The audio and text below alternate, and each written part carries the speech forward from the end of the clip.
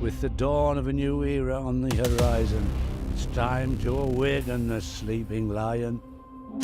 Time to rise and go to war. Hear our cries now, hear us roar. A team with great prospect has now come forth, who fight for our pride and who fight for the North.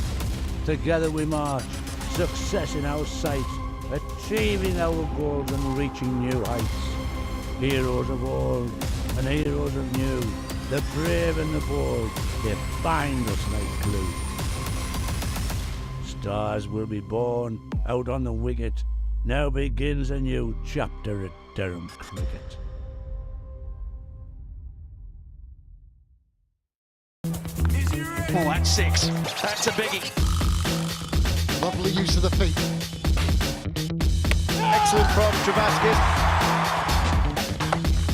And he's gone.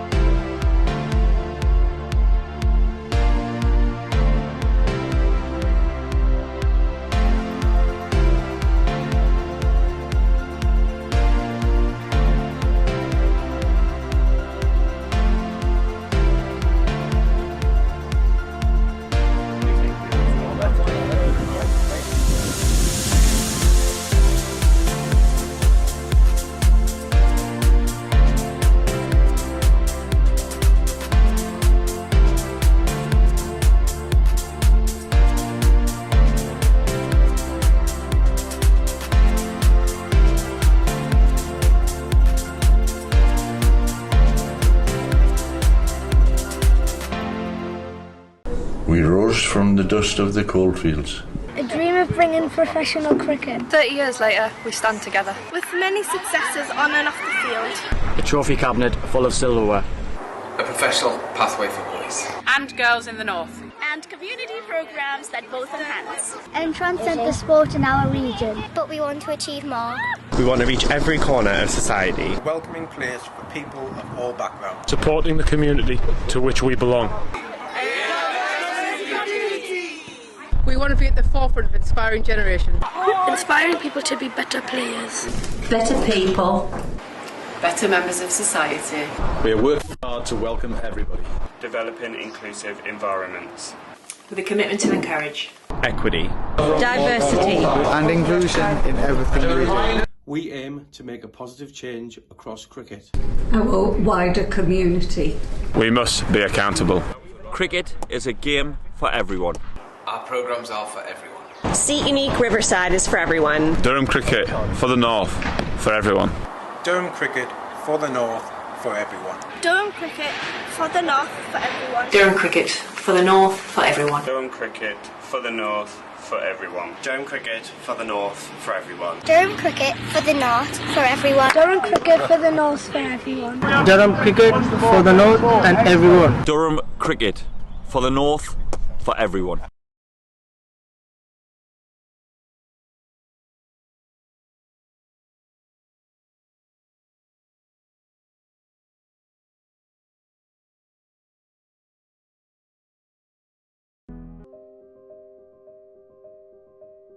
We've always been good at designing niche products for consumers. So our thinking was if we can use the same design skills on products which have got more volume, we'll be more successful. The big issue was the plan to do it. We set a figure of a capacity to make 250,000 pieces a year. That's an ambitious target, that's our figure. So we then worked with the machinery designers to make the washing machines. Number one in this product, it's got to be reliable. A washing machine has a lot of hard work to do, and it's a very important part of most households. So reliability was a big issue.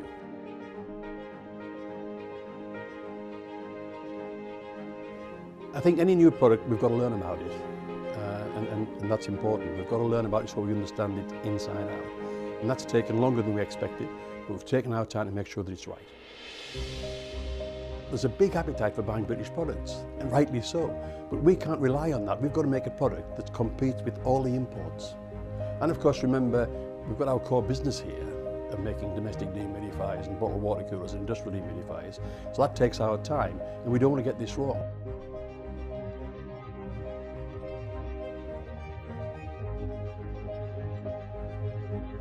We've done 120,000 hours of testing washing machines here to make sure that it's absolutely reliable and does the job.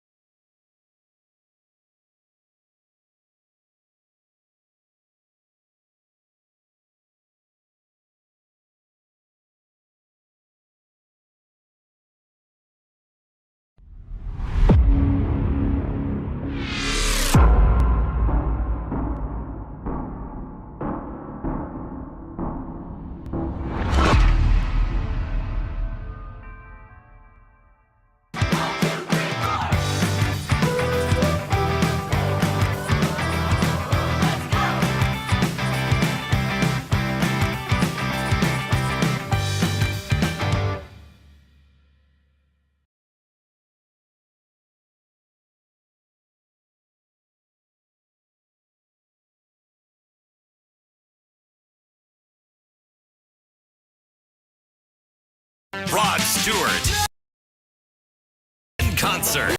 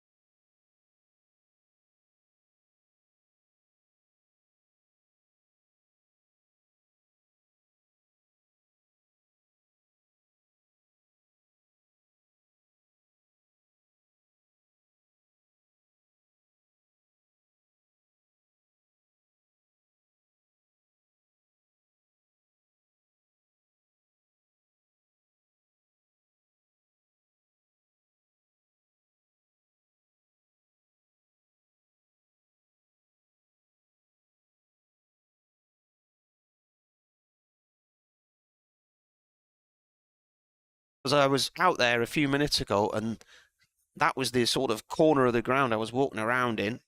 That brings up the 100 runs for Worcestershire as well, 26.2 overs, 101 minutes, 104.2. And that looked like the outfield was quite quick there, because I thought the outfield today would be similar to day one, where when Durham were batting under gloomy conditions and quite the dampness of the morning, the ball wasn't carrying to the boundary rope, but it did quite comfortably there.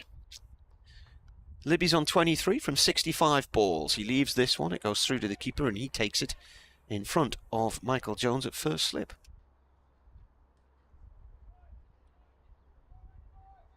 Dr. Dan has sent an email. It's a photograph I took this morning looking towards the yacht club from my back window, and it's a beautiful day today on the river because it's boat lift day. It means the summer is on the way. So in October every year they lift all the boats out on the moorings on the river weir, and they put them on racks in the boatyard, and then today they lift them all back in again. So 2 cranes arrived this morning. This is cut by Libby to point, no run there. Bushnell collects it. Dr. Dan says, thank you for all of your weather-related photographs. While waiting for the match to start, I did the attached sketch from your photograph of Boat Lift Day at Sunderland Yacht Club. It's a nice picture, that. He says, responding to a special request from one of my Twitter followers, I'll be popping over to the IPL at 11 AM to try and get a sketch done of the Chinnaswamy Stadium in Bangalore. I should be back with you and Dave, weather up your way permitting, by noon or so. This is left and a slower ball by Rain there, outside the line of off stump.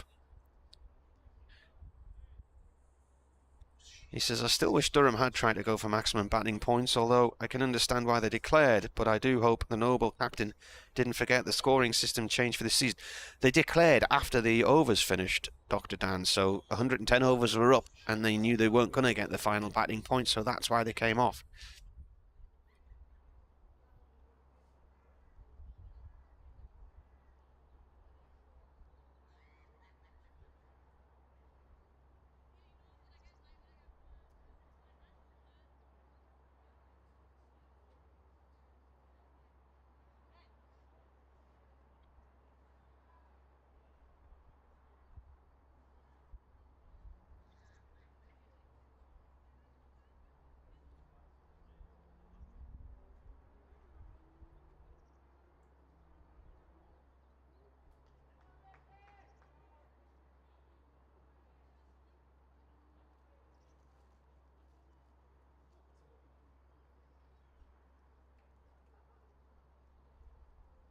Bit of a delay here. In this day and age, eh? With all the technology we have, Orders. We've got to get a bag of sawdust. Yeah. Dr. Dan sent a picture of, he's done a cartoon of a picture I took this morning, looking out of the window down towards the yacht club, because it's boat lift day, so they're lifting on the boats back in the river. So all the moorings out the back of ours will be full tonight, and there'll be the chinking of rope on masts, which is always a nice noise. Unless it's really, really windy. Then it gets too noisy. Sorry, Mark. Can you hear me? Yeah. Can you hear that? I've got the thingy going, so yeah. You can repeat your question a bit later. I'm just saying it's boat lift day. It's what? Boat lift. I'll tell you again in a minute. Boat lifting. Right, we're both listening to the news, because any second now they're about to throw to me for an update. So here we go. They're still sorting out this sawdust. Here comes Rain then. Bowling to Libby, an edge. It's gone along the floor and goes through the fingers of Alex Lees and between his legs. No run though. End of the over. So a 4 from it. I was surprised by how quickly the ball went to the boundary for the 4, because that outfield is really soft. They did a lot of work down there this morning, didn't they, with the old blotter? So, and it's going across the square, which generally makes it travel a bit quicker. It's a nice shot from Libby. Really timed that. Right, here we go. It's always a big thing to get the first report of the day out the road.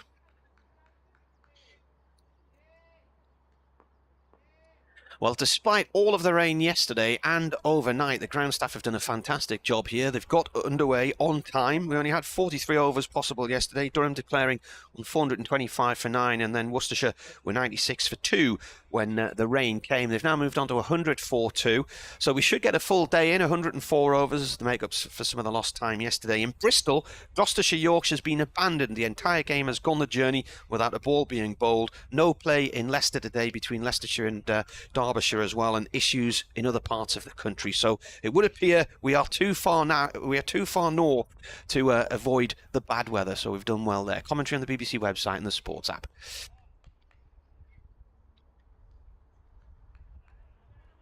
Very good.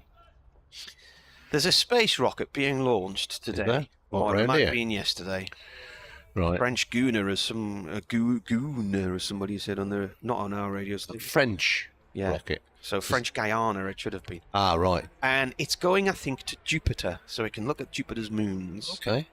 Now, my daughter was 8 years old yesterday. Is she going to Jupiter? She's going to Jupiter. Yeah, she's just announced it. It's Potts Bowls. This is defended.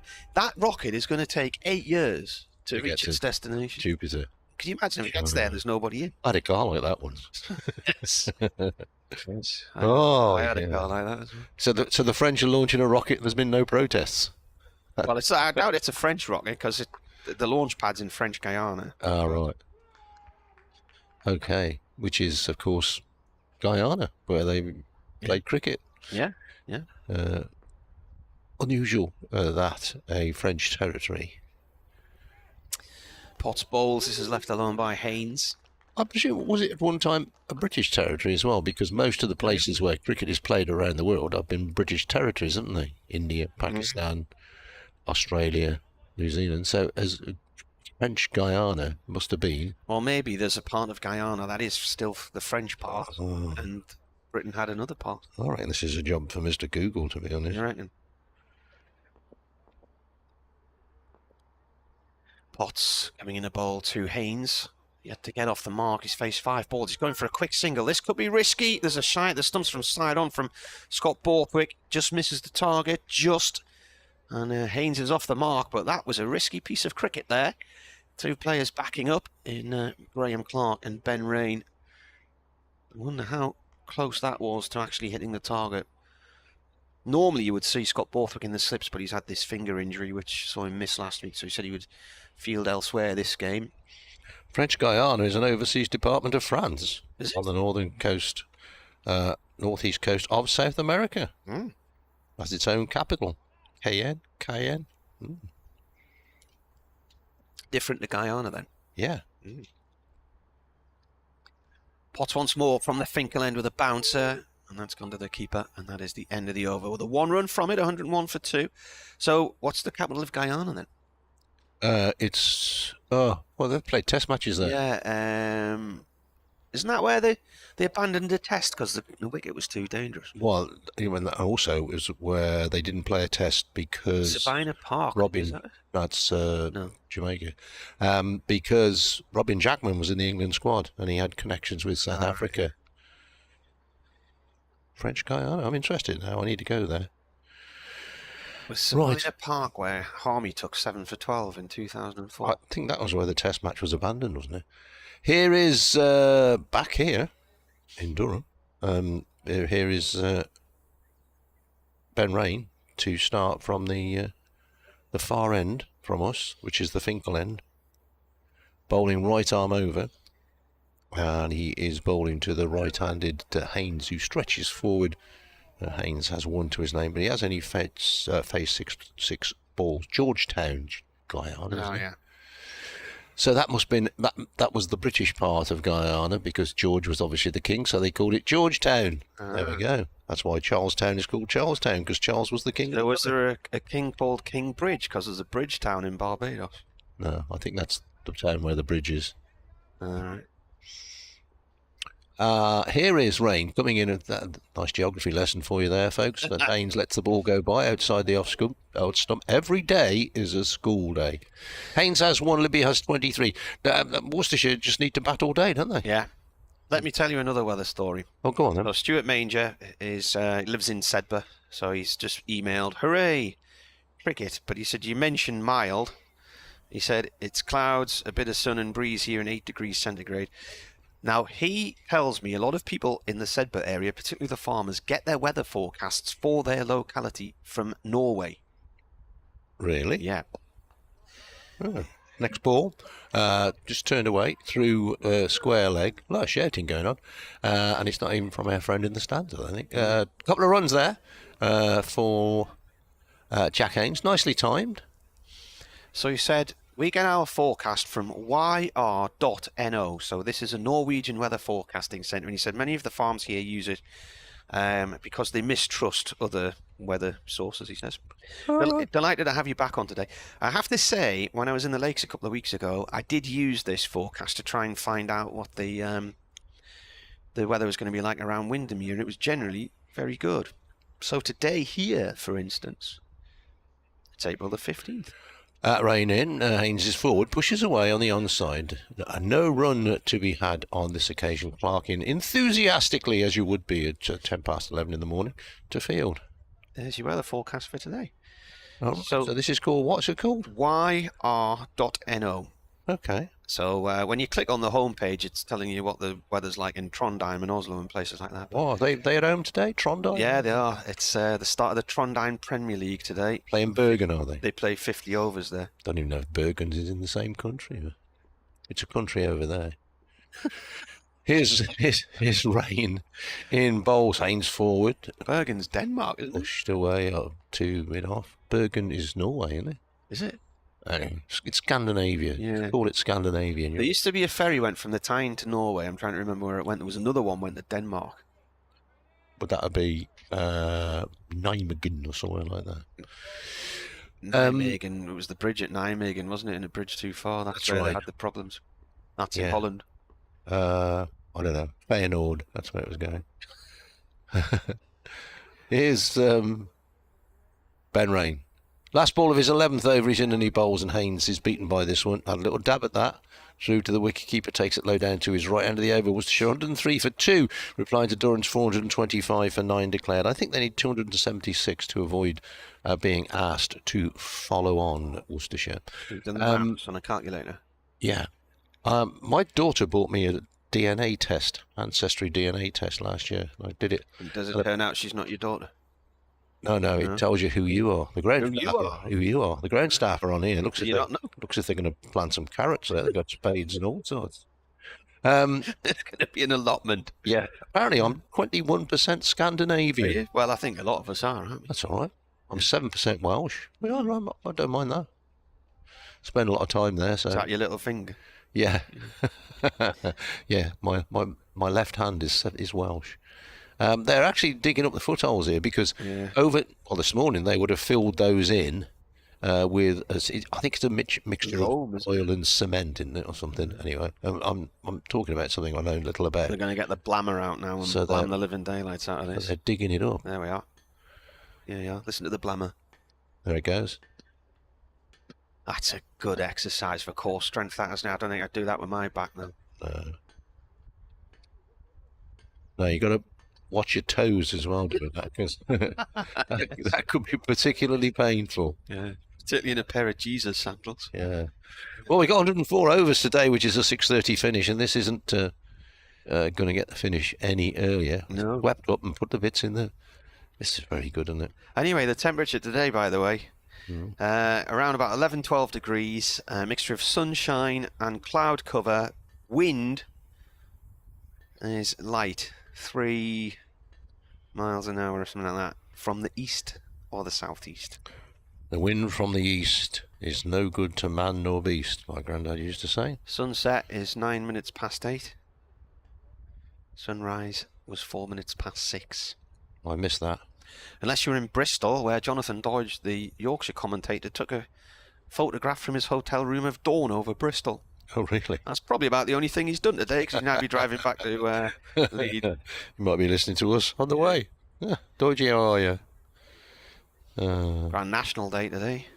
It is. Dodge will be doing the maths in his head. Can he get from Bristol to Aintree? Because he does a lot of horse races reporting, doesn't he? So. Right. The pitch has been, reshaped rather than repaired. And Matthew Potts is going to bowl on it. It has been freshly blammed. 103 for 2 here on the BBC. Potts coming in from the Finkel end, right arm over, bowling to Libby, who just turns the ball through towards mid-wicket to rain for 1 run. That is Jamie Wicket here. I don't know where he's sitting today. Oh, yeah, he's up at the back of the stand with his dad. He's got a yellow Durham. Oh, I got him. Right. Well, if you can't see him, you can hear him.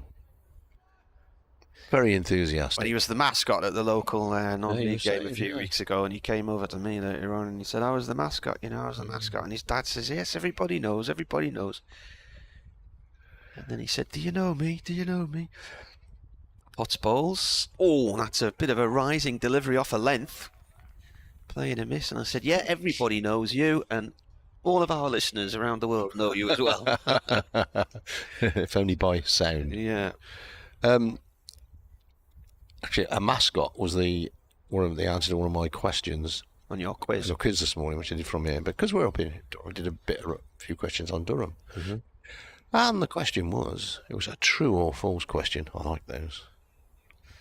Potts bowls. That's played to point by Haynes. And actually, it's gone towards the covers, should I say, rather than point.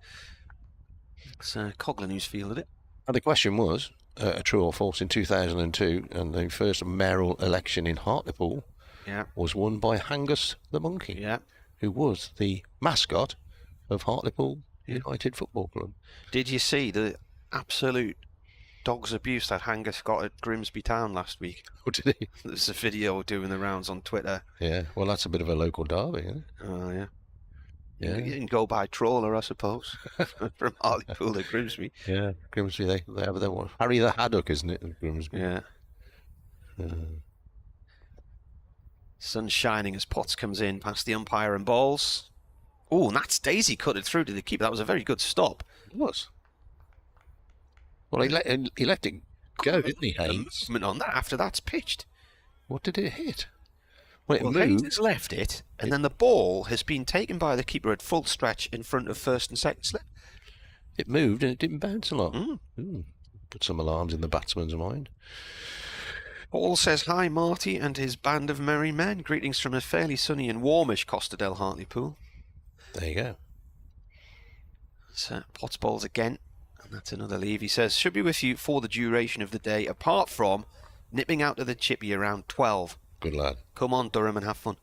You see, I always think with Paul's emails, I think he goes to the chippy too early. 12's too early, isn't it? Well, that's still really the morning. If he was up when the sun came up at 6 o'clock, he's going to be a hungry boy by 12, isn't he?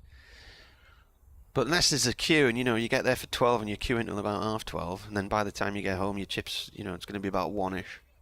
That's a more settled time, I would say, for fish and chips, 1 o'clock.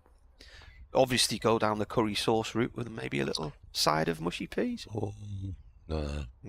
Leave them as they are. Potts bowls. And again, it goes through to the keeper. Darren Cook emails. Morning, Martin. It's the end of the over. 1 run off it. 104 for 2. Hope you're well. Darren Cook here, captain of the Durham visually impaired team. Saw you on the video yesterday, Darren. The Durham promotional video on the big screen here. We're all ready for a new season, hoping to regain the league title again this year. Just to let the listeners know, our first fixture of the year is on 30th of April at home against Yorkshire. Yeah, good luck. Have a great day. Here's Ben Rain starting a new over. He's in bowls to Jake Libby, and Libby lets the ball go by outside the off stump. Excuse me. You just get it out there, mate. He says, if anybody would like to come along and see how our version of the game is played, we're playing our home games at Philadelphia Cricket Club. The games start at 1 o'clock. We'll keep you informed throughout the season to let you know how we're going on. Good. Had Darren in here last year. I did an interview with him last season. He came in with a colleague of mine, Dom, who also plays in the team. Here's Ben Rain bowling to Jake Libby, who goes back and across and then plays that kind of late, as if it's done a little bit that he wasn't expecting. Takes his bottom hand away as he plays it, but solidly in behind it. Worcestershire are 104 for 2, replying to 425 for 8. 9 declared. Bernard says Esbjerg is the port in the west of Denmark where the ships used to bring passengers to Newcastle before Newcastle Airport took their trade, he says. Well, I think the FDS just dropped the route, didn't they? There was another one that went up to Norway. Rain in, bowls, Libby.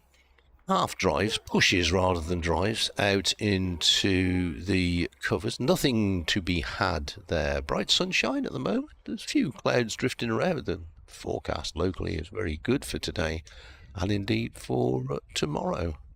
They did sort of get it right yesterday, and that it was going to rain heavily yesterday afternoon, but to be honest, on Thursday their forecast was all low. I think sort of 5-10 miles from this ground it had rained for most of the afternoon. Back to today, rain in bowls, and Libby lets this one go by outside the off stump. I reckon they've left 6 of the last 7 deliveries, which suggests to me that the batsmen are getting used to the pace of the wicket and the bowlers need to get them to play. I'm going to go back to Bernard's tweet. He's missed a J out of Esbjerg, so it's Esbjerg. Oh, right. So he's got Esbjerg. Come on, Bernard. Tish, Bernard. Poor from you, that, yeah. Honestly. Yeah, point deducted for bad spelling. Standards Bernard keeps. I now expect a War and Peace email on silent J's. Next ball, and this time Libby does play, and plays back down the pitch to mid-off. I think 1 or 2 had miscounted, thought it was the end of the over, but there's 1 ball to go. Jay says, a monkey getting dog's abuse. At least he's not hung as a Frenchman. Grand to listen to you all of the season. Thanks for listening, Jay. I'm sure everybody knows the story of the monkey. I believe it was a French spy, if any of it's true. Was it the Napoleonic Wars? Yes, I believe it was. Yeah, came ashore on a plank after a ship sank, and they hung the monkey because they thought he was a spy. So, myth has it. Next ball turned away by Libby, but straight to mid-wicket. Nothing to be had there. End of the over, and Worcestershire are 104 for 2, made no 39. You're listening to live cricket from Chesterley Street. I'm Dave Bradley. My very good friend Mr. Martin Emerson is alongside me today. Stuart says, me and Oliver are in for the next hour or so. He's due a nap, so I thought it would be perfect listening. But he's just found the remote and put the snooker on instead. What on earth? Matt Mason, who played for Worcestershire for many years. Pot starts a new over. Bowls to Haynes. It's played to the covers, no run. Then went to Warwickshire, then went back to Australia. And the England women's bowling coach now. He texted me one day, said, keep talking, it sends my baby to sleep. There you are. Lovely. There was a colleague of ours who was prone to actually falling asleep on air. Fell off a chair. That's a chair once. Yes. That took some doing. Yeah. I think Mark Church was on air with him at the time. Thought he was dead. Pot's in. That stays low, doesn't it? Where's that pitching? It's just outside. In the line, just outside the off stump, isn't he? Yeah, bowling from the Finkel end. Well, there's a couple yesterday. Didn't seem to get up much. But it's not a danger to the batsman because it's at the moment it's too wide. But a bit of up and down bounce is not what the Worcestershire batsmen want at the moment. Potts comes in again and angles that in towards middle and leg, and it's played to Clark at short mid wicket, no run there. We've got a bit of sort of broken cloud, haven't we? So little patches of blue, but there's still plenty of cloud around, so the sun keeps going in. No doubt it'll be back out in a minute, but it's meant to be a pleasant day today. Mild, warmish, certainly warmer feeling than recently. I've got to recommend, if you are coming to the ground here at Chesterley Street, get here early and go in the sticky wicket. Get a full English breakfast. Excellent. Pot's in. That's gone off the pad down towards backward square leg. Leg by will be signalled. And they also had the Rugby League on there in this morning. Did they? Yeah, Aussie Rugby League, Penrith against Newcastle. Penrith. 15 all at full time, and they played the Golden Point. So it was Penrith against Newcastle. Yeah. So the Newcastle fans probably left Newcastle, came through Hexham and over the top through Allendale, down Hardside Pass. And then caught a plane Yes. to Australia. That's the shortest route. Yeah. There's quite a few matches being postponed in the Northern League today. It's gone down the leg side this time from Potts. A good take from the keeper. Is that football? Yeah. Ah, now tell me this. I've come in from Durham today. I don't go on the motorway. I go on the other road that comes up over the old A1, the A1. Pity me. Yeah. Pity me that way. There's a football ground along there. Yeah, Chesley Street Town, isn't it? Is it? Oh, right. It's set behind some houses next to the allotments. Yeah. That'll be it then. That's who Ash is involved with. Yeah. Potts bowls. That's gone down the leg side. It's a take from the keeper. They're appealing for a catch. Umpire says no. No. It's a long way in the air there, wasn't he, Ollie Robinson? Potts joined in a couple of seconds after. 12 overs, 2 maidens, 2 for 43, Matty Potts. Right, matches off today so far in the Northern League. Jarrow FC. Who's EWFC again? I can't remember. Oh, Esh Winning. Oh, okay. Yeah. So that's off. Redcar Town is off against Bedlington Terriers. So Terriers. Northumberland don't have to travel today. A few others off. Washington against Blythe Town. Ben Rain is bowling from the Lumley end, and he is bowling to Jack Haynes, who has 3 to his name, and he will go to 7, I think. He's timed that perfectly. Lovely shot. No great backlift in that, but it was more of a shove, I think is a good word, out through cover point for 4. Talking of Chesley Street Town today, their game at Brandon is off. Oh, okay. Just gone the journey. 109 for 2, Worcestershire replied to 425 for 9 declared.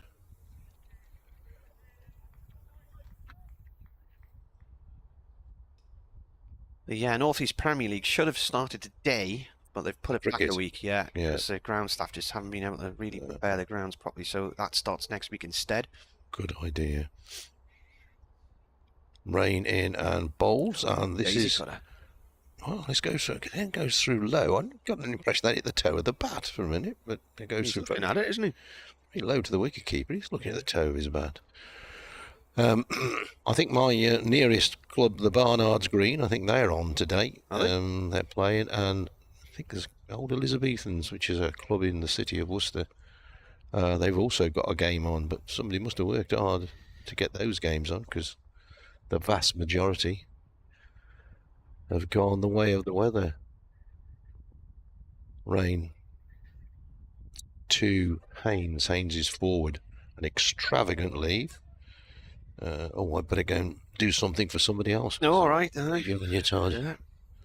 Thanks for popping in. Dave Bradley will be back in a moment after he's updated listeners in the Hereford and Worcester area. Jay's been back on. He says, I'm sure the monkey story's bobbins. I'll not read the next bit of what he has said.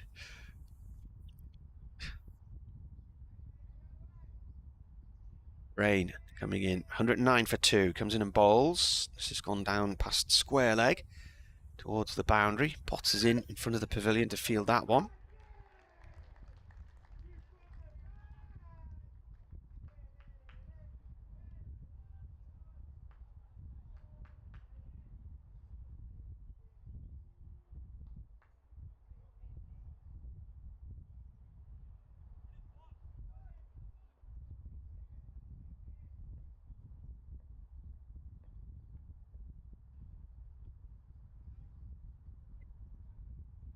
Rain once more comes in. Ball played inadvertently out into the covers, a leading edge from the bottom corner of the bat of Libby.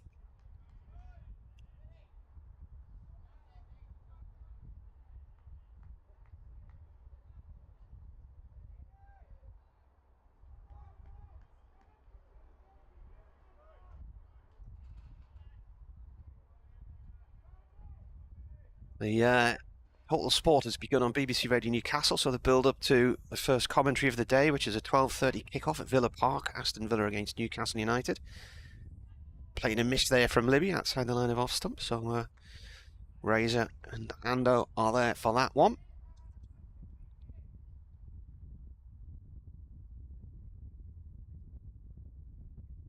$110 for 2 then. So they resumed this morning on 96 for 2. Got to 100 in the first full over of the day.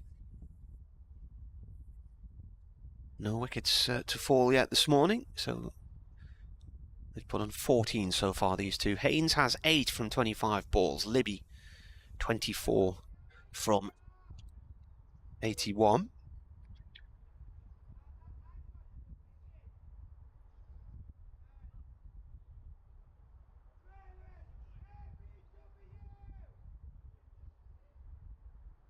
Jake Libby, 30 years old now. At the non-striker's end as Haynes waits for this delivery from Potts and plays it up to Borthwick wide mid-off, 1 run. Haynes now 22, former England under 19. This is his 35th first-class game. He's got 3 centuries, all of them last year. He got 133 against Derbyshire, 127 against Leicestershire, and 120 not out against Durham. That was with a partnership of 195 with Azhar Ali at New Road in the May, the highest partnership for any wicket for Worcestershire against Durham in first-class cricket. This is played by Libby out towards the point boundary. It was a wideish delivery from Potts, who looks a little bit disappointed with what he put down there. And Libby played it off towards the boundary. The throw came back in from the deep, got to the keeper's end. The keeper then hurled the ball down towards the end that Haynes was running to, the non-striker's end. Didn't hit the target. Probably would have been in anyway.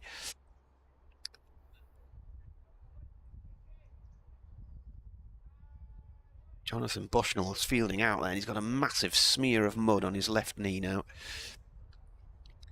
As Potts comes in again, pitches that up, but it's left alone outside the line of off stump. As Libby steps right across the target there to make sure that one disappears into the keeper's gloves.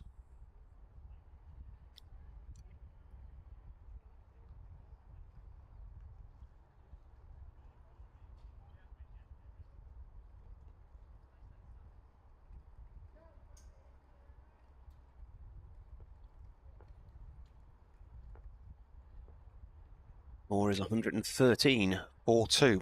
Potts in. That's another leave. Keeper takes it in front of first slip again. So there's a bit of seam movement, isn't it, once the ball's passing the stumps?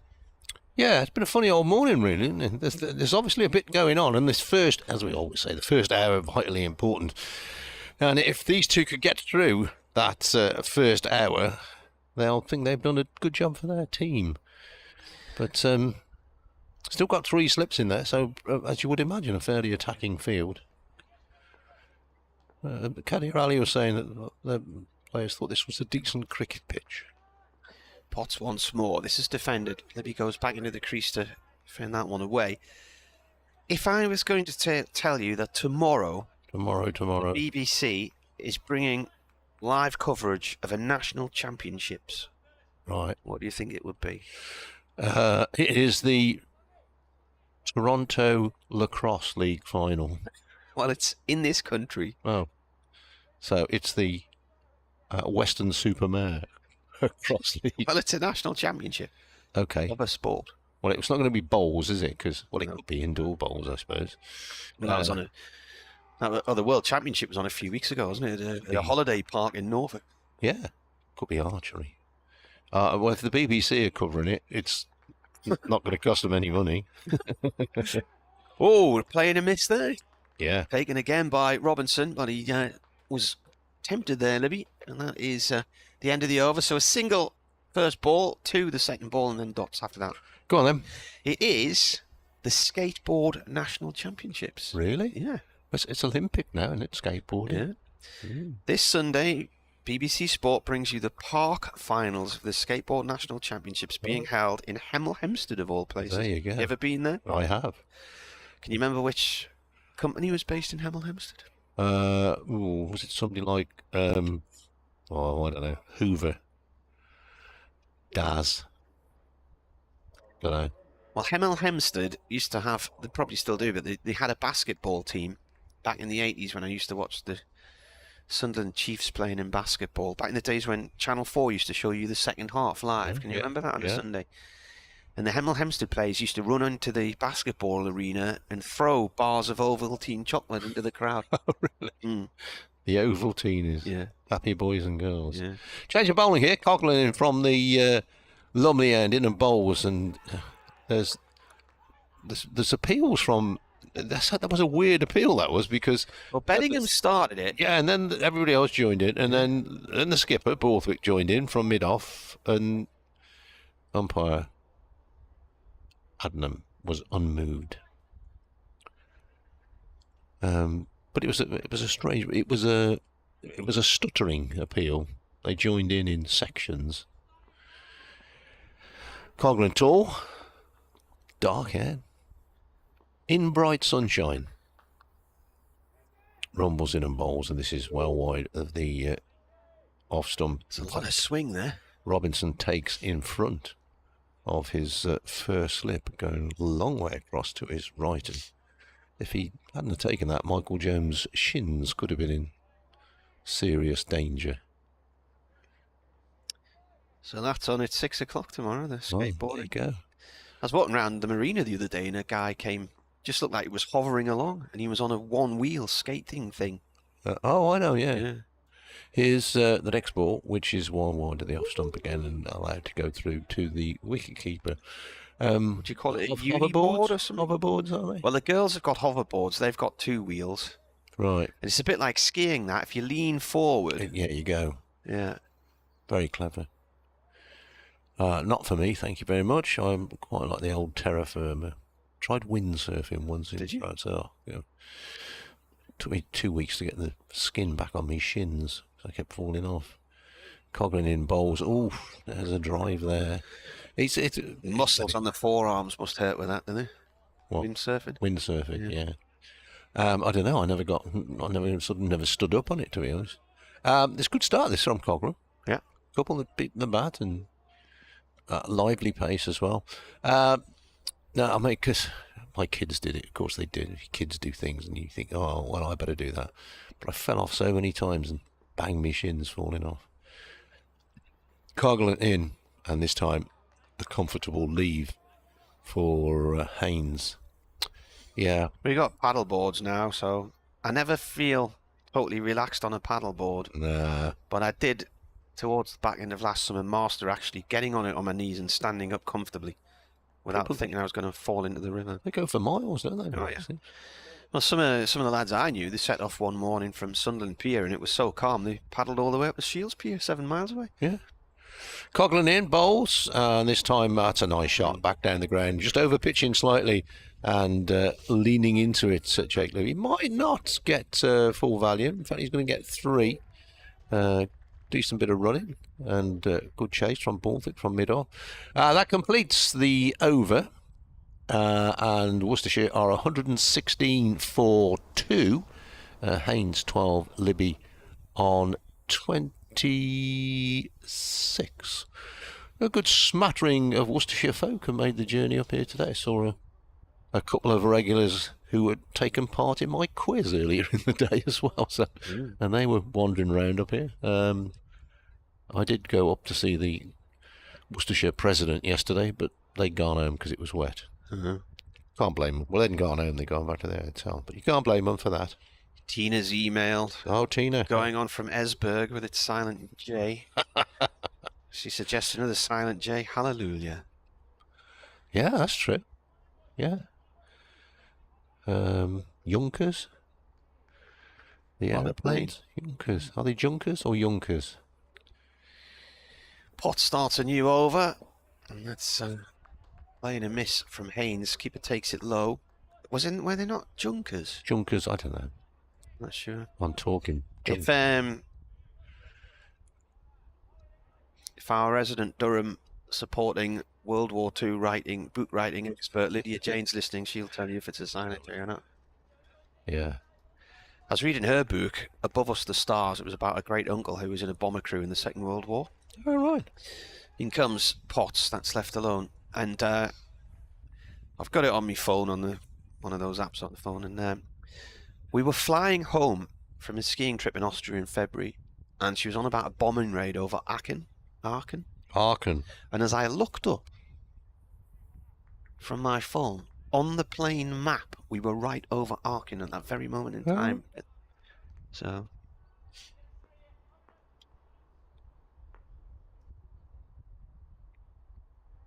in comes Pots and Bowls, that's defended. I think the next book's going to be about that raid and that Norwegian outpost, which was recently turned into a film on Netflix. Sval, was this the raid? Yeah.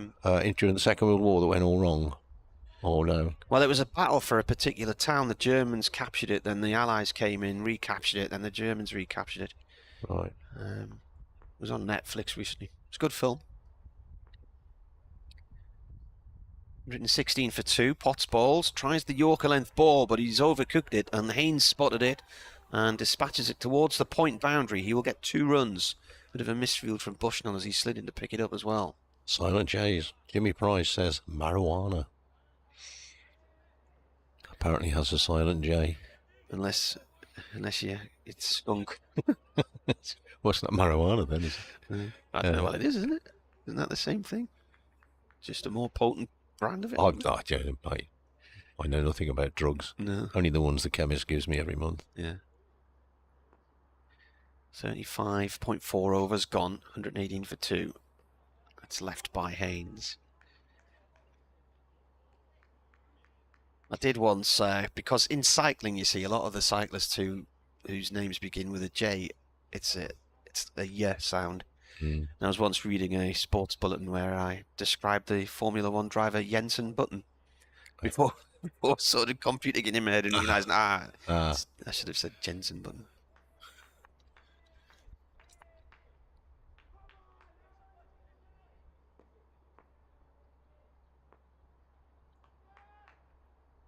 What's in again, Bowls. And defended, and that is the end of the over. So just the 2 runs from it. I'm just going to look for a little pair of screwdriver.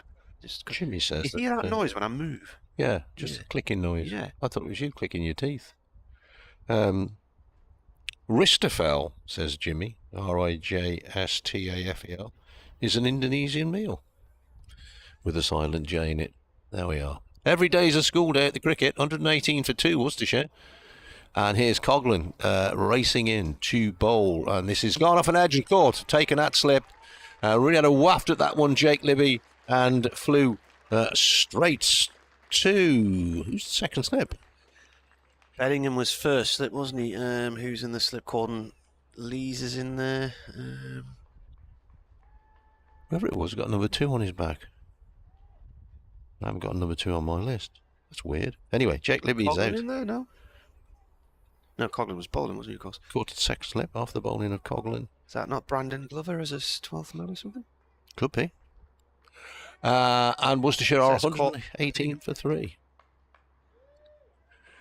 So, Coghlan's, he's only in his second over this morning, but he's bowled well. The first over was a good one, and he's taken the wicket of Libby, who Worcestershire would have hoped to be there for the rest of the day. What did he get, Libby? Because it's gone off the board before I wrote it down. He got 26. 26. And Brett D'Oliveira is the man coming in. Who got 100 here last year. Yeah.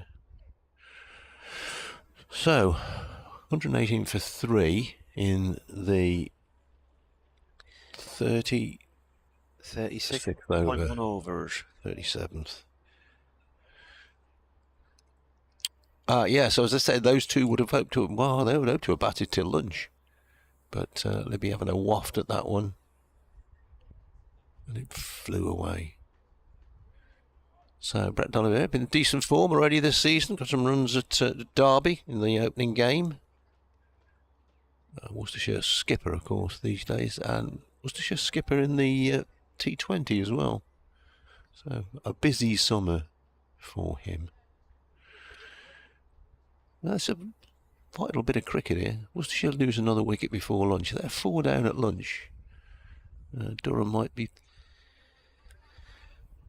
thinking of It was Beddingham who caught that at second slip, wasn't there? Here's Coghlan in again, and there's an edge, and they're all up, and the umpire says no, and Coghlan, in his enthusiasm, falls over. Fell over, and now he's having a bit of a go at D'Oliveira, who's walking away to square leg. He was running backwards, celebrating and appealing there, and tripped himself over. Umpire Adno had nothing to do with it, and he's the man who matters. I think D'Oliveira has indicated that might have brushed his thigh pad. All of the scorecards seem to have frozen now. Caught Beddingham, bowled Coghlan, it's now saying. Yeah, he caught it and they were all celebrating, which he got lost in the huddle. Coghlan to D'Oliveira, who's forward, easing this one down towards third man. It won't get there. They will come back for a couple. Bushnell on the chase there, and 2 it is. So D'Oliveira off the mark, and Worcestershire go to 120 for 3. Yes, apparently Ristafel is, thanks Jimmy, an Indonesian meal. Deriving from the Dutch for rice table. Thank you very much. It's full of knowledge, you guys. Go home at the end of a cricket day and think I've learned so much. Coghlan, 4 slips now for D'Oliveira, who's forward. Pushes away on the offside. He's going to take a very quick single here. Good call. Borthwick had to go to his left to pick that one up, and by the time he'd done all that, they were through. D'Oliveira 3, Haynes 14, Worcestershire 121 for 3. Slip moves out now. Potts jogging to extra cover, as Haynes has been in for some time. In fact, this will be the 39th ball he will have faced in this innings.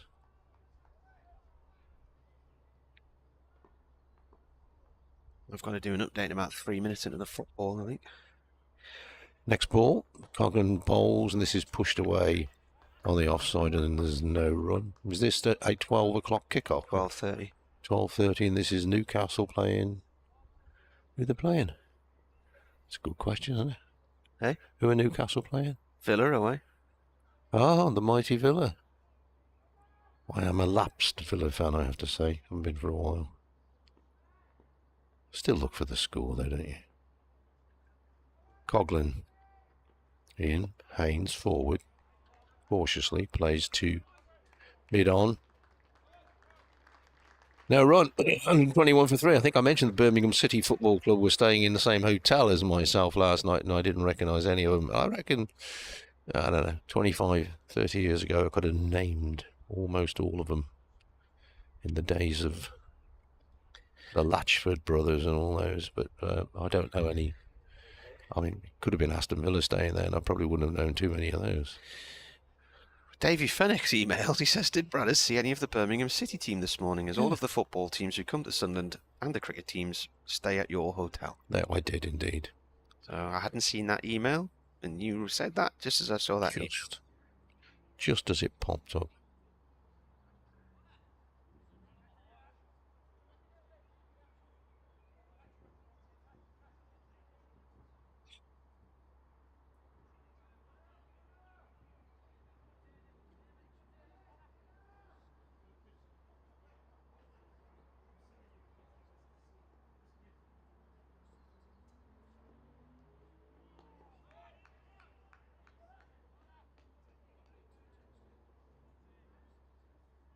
Ball taken again, way across the slip cordon by the keeper. Brett D'Oliveira on strike to Potts. I'd imagine this is probably the last over we'll see of Potts for now.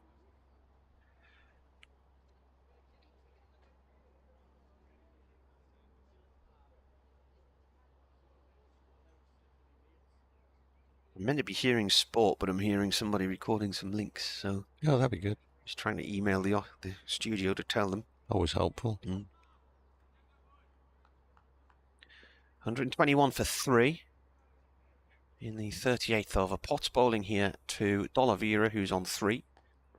Make that probably 7. He's flicked that down at fine leg. Coghlan, Coglan's got across there like a rocket and slid in and stopped the ball right in front of the rope. 2 runs there instead of 4. Got a big stride, Paul Coghlan. He's like lightning there around the boundary.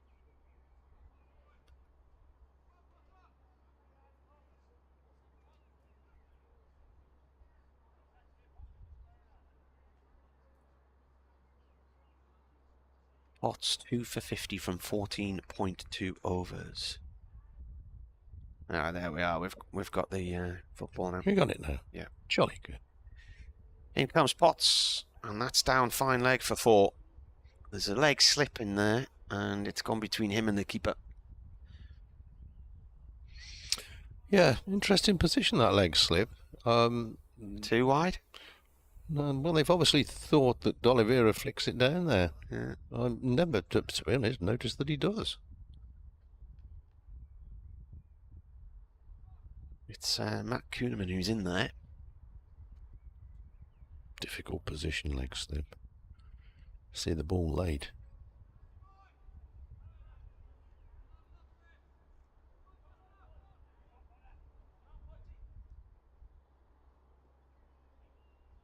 Are they talking to you, mate? No, they're not.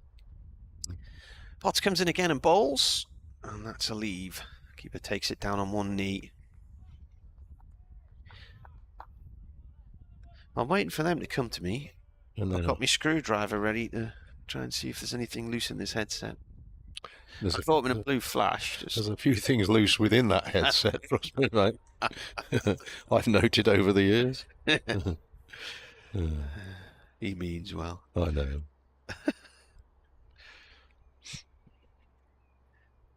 Fifth ball of the over. Potts to D'Oliveira. Oh, good take by the keeper. He's taken that, and he's ended up in front of leg slip. Flying through the air there. It was high as well, so he had to leap up. It's interesting tactic, this. And obviously something that they've seen in, or they think they've seen in D'Oliveira's makeup.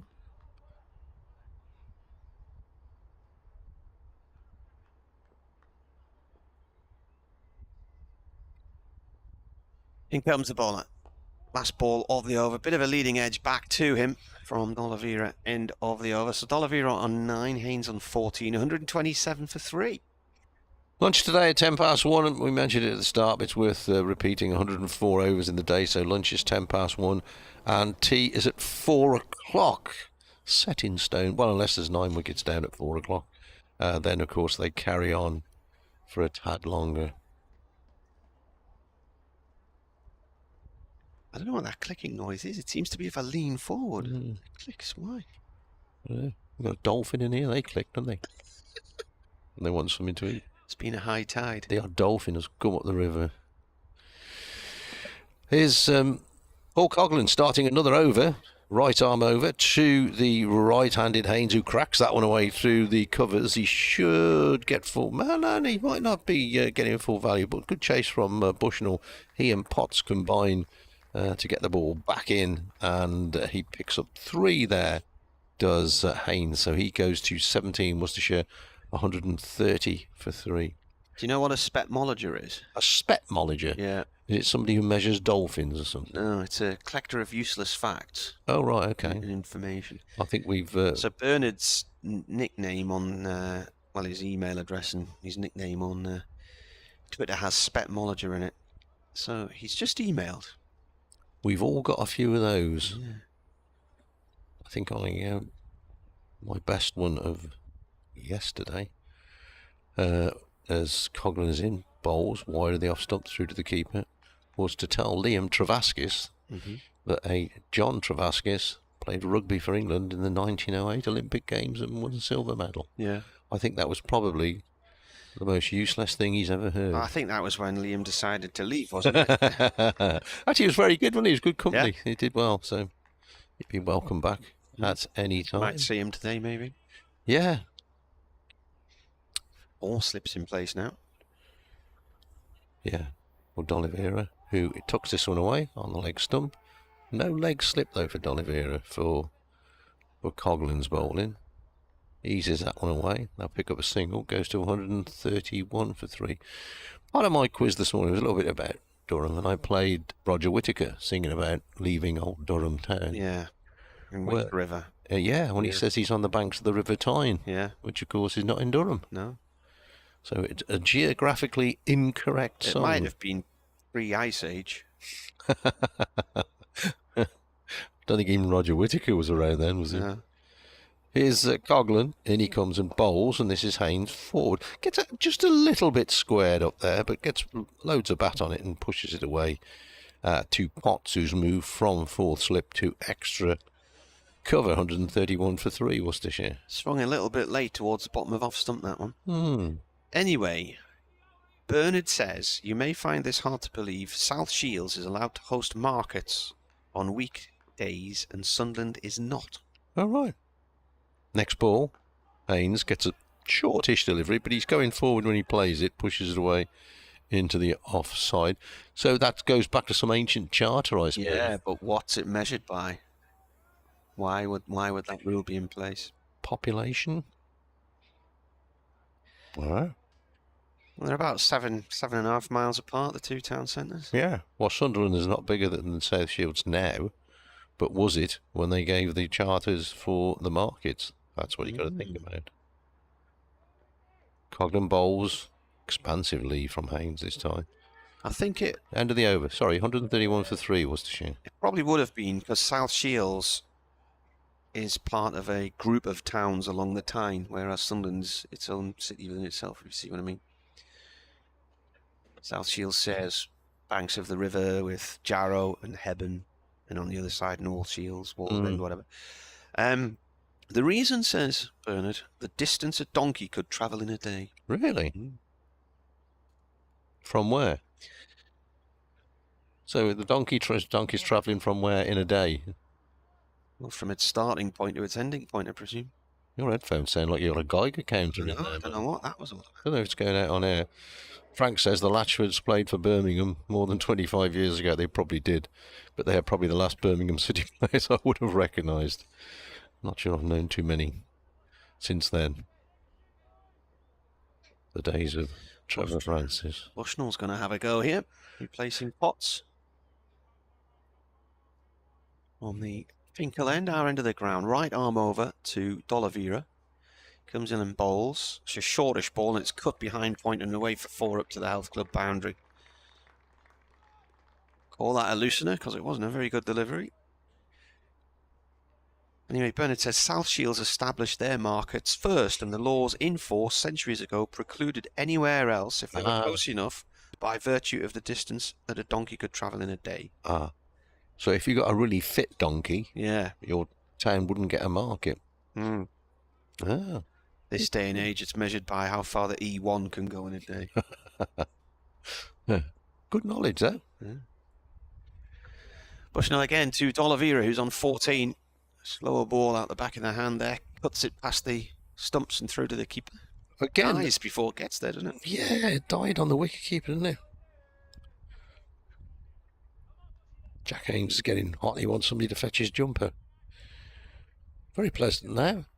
Some of the Worcestershire folk were telling me yesterday morning they actually took their jumpers off. Down to shirt sleeves. Get in the right place in the sun. Nice and warm. In comes the bowler once again. That's left alone. Sean Pearson says, Marty, my mum is tuning in for the first time this season. And well done, Sean's mum. Says she's so happy to have you back on air. Also, it's her birthday, so can we have a happy birthday, Jackie, from Costerdale, Chesley Street? No. Happy birthday. You happy to do birthday? No, I'm not going to sing. He wants Bradders to bring a cake. That'll be the next requirement. Ooh. Happy birthday, Jackie. No. Is she here? She's tuning in, he said. Oh, right. Bushnell bowls. It's a shortish ball, but D'Oliveira gets up on top of it and just guides it off down towards the gully area for 1. Well, D'Oliveira has faced 15 balls, Haynes 44, and D'Oliveira nearly caught him up. He's a couple of runs behind, 136 for 3. Jay says Prussian Junker is a hard J. Okay, what is it? What is it? The Junker. What is it? I don't know. It's the plane. Oh, that one, sorry. Oh, we're back to planes. You mentioned it, didn't you? Oh, right. I've got to go. Right. This is a leave. I don't know what's happening with these headphones, but every time I move forward, we get this bubbling noise. I don't really know why.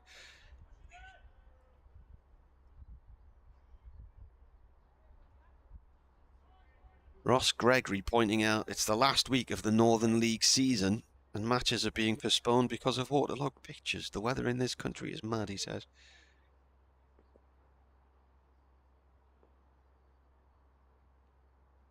In comes Bushnell again, tries to York Haynes. Haynes digs it out and plays it up to Rain, just beyond the stumps at the bowler's end. So that was a fairly loose delivery, which went for 4 first ball. Other than that, a single, and the rest of it was a decent-ish over.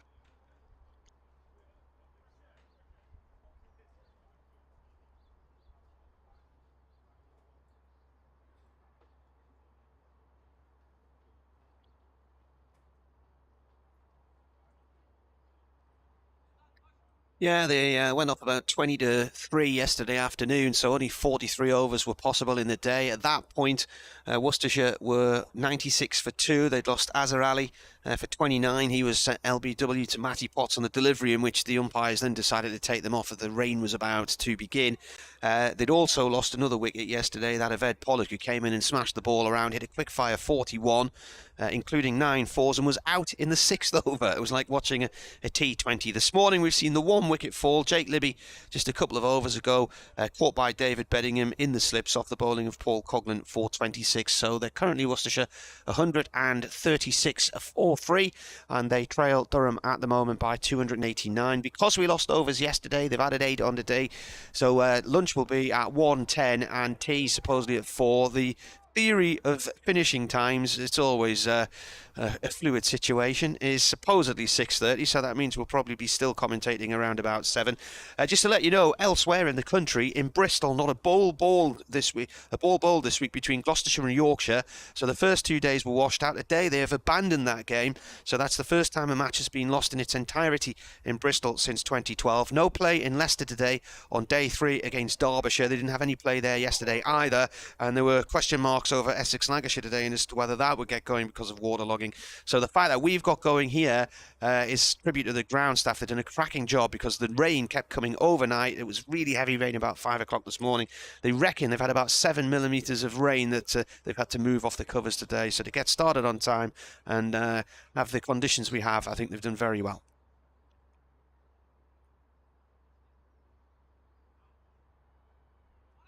Now, an update for Radio Newcastle into Total Sport. So Villa, Newcastle United kicks off at 12:30. Sunderland against Birmingham. It's a Midlands affair today, isn't it? A Northeastern Midlands affair. That one is at 3 o'clock on Radio Newcastle. Coghlan coming in here to bowl. This is driven by Haynes wide of Borthwick at mid-off. He's got a chase on his hands. He's chasing the ball all the way up to the northeast corner of the ground. And he slides in, grabs it and hurls it in one movement, pirouetting as he does so.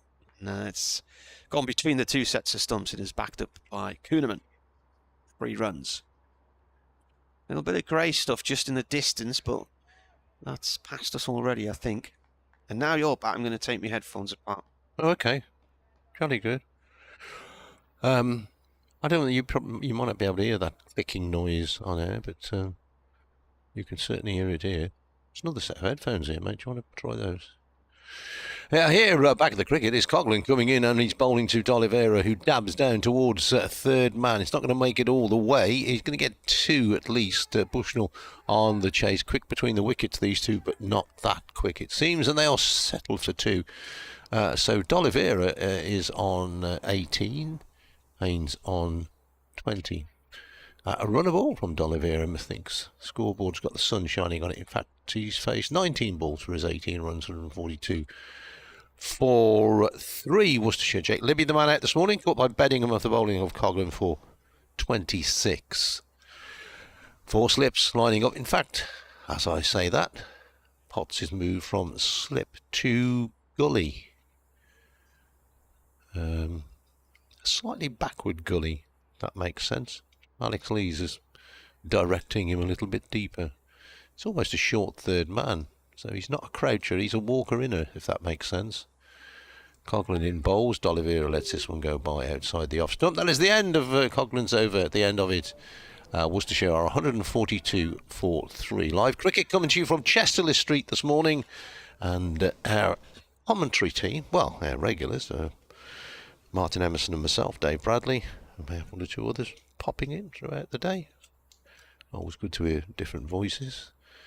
Our voices Not monotonous, but close to it. You ever watch the repair shop on the telly? It's just like that away to my left now, if it gets repaired. Here is Bushnell coming in. This is his 4th over of the day, and that's 4th over of the... No, it's his 4th over of the innings, because he bowled a couple last night. An expansive drive there from Jack Haynes, which he misses altogether and goes through into the gloves of keeper Robinson.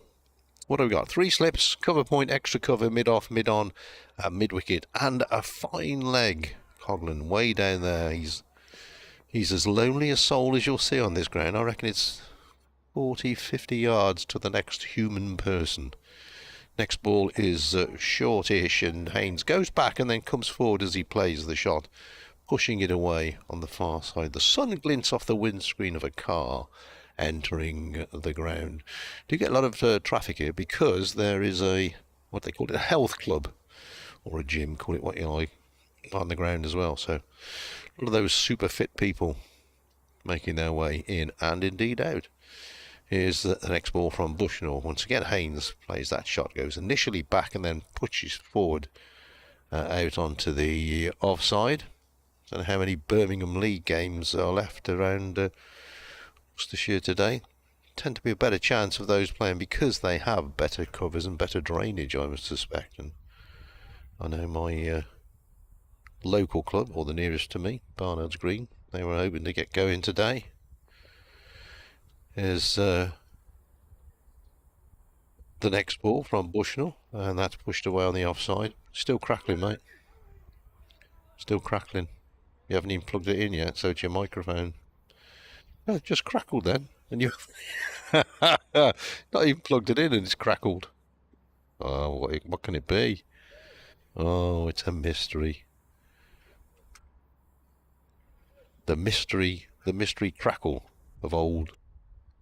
That's right. That's him, Pex Mike. That's good. See, we are multitask here. Do everything. Bushnell bowls driven by Haynes, but 2 mid-off-ish. Borthwick there has to go away to his left to field. And there is no run, 142 for 3. Worcestershire's initial target, I worked it out this morning, is 276. That is to avoid the follow-on, unless they change the rules. 150 isn't the follow-on anymore, but pretty certain it is. Discussion here between skipper and bowler. Somewhat lengthy discussion, which ends up with the slips being reduced to 2, and a short extra cover comes in. Haynes looks up, sets himself, and he sees Bushnell coming in from the Finkel end, and this is flicked away off the pads down to fine leg. It'll only be a single. Very straightforward, everybody agrees, even the fielder. And at the end of the over, Worcestershire are 143 for 3, replying to 425 for 9 declared. D'Oliveira has 18, Haynes has 21. Jack Libby, the man out this morning, caught by Beddingham off the bowling of Coghlan for 26 when the total was on 118. I remember when I was at school. That's a long time ago. Talking about Birmingham City. They had a boys' dance club at school. And we used to do all different performances. Quite popular, I have to say. One time, this dance group came up from Bradford to teach us ballet. Right. So Coghlan comes in and bowls. It's modern ballet. It was quite hard work, actually, because I think ballet dancers, don't they work with rugby players and stuff on balance and things like that? Some of the Worcester Cricket lads one winter did right. some... I don't know if it was ballet, but it was certainly that sort of dancing. Yeah. So, this got some of the lads interested in ballet, and the Royal Ballet was coming to the Sunderland Empire Theatre. So, tickets went on sale. As Coghlan bowls, this is turned down towards iron leg. It's bizarre that would have moved forward there, isn't it? Yeah. Weird. I don't think it's the headphones at all. I think it's your head. My head? Clicking. Anyway, the teacher said, right, we're going to take a group of people to the ballet. Who wants to come? So I looked in my diary and realised Sunderland were playing Birmingham City that night. So I said no thanks. I went to the match. I'm sure Keith Burchin scored and Birmingham hadn't won in years. Keith Burchin, yeah. Blimey. Anyway, the rest of the lads, they went to the ballet. Oh. So Paul Coughlin comes in, and this has gone down the leg side. It bounces out the keeper's hands, and it's hurt his left hand. And they'll get a bye here. Eventually mopped up by Clark at fine leg. Anyway, one of the lads took with him a Walkman and was listening to the commentary of the match. So nobody had really noticed because the music's loud, and then the music went really quiet, and he said at the top, he was just, "Oh no, Birmingham have just scored." And it echoed around the theatre. So disciplinary issues were then brought in. It's left alone, and I think some of the lads on the trip ended up in detention. I thought you said a local pub. Sneaking a radio into the Empire Theatre during the ballet. Yeah. My good lady wife is a fan of the ballet. It leaves me... Yeah. I always think, not my thing. Why don't they just get taller people? Then they wouldn't have to go around on tiptoe, would they? Yeah. Those point shoes cost a fortune. Oh, yeah. About £100 we paid for a pair of them. Yeah. Coughlin in. Let's come through to the keeper. My nieces were very into the ballet. She's doing something in Portsmouth, I think, in a couple of weeks. The Mem Saab is off down there to see her perform. It's a bit like Shakespeare, the ballet. I never really... last Shakespeare play I went to see, I went to sleep in the second half. Good luck to those that enjoy it, I say. I'm sure it's a great art. But not for me. Coughlin in bowls. Sorry, driven down the ground. It's like doing this one. It was my over this one, wasn't it? But we sort of switched around a bit. That's Then I go for 4, is it? No, not quite. Borthwick slides in, chased it. It just eased up right in front of the side screen at the far end of the ground. 3 runs there from Haynes. He moves on to 25. That's the end of the over. 43 gone, 148 for 3 here on BBC Radio Newcastle and BBC Hereford and Worcester. Around the world on Finternet, BBC Sports app, and of course the YouTube channels for the clubs. I did have to go to the ballet once to interview Peter Reid. Oh. He was a special guest when Romeo and Juliet was Did he sign him? Did he sign him for Sunderland? Romeo. He was in a box. Well, Sunderland used to come out to the Dance of the Nights from... Oh, that's right, didn't they? For some time. Prokofiev? Yeah. Yeah. So they used to run out to that. So he was invited to the ballet, and I had to go along and do an interview with him. And I think we all left at half time. At the interval, not half time. Yeah. Bushnell to continue from the Finkel end. Jay says, people from Bradford came up to Sunderland to teach ballet. Blimey, Sheffield's always the bridesmaid. Flicked away this one by Haynes for a single, down to fine leg. Coughlin, the fielder, Worcestershire 149 for 3.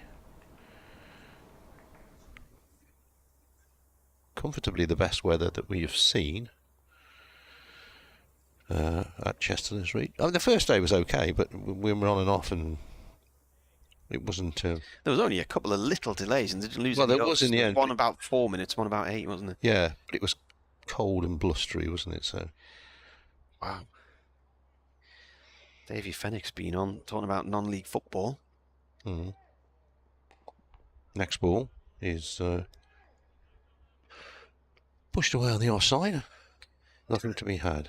Powell have 9 games to play in 14 days to finish their Northern League season. Yeah, I think there's some team in the south are playing every night next week or something daft.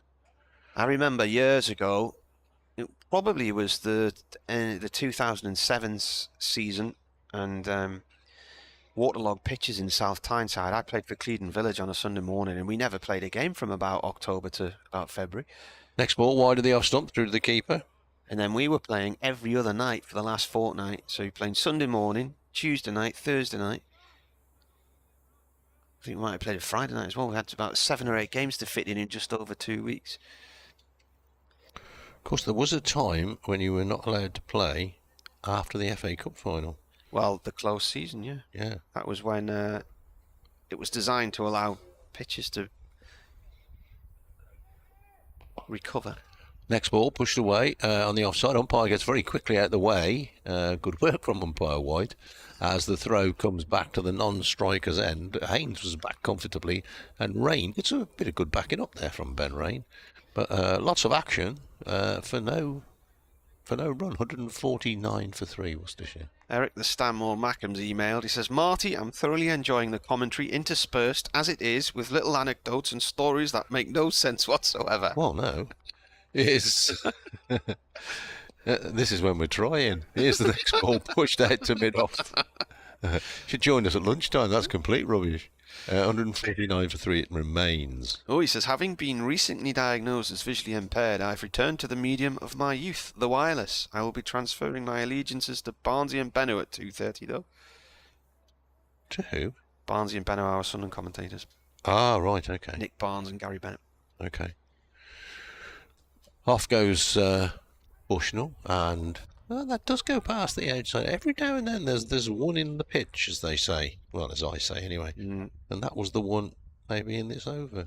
I would say he doesn't need to transfer his allegiances to them if he is going to disappointingly do that and abandon us until about 5 to 3. Oh, no, it's 3 o'clock kickoff. You don't want all that build-up, that's all. He says, I'm looking forward to visiting the Roca Riviera and the Costa del Seaburn next month. How are the lads, and come on, Durham. Good man. Good to have you with us for however long. Bernard's been back on. Games lost without a ball bowled. He said it wasn't unusual for 3-day games to be totally lost to rain or bad weather, particularly, of course, back in the days when they didn't have covers. Yeah.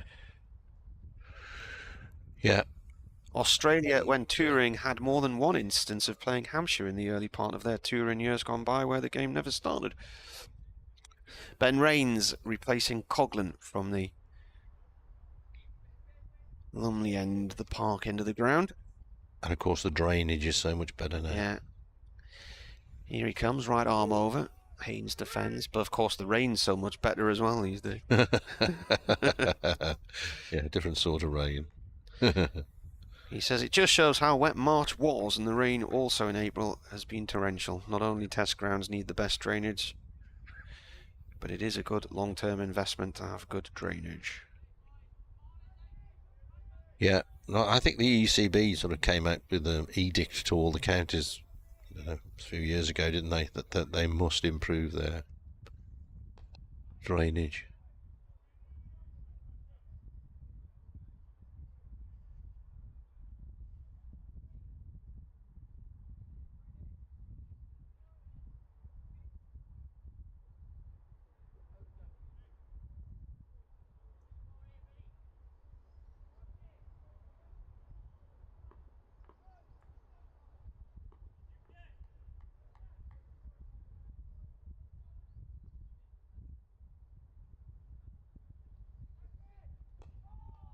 Next ball from Rains, gone off towards short mid-wicket, no run there.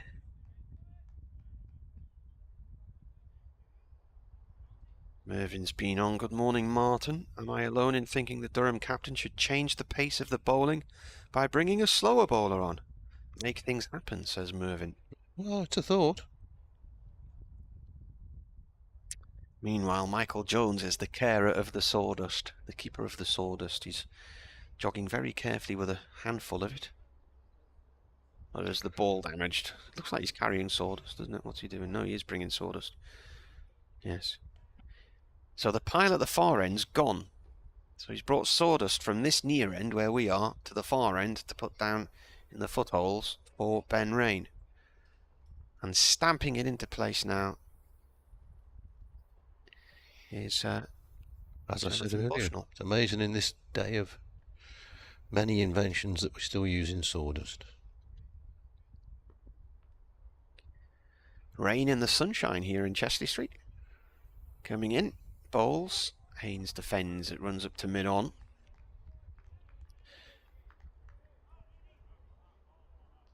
Robbie Stoke has emailed.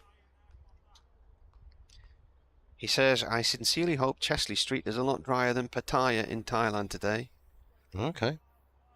He says, although we have 0% chance of rain, it is Thai New Year. Right. And it's a massive water festival called Songkran. Oh, right. Where absolutely everyone is armed with massive water guns. As rain bowls. This has dropped down towards vacant third man. Will just be 2 runs. Bushnell chases it from point. Ooh, nearly the best throw. He was targeting the near stump at the keeper's end and just dipped on the keeper at the last second and just missed that stump. And that's 150 runs up for Worcestershire after 44.5 overs. Anyway, he says, it's everyone's armed with massive water guns. All my shoes are ruined. Huh? Get some flip-flops. Yeah, get some cheap sandals. $2.99.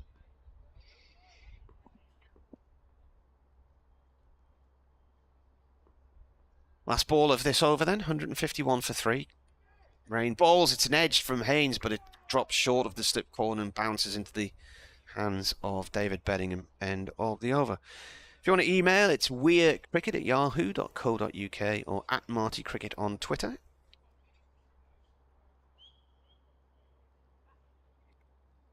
So, 1 wicket down this morning, Worcestershire. We've got... lunch is at 1:10, so another 40 minutes till lunch. No, 50 minutes till lunch. So if they were to get there with 1 wicket down, they would think they'd had a decent morning, Worcestershire. If they were to lose 1 or 2 more, then obviously Durham would think they'd had the best of the morning. They haven't got started at Birmingham today, having lost all of the play there yesterday. Warwickshire against Kent, so there's an inspection at 12:30. Hampshire, Surrey, they're playing. Surrey 211 for 6 after Hampshire made 254 at the Oval. They've got back on at Nottingham. There wasn't any play yesterday. Notts 256 all out. Somerset 82 for 7. Bushnell starts a new over, bowls, D'Oliveira drives, but straight to extra cover, or mid-offish, we're going to say. And there is no run. There was a suggestion that day 3 of Lancashire-Essex might be in doubt because of overnight rain, pools of water. They've had an inspection. The match has been delayed today, but they are hoping to start around about 1:10 there. In Northampton, they've got back on after yesterday sitting in the dressing rooms. Middlesex all out for 149, Northampton 165 for 7. Next ball. D'Oliveira frustrated. They didn't get a bat on that as he goes down the leg side. They've abandoned the leg slip in, Rhys Dover's leg slip in there for D'Oliveira at the start of, well, when he first came in this morning, when Potts was bowling, but they've given that one up. And they've abandoned everything in Bristol. No play at all this week. That one's off. They abandoned this morning at Leicester for the day, having lost the entire day yesterday. So they'll try and come back tomorrow. Next ball. Nice Lovely shot from D'Oliveira. Just over pitching a little bit there. Bushnell and D'Oliveira very quickly onto it. He goes to 22. These two came together with a score on 118. It's now 155. So 37 they've added, of which D'Oliveira has 22. You say he got 100 here last year. 100 straight, wasn't it, I think? Yeah, got runs last week down at Derby. D'Oliveira waits, lets this one go by outside the off stump. Not involved in the action. 1 or 2 doing some warming up, stretching exercises out there. Don't know who would Borthwick turn to next then? Kuhneman. Oh yeah, of course, Kuhneman. Yeah. As they've stuck with the medium paces so far this morning. Bushnell in bowls. D'Oliveira plays 2 mid-on. Thinks about a single, but then realises it's far too close to Potts and shouts a big no to his partner Haynes. 155 for 3. Remains the Worcestershire total. Bit of cloud coming across the ground, but a pleasant spring day, I would call it. Bushnell. 3 slips, crouch. D'Oliveira drives. It doesn't really time this one as it goes. Bobbles out. In the end, the bowler himself does the fielding. on the offside. End of the over, 155 for 3. Worcestershire. And the follow-on target is 276.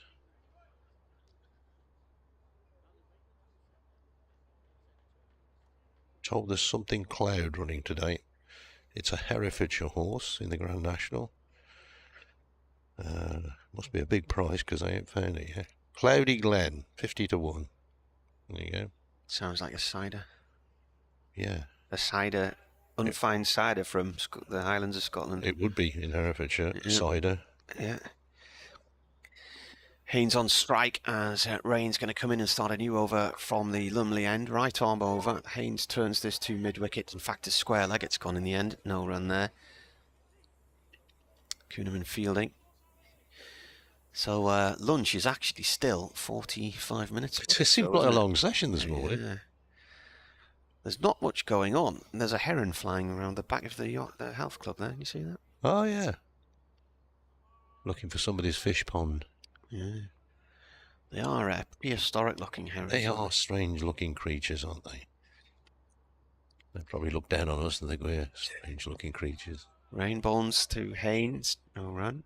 There used to be, we lived in a village, you could walk down by the river at dusk, and there'd be 10 or a dozen of them walking across the fields, and they were like something out of War of the Worlds. We get a few of them on the rocks out the back of ours, and they can be still for hours, and then suddenly the head darts in the water. Had an otter out the back of ours a couple of weeks ago. An otter? Munching away on the fish. Get seals out there every day. Rain in. That's left alone. A bit of slower ball. He's angled that across the batsman and cut it. And a playing a miss from Haynes. Took all the pace off the ball there as well. Yeah, I was in Newquay in the last summer, the one in Wales. And there was a creature in the harbour swimming around. It was going, ooh, what is it? Is it an otter? No. It was a seal because it shot through it. Somebody said, oh, I think it's a small minky whale. Yeah, all right, mate. Yeah. You go home, tell your folks you saw a minky whale. Yeah. In comes Rain. That's played off the back foot. Stopped in the covers, though. Good fielding by Boglin. I think, didn't they have hammerhead sharks off Cornwall last year or something? Yeah, they did. Yeah, there's all sorts appearing in waters that they shouldn't be. Yeah, well, you know, when we had that really hot weather in July, and I went out that night on the paddleboard, and it was really sticky. It was the day that England played South Africa here in the heat, and massive jellyfish in the river out the back of ours, huge things. They were easily the width of the paddleboard. Nasty. You don't want to get a sting off them. 4 dot balls so far in this over as Rain bowls. This is defended by Haynes. It runs up to mid-on.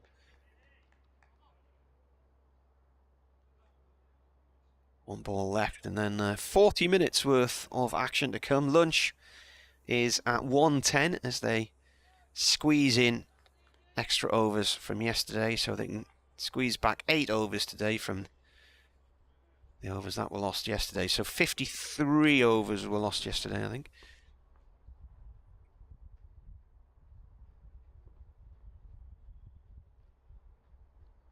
Comes the bowler. This is pushed away into the covers. No run there. So Durham declared in the 113th over, halfway through it. That was a maiden, by the way. So you lost then 2 overs for that. So what was it? 53 were possible out of 96. 43 were possible out of 96.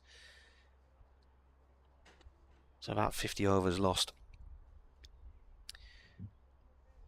So if they do claim the 8 back today, and then they get a full day in tomorrow, then that will be, so far this season, 60 overs lost for Durham in 2 county championship matches.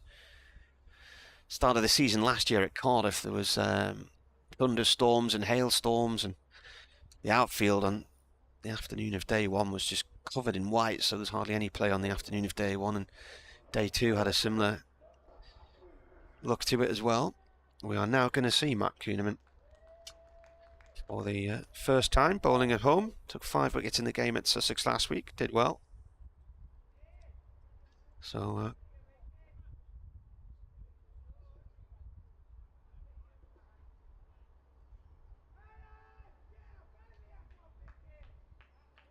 Bit of left arm spin from him. Left arm orthodox. Took 5 for 16 in a test match for Australia against India in Indore in March. Plays his Sheffield Shield cricket and whatnot for Queensland. Left arm round to start things here, bowling to D'Oliveira, who taps it short to Potts, mid-wicket. Plays for the Brisbane Heat as well.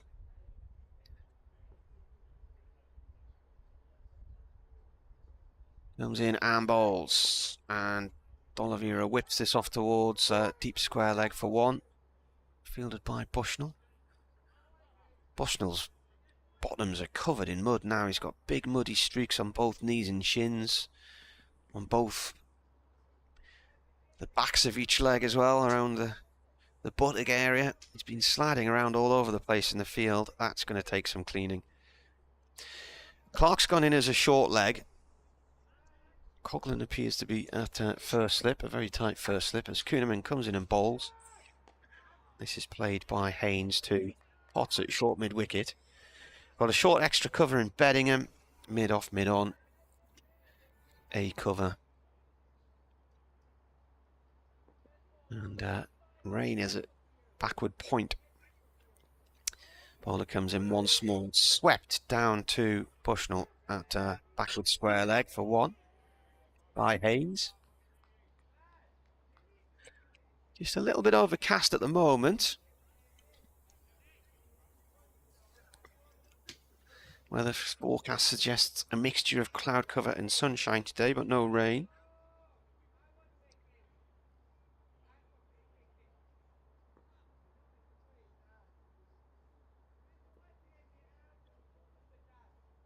Left arm round, turned out through mid-wicket by D'Oliveira. He's going to get 2 as Bushnell comes round in front of the Riverside boundary to field. The throw's gone way past the keeper and is actually stopped at backward point by Ben Rain.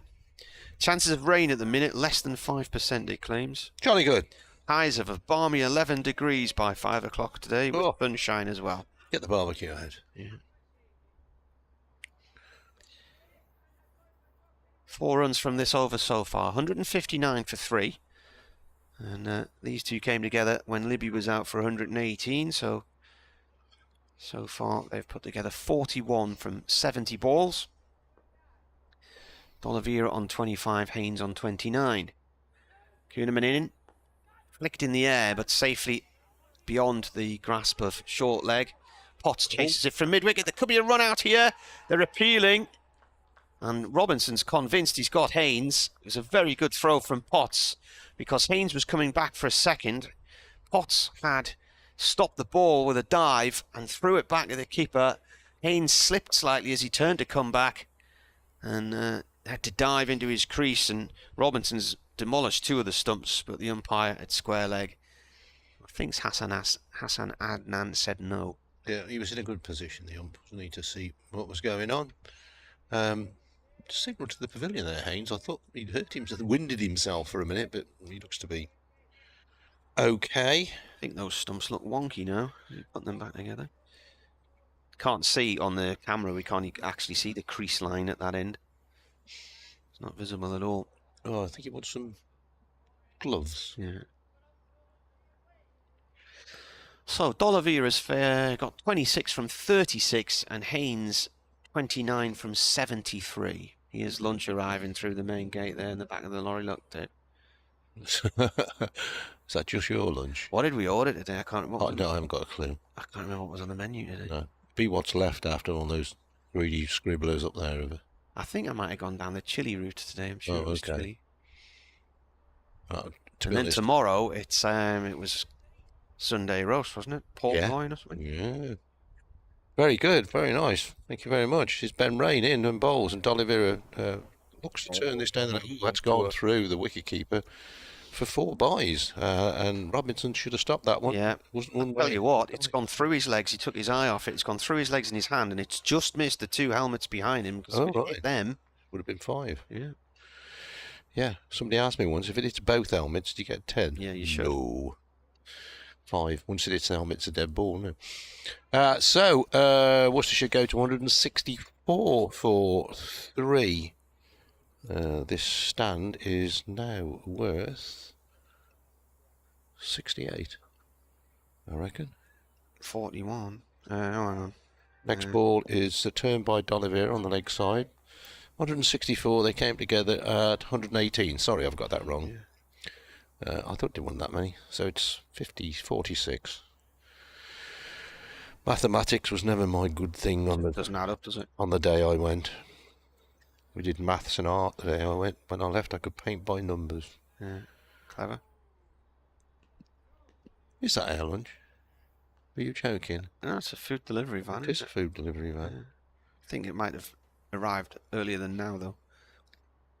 Rain in bowls. D'Oliveira pushes out on the offside. I must say, after the splendid breakfast I had in the sticky wicket this morning, just round the corner, I'm feeling a bit full. Might just manage to force it down me, I suppose. I know, NV play's gone funny now. Still a few of those clouds around. I don't know, about 2/3 cloud, 1/3 blue, but no danger of rain. Wicketkeeper standing up now to Ben Rain. D'Oliveira waits, just dabs the ball down in front of him. And in fact, wicketkeeper Robinson stretches and picks it up right next to D'Oliveira's foot. Oh, we got 2 slips. Still no third man. 2 slips, cover point, extra cover, mid-off, mid-on, mid-wicket, square leg-ish, and where's he gone? A fine leg. Rain. He just wants a change of field. What does he want here? Skipper Borthwick is coming over in consultation with him. And it leads to a 3rd slip coming in from mid-wicket. Alex Lees coming into 3rd. Rain in bowls. D'Oliveira gets a ball that goes down the leg side. Wicketkeeper goes across to take it and stops it rather than takes it. And it bounces up off his gloves. And Robinson does his own fielding. No run, 164 for 3. Do you know what? I've just looked at something on the scoreboard there that shocked me to the core. What was that? Overs remaining today, 81. Really? Yeah. So we've had, I suppose we've had 23 this morning then. 104. Here's Rain in again and bowls D'Oliveira forward. Once again, just dabs it down in the ground. Once again, the wicketkeeper comes round to field. Tied enough over from Ben Rain. The 4 runs that came from it weren't his fault, so he goes down as a maiden over. 16 overs, 7 maidens, no wicket for 46. Rain. And we are half an hour till lunch. Yeah. Just a reminder. Sorry to keep telling you this. It's 1:10 lunch. I know people tune in and look in occasionally. I'm one of those. I don't listen. I don't listen all day, every day. Choose my moments. Haynes 29, D'Oliveira 26, 164 for 3. Kuhneman to continue from the Finkel end. Minute adjustments to his field.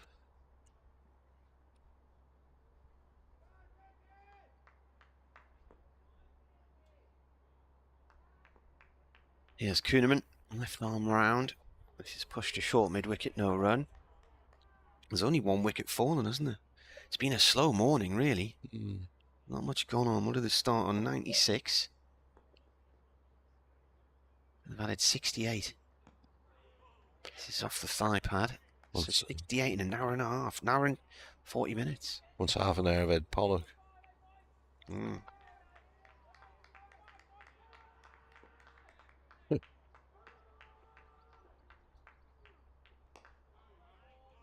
Played by Haynes to short mid-wicket again, no run.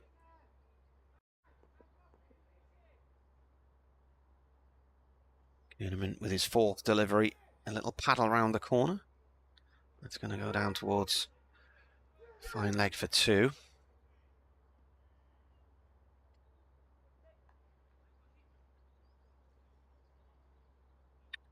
Saying earlier, if Worcestershire were to reach the Durham total or get anywhere near it, that probably would mean the game odds on to be drawn. Yeah, it's a cricket delivery flicked out through mid-wicket. 1 run. So these two are nearly at a 50 partnership now. They're 1 run away from it, aren't they? Or are they not? They're not. Yeah, they are, aren't they? 118. Yeah. Defended. End of the over. So 3 from it. 167 for 3. Used to be those 2 blokes who looked like David Bedford, wasn't it? 118. 118, 118. What was it for? Was it? Oh, yeah, it was like a phone book thing. Telephone thing. Yeah. Not needed anymore, I assume. Rain to continue. Cloudier over the grandstand now, but the clouds have been away and there's hardly any movement from the flag on top of the grandstand and the one on the Lumley Castle. They're both flat against the flagpole. Jack Haynes to face up to Ben Rain, but not before. There's been a chat between the skipper and the bowler. Now, square... Oh, no, he hasn't. He's gone to get a helmet. All right, I thought square leg had gone to deep square leg, but in fact there's a complete change in the structure of the field, and now we're going to have a short leg in for Haynes and for Rain. So 2 slips and a short leg are the close grabbers. Cover point, extra cover, mid-off, mid-on, mid-wicket, fine leg. Rain in bowls, and Haynes gets this one away through the covers. Won't get to the boundary, but they'll probably get... oh no, another little bit of a mix-up there. D'Oliveira's loud shout of no sent Haynes back to the non-striker's end, and it was a good shout as well. 50 partnership indeed. It's come in 58 minutes off 84 balls.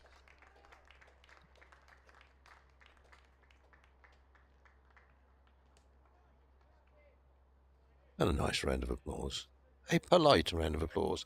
The man with the dog in the pram is here today. Sits down in front of us. It's little Jack Russell. He obviously looks after very well because he brings him in the pram. Probably struggling to walk a bit, the old Jack. So he... well, it's a push chair actually, I should say, not a pram.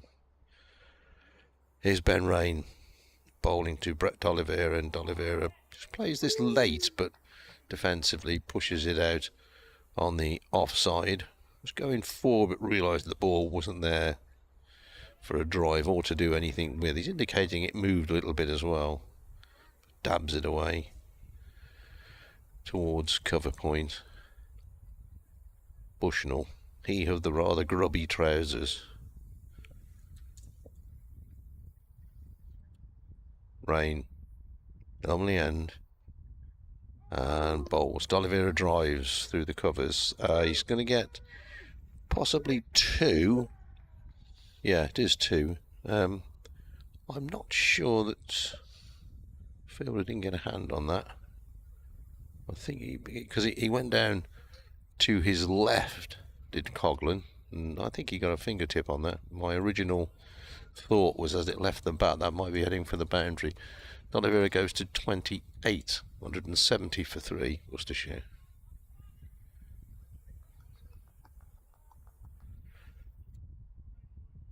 Rain wants something else to happen. The 2 fielders in front of the bat on the leg side have gone a little bit squarer. Here's Rain's next delivery. D'Oliveira forward.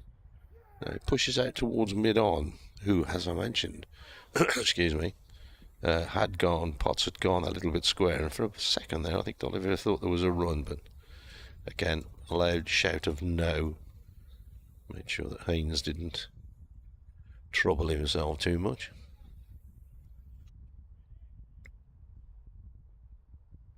Rain already back and on his way. D'Oliveira gets a short ball, which he's hooked down to a deep fine leg, and they pick up a single. It wasn't a proper hook or pull shot from D'Oliveira. It was more a tennis shot type of a thing, but he got plenty of bat on it. He goes to sunshine on the scoreboard. 29, Haynes 33, 171 for 3 Worcestershire. The food delivery van, having bought our lunch, has left. Rain in last ball of the over, and that's gone away inside edge down to fine leg, and Haynes picks up a single, keeps a strike as well. He goes to 30, scoreboard's jammed. I think he's got 34. As indeed. Ben Rain, 17 overs, 7 maidens, yet to take a wicket, conceded 51 runs. Haynes 34, D'Oliveira 29, 172 for 3 Worcestershire. If you compare and contrast, this 50 partnership came in about 14 overs. Yesterday, Ed Pollock scored 50 in less than 6, didn't he? Yeah. With Jake Libby adding about 3 of them. Yeah. Yeah, it was very entertaining stuff for a while. I miss those days. What, entertaining stuff? Yeah. This has been slow. 1 wicket's fallen today. It feels like hours ago. Yeah, it's that sort of a morning in Worcestershire. Want to make sure they don't lose wickets. Well, it already has the look of both games last year, which ended in stutteringly dull draws, didn't they? You know, after the swashbuckling antics of Ben Stokes on day 2, it just slithered out into a draw after that. And then here, the same thing. D'Oliveira getting 100, Ed Barnard getting 100, Haynes down in Worcester getting 100. This is a bit of a full toss from Kuhneman. Play to short mid-wicket, no run there. 5 points for a draw, of course, in county cricket this season, rather than the 8 that were offered last season. Comes in and bowls. It's played up to mid-off the 1. It's Scott Borthwick who fields that. He's got muddy knees as well. It was soft and damp out there this morning. But we started on time. We have 104 over day. Ball comes in again. This is pushed out towards the cover area. No run. See, fairly early, and they were taking the sheets off, and the amount of water that came off those sheets. Of course, well, we talked about drainage and everything else. You get the blotters now, doesn't it? Make a difference. Kuhneman comes in and bowls again. Saw this last week at Sussex, where he basically bowled from one end for most of the afternoon. Started just before lunch and then continued right through the afternoon session. Durham looking to make something happen here as he comes in. And this is played along the floor to Jones at mid-on by D'Oliveira. No run there.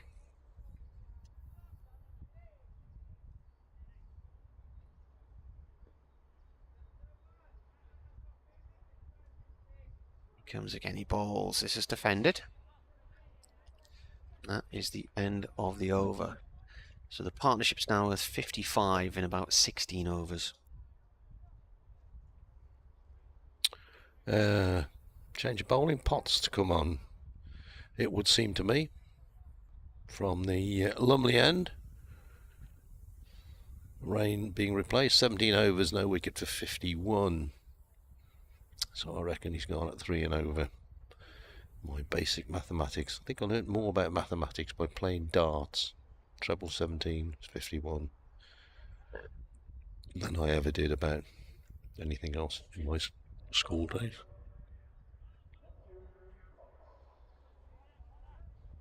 Well, pardon me, got the hiccups in the middle of that. A couple of slips in the gully. The close grabbers for Potts as he bowls 2. Jack Haynes And Haynes drives away through the offside. Not going to get 4 for this. In fact, he's only going to get a 1. Didn't time it as well as I suspected. He got it to the right of extra cover, to the left of cover point. Picks up a single. Worcestershire go to 174 for 3. Check on where they are playing around the country. As we are well aware, lots of matches not playing today or called off altogether. Here's the next ball to D'Oliveira. Cuts. Oh, that's a really good stop. Going down to his left. Bushnell at backward point. That would have been 4. Fine stop by Bushnell there. Delay at Edgbaston. Warwickshire playing Kent. No play there so far. Hampshire playing Surrey at the Oval. Surrey at 246 for 8. So they trail by 8 to Hampshire. Notts against Somerset at Trent Bridge. Somerset in trouble as Potts is in and bowls to D'Oliveira. Just dabs it away on the leg side. No run. Somerset 110 for 8.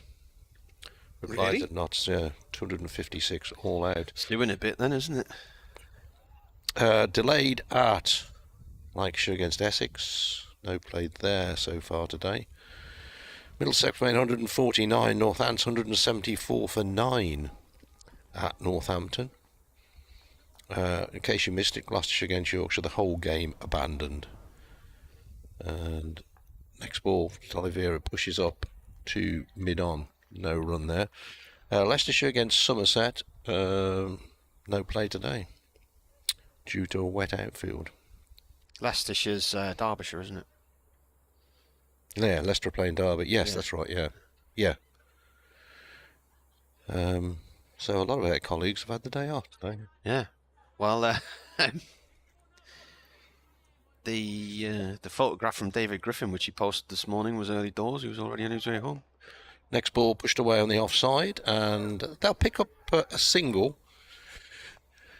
Ball just rebounding out of the hands of... Who's that in there now? Coughlin. Away to his right, or the hand of Coughlin. The hand of Coughlin. Dave Griffin actually lives right on the Derbyshire-Leicestershire border. The Derbyshire statistician and photographer, so I'm wondering if his house might be closer to... There's the next ball. Forward comes Haynes, pushes up on the onside. End of the over, Worcestershire 175 for 3. Haynes has 36, D'Oliveira has 30. Yeah, I'm wondering if his house might be actually quicker to get to Grace Road than Derby. You got that little junction of counties around there, haven't you? Leicestershire, Nottinghamshire, Derbyshire. Yeah. And then Warwickshire's just along the road. I reckon I know at least 6 different ways to get to Northampton County Ground. Mainly because I've got lost going there years ago. I've got it fairly straightforward. Went past Althorpe one day, the home of the Spencers. Yeah, I've stayed in that village. Yeah. There's a nice, lovely pub there, the Spencer Arms. Right. Yeah. We stayed there years ago. We were on our way somewhere and tried to find a hotel in the centre of Northampton. We were on our way down to Luton for a match or something. As Kuhneman comes in and bowls to start a new over, left arm round. This is played away towards mid-wicket for 1 run by D'Oliveira. We'd played golf that afternoon. It was the start of the football season. We'd played golf at... might be in the end of the football season, thinking about it. I think Sunderland got promoted and won the title at Luton, winning 5-0.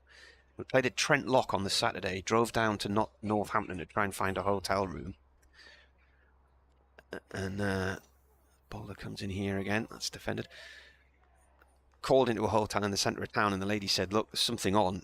You're going to be struggling, but I could suggest this place out in Althorpe Village. So she rang this country house hotel and convention centre and they had a room for us, so we went and stayed there. Not quite realising where we were. This is flicked away by Haynes towards Beddingham at short mid-wicket. Anyway, when we got there, we realised it was the village where Althorpe Manor was and where Princess Diana's buried, and yeah. Pub's called the Spencer Arms. I think there's a railway goes through there as well. Steam Railway. Might be the Nain Valley Railway. This is defended by Haynes. Buried on an island in the lake. Also near there is a little village called Harpole.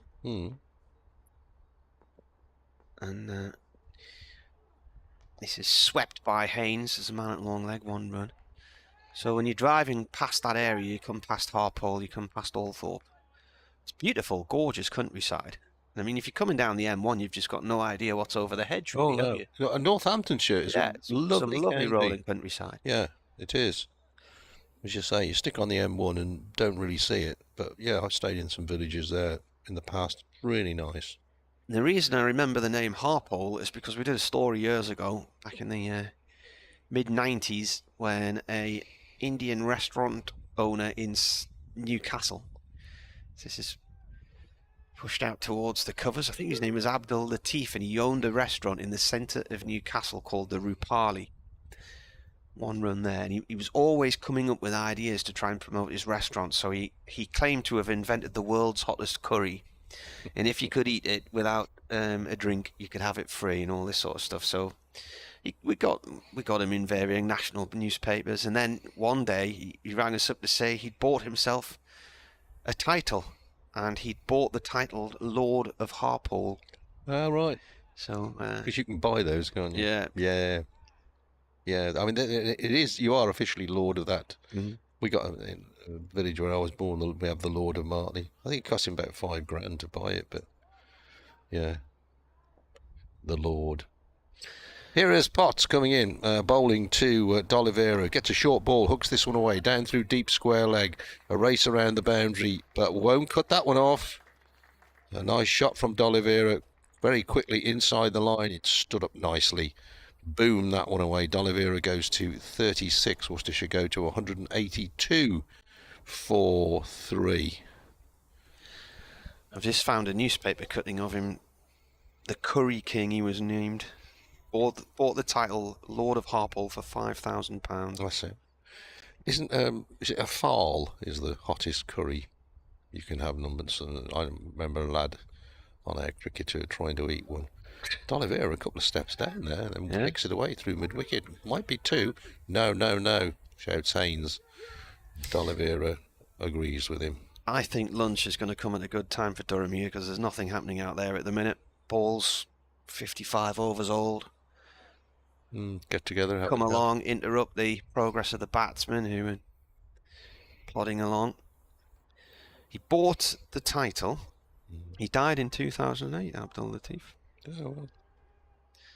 So I wonder if the title remains in his family or it's been sold on since. I don't know. Is it hereditary if you buy one of those? Haynes is the batsman. 37 to each batsman now. And flicks this one away, Haynes. So he goes back in front. He goes on to 38. He's faced 30 more balls than D'Oliveira. 184 for 3. One man out this morning. Jake Livy caught by Beddingham with the bowling of Coughlin for 26. I'll do another ball then. Go and do some newsy bits. He was only 52 when he died. All right. Been dishing up curries in Newcastle since 1977. Potts in, bowls D'Oliveira. Turns it nicely off his pads. No square leg, so he picks up a comfortable single. 185 for 3 then, Worcestershire. And we're 10 minutes away from lunch. Yeah, he called it Curry Hell, the challenge to eat the hottest curry.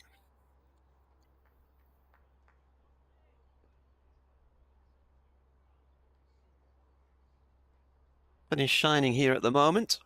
2 balls left, sorry, of this 55th over. We've had a 4 and 3 singles, so Haynes is on 38, as is D'Oliveira, which I think is what David just said. There's a bit of a tactical discussion going on at the moment. Potts is having a word with a couple of his teammates and just saying, yeah, just let me get on with it. 2 slips in place. Wide arm over from the Lumley end. That's gone down the leg side and is taken by the keeper.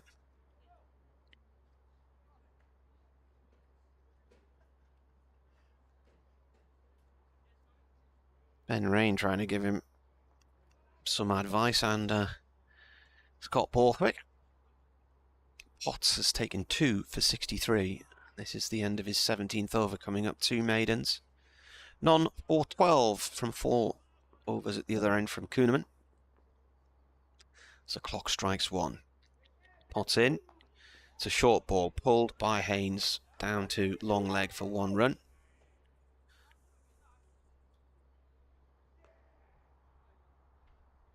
That is the end of the over. Deficit is 239.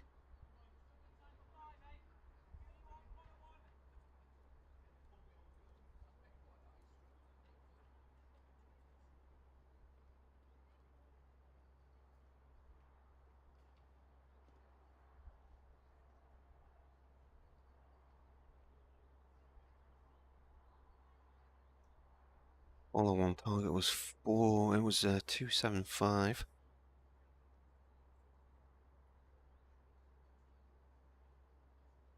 Durham declaring yesterday just to try and accelerate the game a bit and give them a bit more time to try and bowl Worcestershire out. Tracks generally have flattened here as matches have gone on in recent years, especially since the square was relayed a couple of years back. Kuhneman, oh, he was about to bowl there, and something's just put Haynes off, who backed away and said he wasn't ready. He's got a leg slip for him. Comes in and bowls. Kuhneman bowling to Haynes. Big stride forward there from the batsman. Gets right on top of that one and snuffs it out.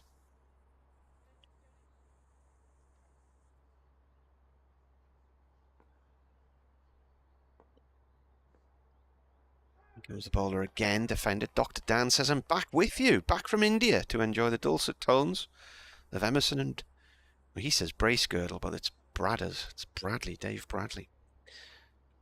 A quick sketch and still a few minutes before today's slightly late lunch, says Dr. Dan. It's a picture of the slip cordon.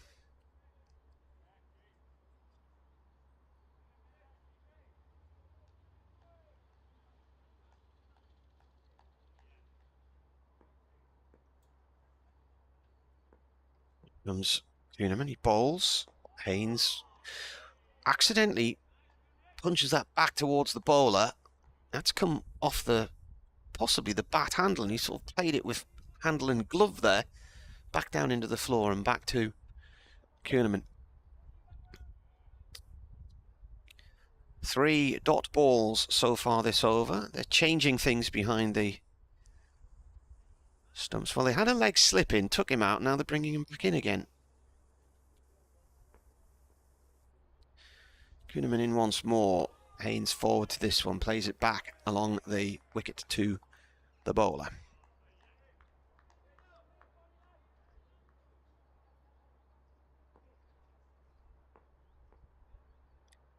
Bowls again, pushed up to Jones at mid-on. It's a dot ball.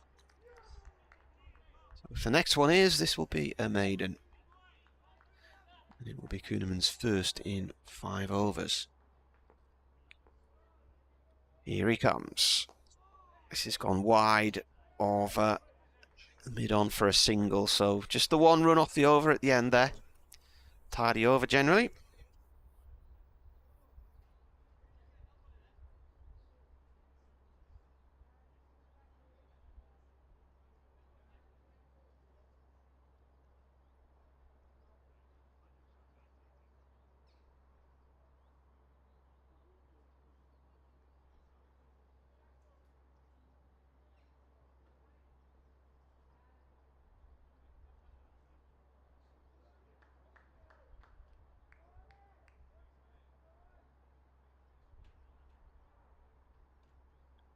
Slight delay here. The umpire's looking at the ball. If they change it, it'll be the first change of the game, won't it? Yeah, they are. They are. Well, this will lead to a wicket now, then, won't it? Well, it'll lead to a slightly delayed lunch. Ball changed after 56 overs. I don't think there was a ball change last week, actually. Other than 1 at 6 got hit out the ground, so they did. So Rob White, sprightly running towards the boundary. Maybe it's just what the game needs, a ball change, which will bring a wicket right on the stroke of lunch. Well, you may say that, but I couldn't possibly comment. No. That was from Tinker Tailor Soldier Spy, wasn't it? Michael Dobbs' book. What was he called? The Prime Minister. You may say that, but I couldn't possibly comment. Can't remember. I remember the series on the TV. Yeah. In the 80s? Yeah. Oh, well, it was in that as well. You may say that, but I couldn't possibly comment. I think I've read pretty much everything Michael Dobbs wrote. Very good. And very much involved. Don Topley says yeah. April has been dry the last few years and June remains one of the wettest months, so my school geography department happily informs me. What was his... was the Royal School in... down near Wivenhoe, wasn't it, where he was involved? Well, I've the Royal Medical School or something? No idea. No idea. Don't know. What was the score at the start? 96 for 2, wasn't it?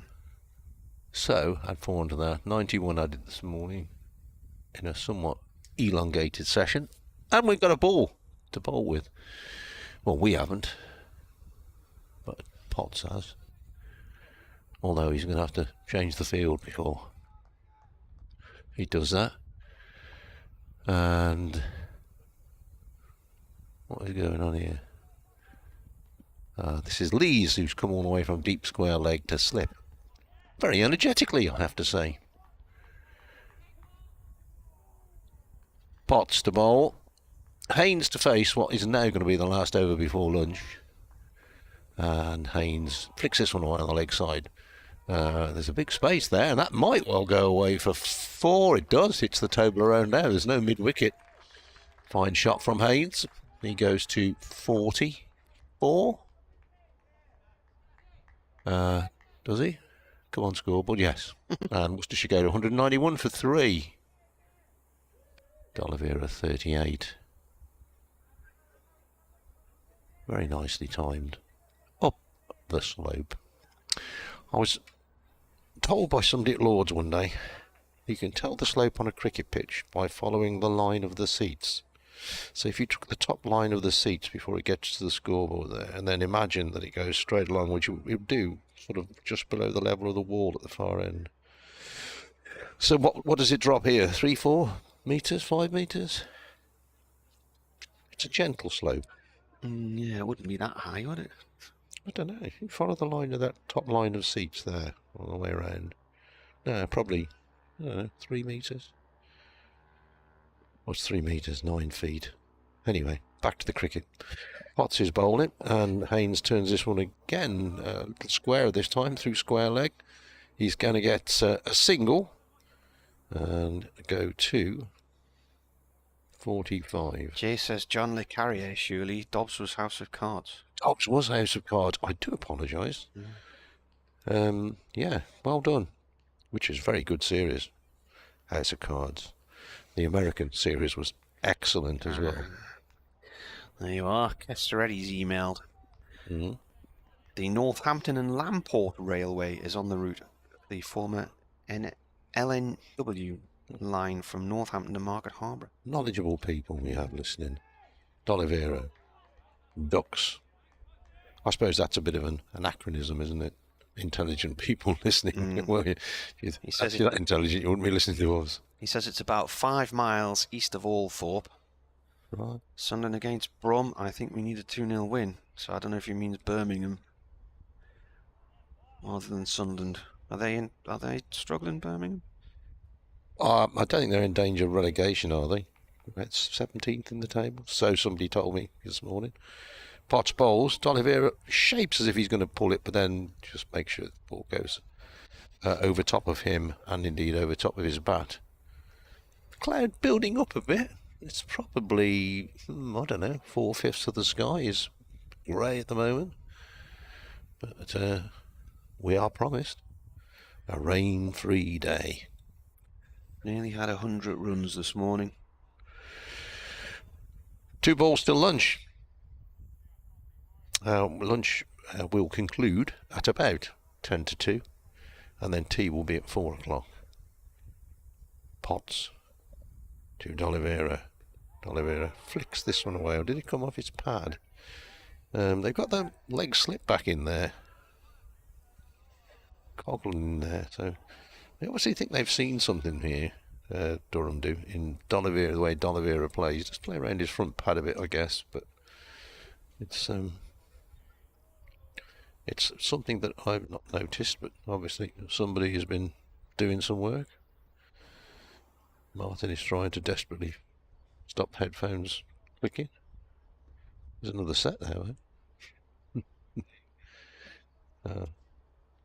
right, changes in the field here. Now we've got 3 men on the leg side boundary. There's a fine leg, a square leg, and a deep mid wicket who is probably only about 15 yards away from the deep square leg. So 2 men out there, which suggests that Potts is going to try and bowl a short one. This is going to be the last ball before lunch.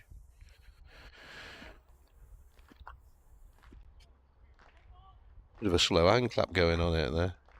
Don't know why.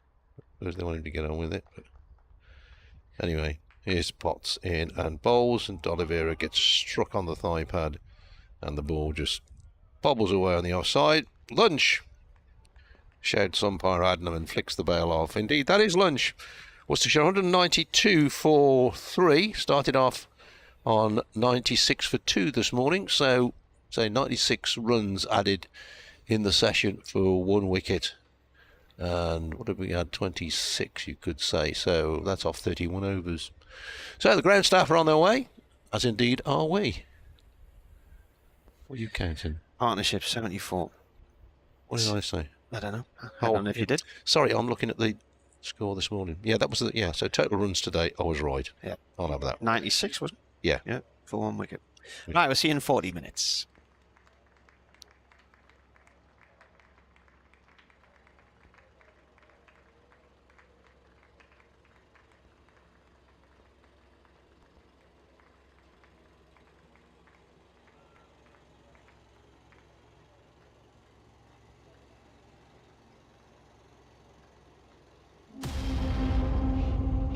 With the dawn of a new era on the horizon, it's time to awaken the sleeping lion. Time to rise and go to war. Hear our cries now, hear us roar. A team with great prospect has now come forth, who fight for our pride and who fight for the North. Together we march, success in our sights, achieving our goals and reaching new heights. Heroes of old and heroes of new, the brave and the bold, they bind us like glue. Stars will be born out on the wicket. Now begins a new chapter at Durham Cricket. Oh, that's 6. That's a biggie. Lovely use of the feet. Excellent from Travaskis.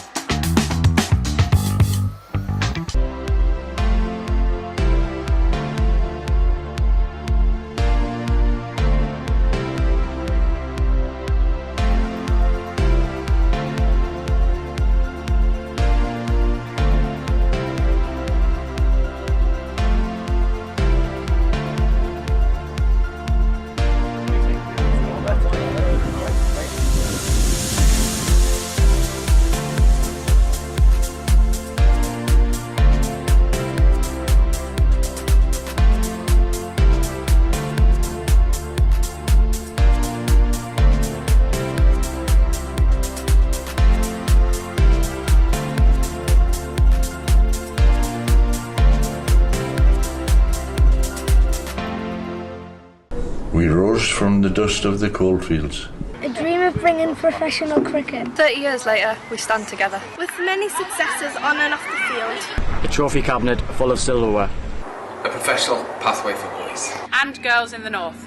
And community programs that both enhance and transcend the sport in our region. But we want to achieve more. We want to reach every corner of society. Welcoming players for people of all backgrounds. Supporting the community to which we belong. We want to be at the forefront of inspiring generation. Inspiring people to be better players. Better people. Better members of society. We are working hard to welcome everybody. Developing inclusive environments. With a commitment to encourage Equity. Diversity. And inclusion in everything we do. We aim to make a positive change across cricket. Our wider community. We must be accountable. Cricket is a game for everyone. Our programmes are for everyone. Seat Unique Riverside is for everyone. Durham Cricket for the North, for everyone.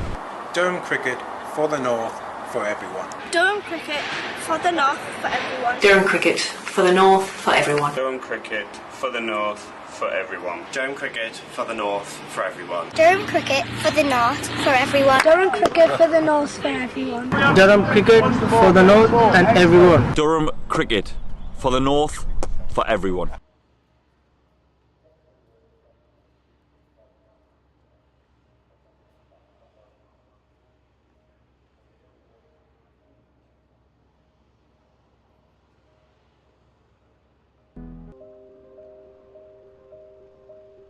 We've always been good at designing niche products for consumers.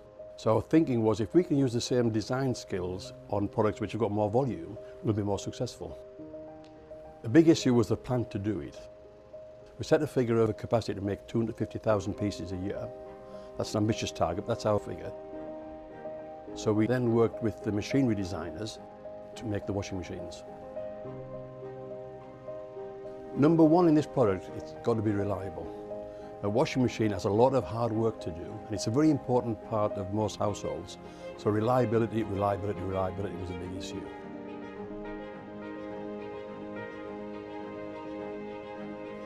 I think any new product, we've got to learn about it, and that's important. We've got to learn about it so we understand it inside out. And that's taken longer than we expected, but we've taken our time to make sure that it's right. There's a big appetite for buying British products, and rightly so. But we can't rely on that. We've got to make a product that competes with all the imports. And of course, remember, we've got our core business here of making domestic dehumidifiers and bottled water coolers and industrial dehumidifiers. So that takes our time, and we don't want to get this wrong.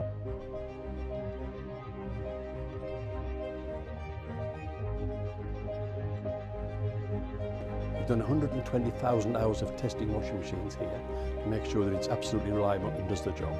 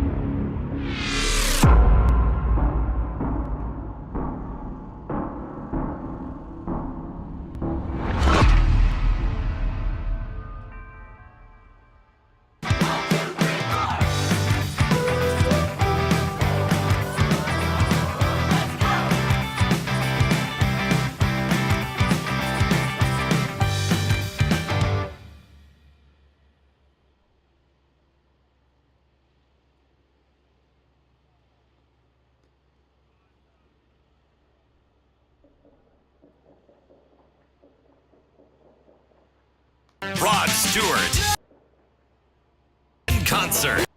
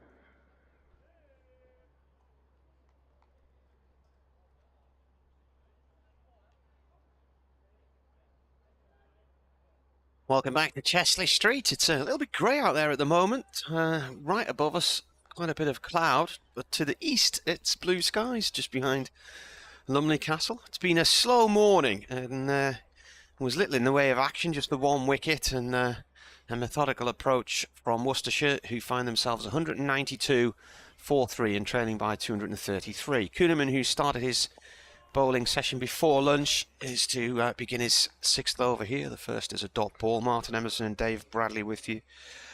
How many overs to go, Dave? Today? Yeah. 77 and 5 balls. 72, isn't it? Still a lot. This is turned off towards mid-wicket. Oh, yeah. Your eyes are better than mine. Yeah. These are the days when we could do with a few guests, aren't they, really?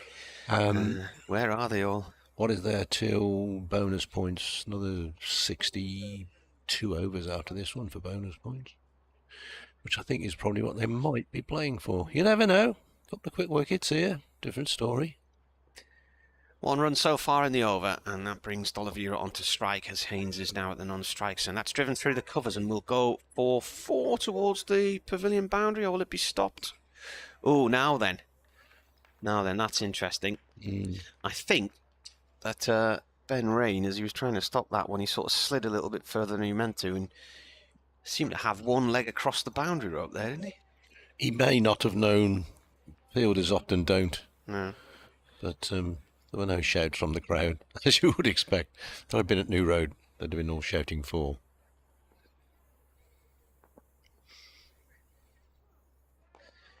Bowler comes in and bowls. This is defended by Haynes, is on 46. That's flicked off the legs down towards long leg for 1 run.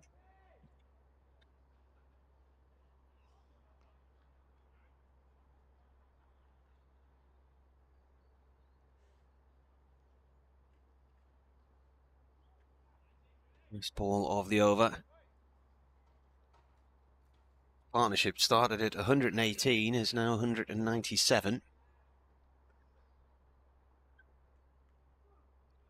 That's cut by D'Oliveira down towards third man. There's nobody down there. Rain's chasing after it, but the ball wins. It's gone for 4 to the Health Club boundary. I mean, as you say, a couple of wickets can make a difference. And there's the first batting point for Worcestershire. 200 for 3. 58 overs. Oh, excuse me. Yeah, Jack Haynes got 62 down at Derby in Worcestershire's first innings last week, and well, it was 10 not out, so they won that one by 8 wickets. So he's had a bit of time in the middle. Brett D'Oliveira, 89 in that first innings at Derby last week, so he's in a bit of form. All Coghlan to open up. After lunch, deep square leg set out for Haynes. Still got a couple of slips in there. A bit gloomy. A bit of a wander around. It's a bit chilly out there. All right if you get sat in the sunshine, but there ain't any sunshine at the moment, so it's a bit nippy. Well, that's because you'd gone. Gone where? Well, you'd gone, so there ain't no sunshine when you're gone. Oh. You know? Yeah, very good there. See what you did. Yeah. It was a song joke. Yeah. Also including an element of sunshine, or lack of. Coghlan's the bowler.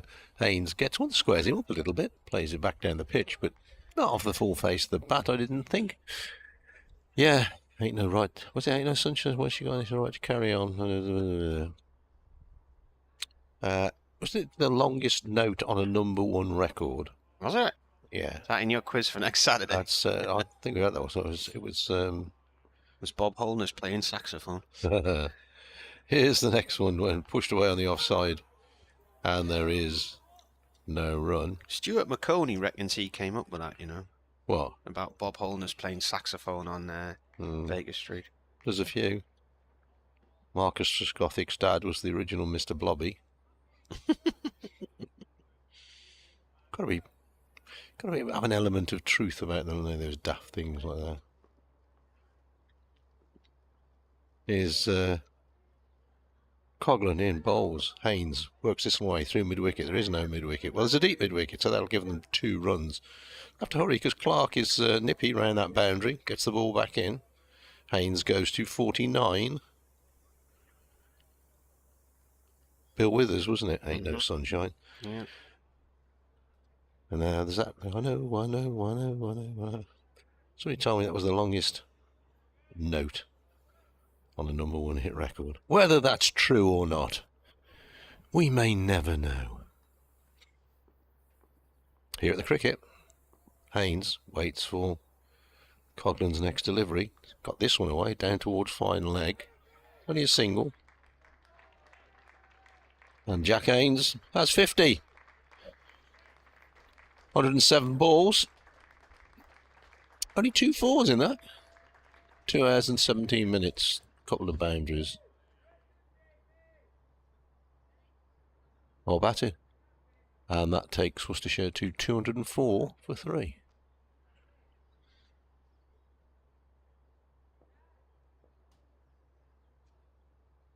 Coghlan to D'Oliveira. Oliveira forward defensively.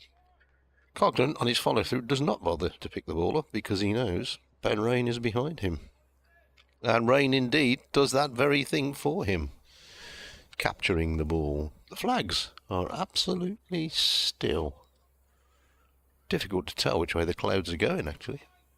I have to sit and concentrate. See which bit of that cloud goes where. I don't think it's going anywhere. It's just sitting over us, isn't it? Next ball. D'Oliveira works this way through mid-wicket. He's only going to get a single. He's a bit squarer than I first thought, so more towards deep square leg. Clark out there. End of the over. Coghlan has bowled 12 overs and taken 1 for 32. D'Oliveira has 46. Haynes has 50. And Worcestershire are 205 for 3.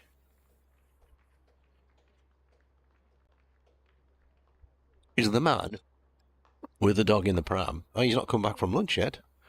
He's left his bag there. He's very trusting. He's probably took the dog for a ride at lunchtime.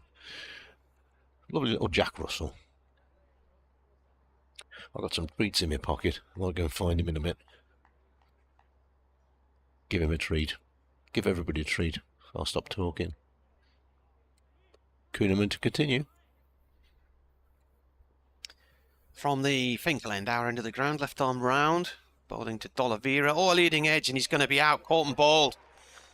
Well, it needed something to just give the game a little bit of impetus, but I don't think anybody was expecting something like that. A totally and utterly false shot from D'Oliveira, and he's out for 46, 205 for 4, and he'll watch that time and time again. He looked to turn it through the leg side, and it's come off the edge of the bat and shot back into the air, looped all the way back to Kuhneman. Looks like they've just gripped in the pitch, that one, isn't it? First one we've really seen, well, the first one that we've noticed to do that, but just wasn't there for D'Oliveira to turn it away. So, well, as we were saying earlier, a couple of wickets go down. Worcestershire need, what did we say, 276, wasn't it, to avoid the follow-on? You've got to get within 150, haven't you? So you've really got to get to 149. 149, yeah. So 149 or 425, I reckon is 276. Yeah, it is. I did it on this calculator this morning.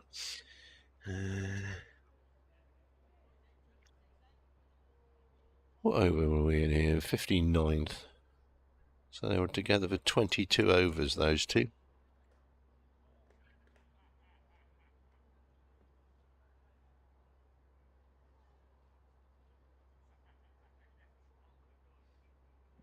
And Gareth Roderick is the new Worcestershire batsman.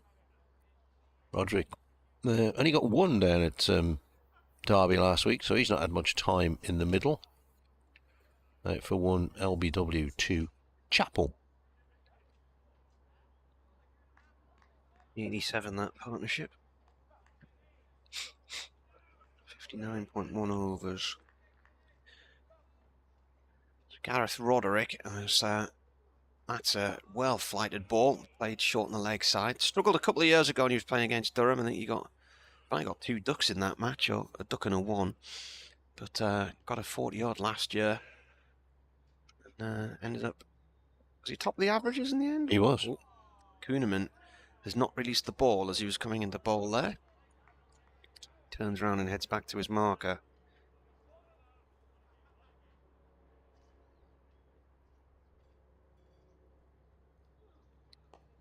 This is played out through mid-wicket for 1 run.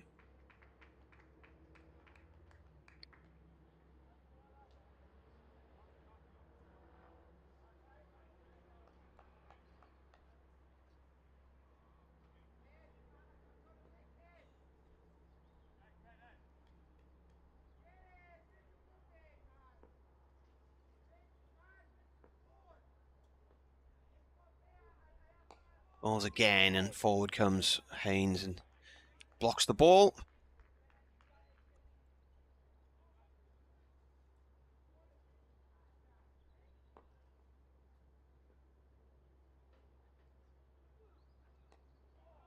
Turn down the leg side this time.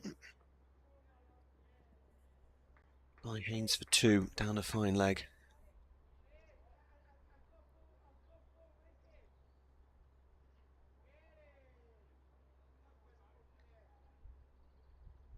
You think in the world of football, Newcastle United were losing 1-0 at half-time at Villa.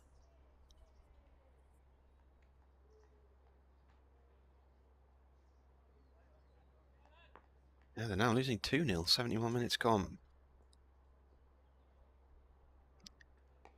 He's defended by Haynes towards square leg. End of the over. 208 for 4. We're trailing by 220 when that wicket fell.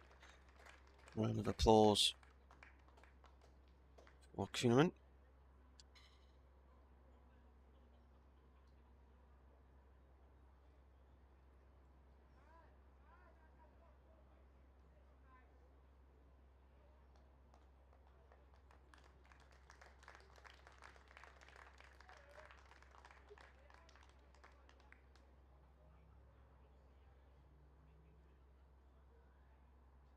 The other wicket, 3 runs off the over. Roddick's on 1 from 2 deliveries. And Coghlan is going to bowl to him. 1 for 32 so far in 12 overs, including a maiden. This is defensive shot, played forward by Roderick. And in the gloom, with this bank of clouds sitting over us, Roderick's whites do look a lot shinier than anybody else's. He's got his long sleeve top on as well, whereas at the other end Haynes is batting in short sleeves. 3 slips in place. Short mid-wicket as well as Coghlan bowls, and Roderick turns that down the leg side, goes beyond the diving keeper, and I think that's come off the thigh pad. The leg bye will be signalled. Matt Kuhneman came round from fine leg to cut that off just in front of the boundary rope.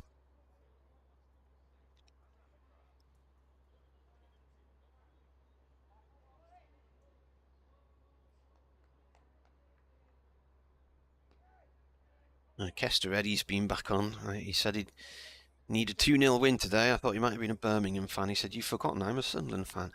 In comes Coghlan again. Bowls. This has gone off down towards third man. Oh, backward. Where are we going? Backward point, sort of deepish-ish gully. 1 run. He said, "I am a Sunderland fan, even though I support Kent cricket."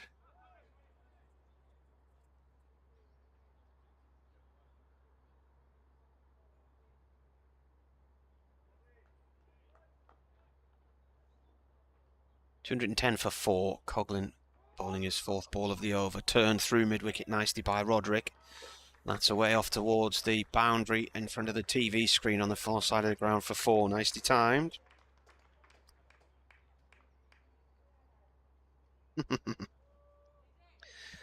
He says, "I love the story about the chemistry student girlfriend and the visit to Tranmere yesterday.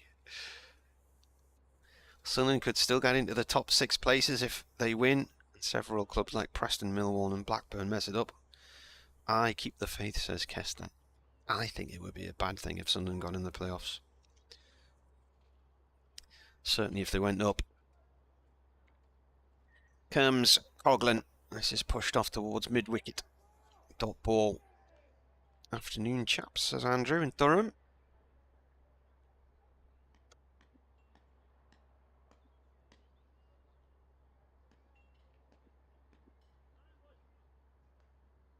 $214 for 4.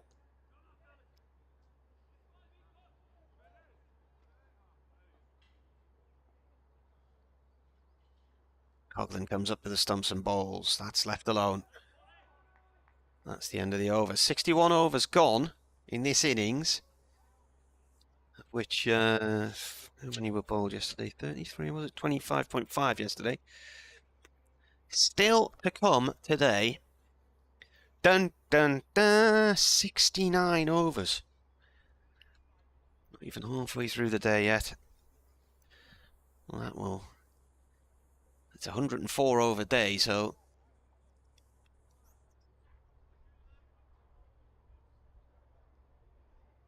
52 mark, so what, we're still 17 away from the halfway stage. That's an hour's play before we even reach the halfway stage of the day.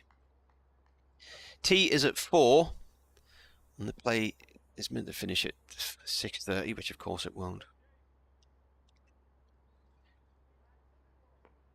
Kuhneman to Haynes, who's on 53 from 111 balls. Bowling left arm round from the Finkel end. Played short to mid-wicket, stopped by Beddingham, who ends up down on his tummy, stopping that one.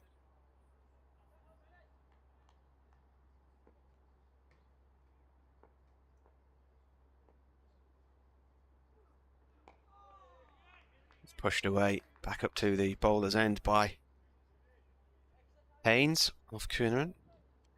Derek's tweeted his daughters start their season off with Gateshead Fell Ladies against Shotley Bridge on Friday. In comes the bowler. This is turned towards mid-wicket, no run there. And then Ellie on Saturday is playing for Almouth and Lesbury Thirds against Bummersund.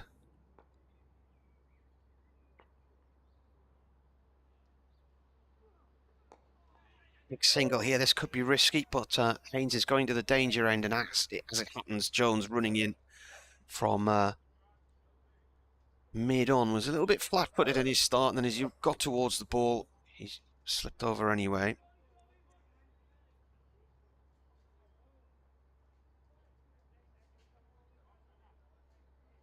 Bummersund is somewhere that I couldn't point to on a map. Gonna have to look that up.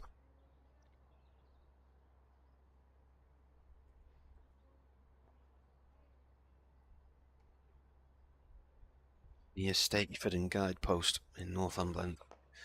This is defended. You've been up that way on holiday, haven't you? Where's this? Bummersund. Yeah. Love it up there. Guidepost, Stakeford, Choppington, up that way. Yeah. Northumberland. Like that coast up there. Wonderful. Here comes the bowler again. Well, Derek lives near Red Row, which is not too far from Druridge Bay. And it's the end of the over as the ball's played back. There's the Acklington prisons up that way, so it used to be Acklington Air Base in the Second World War.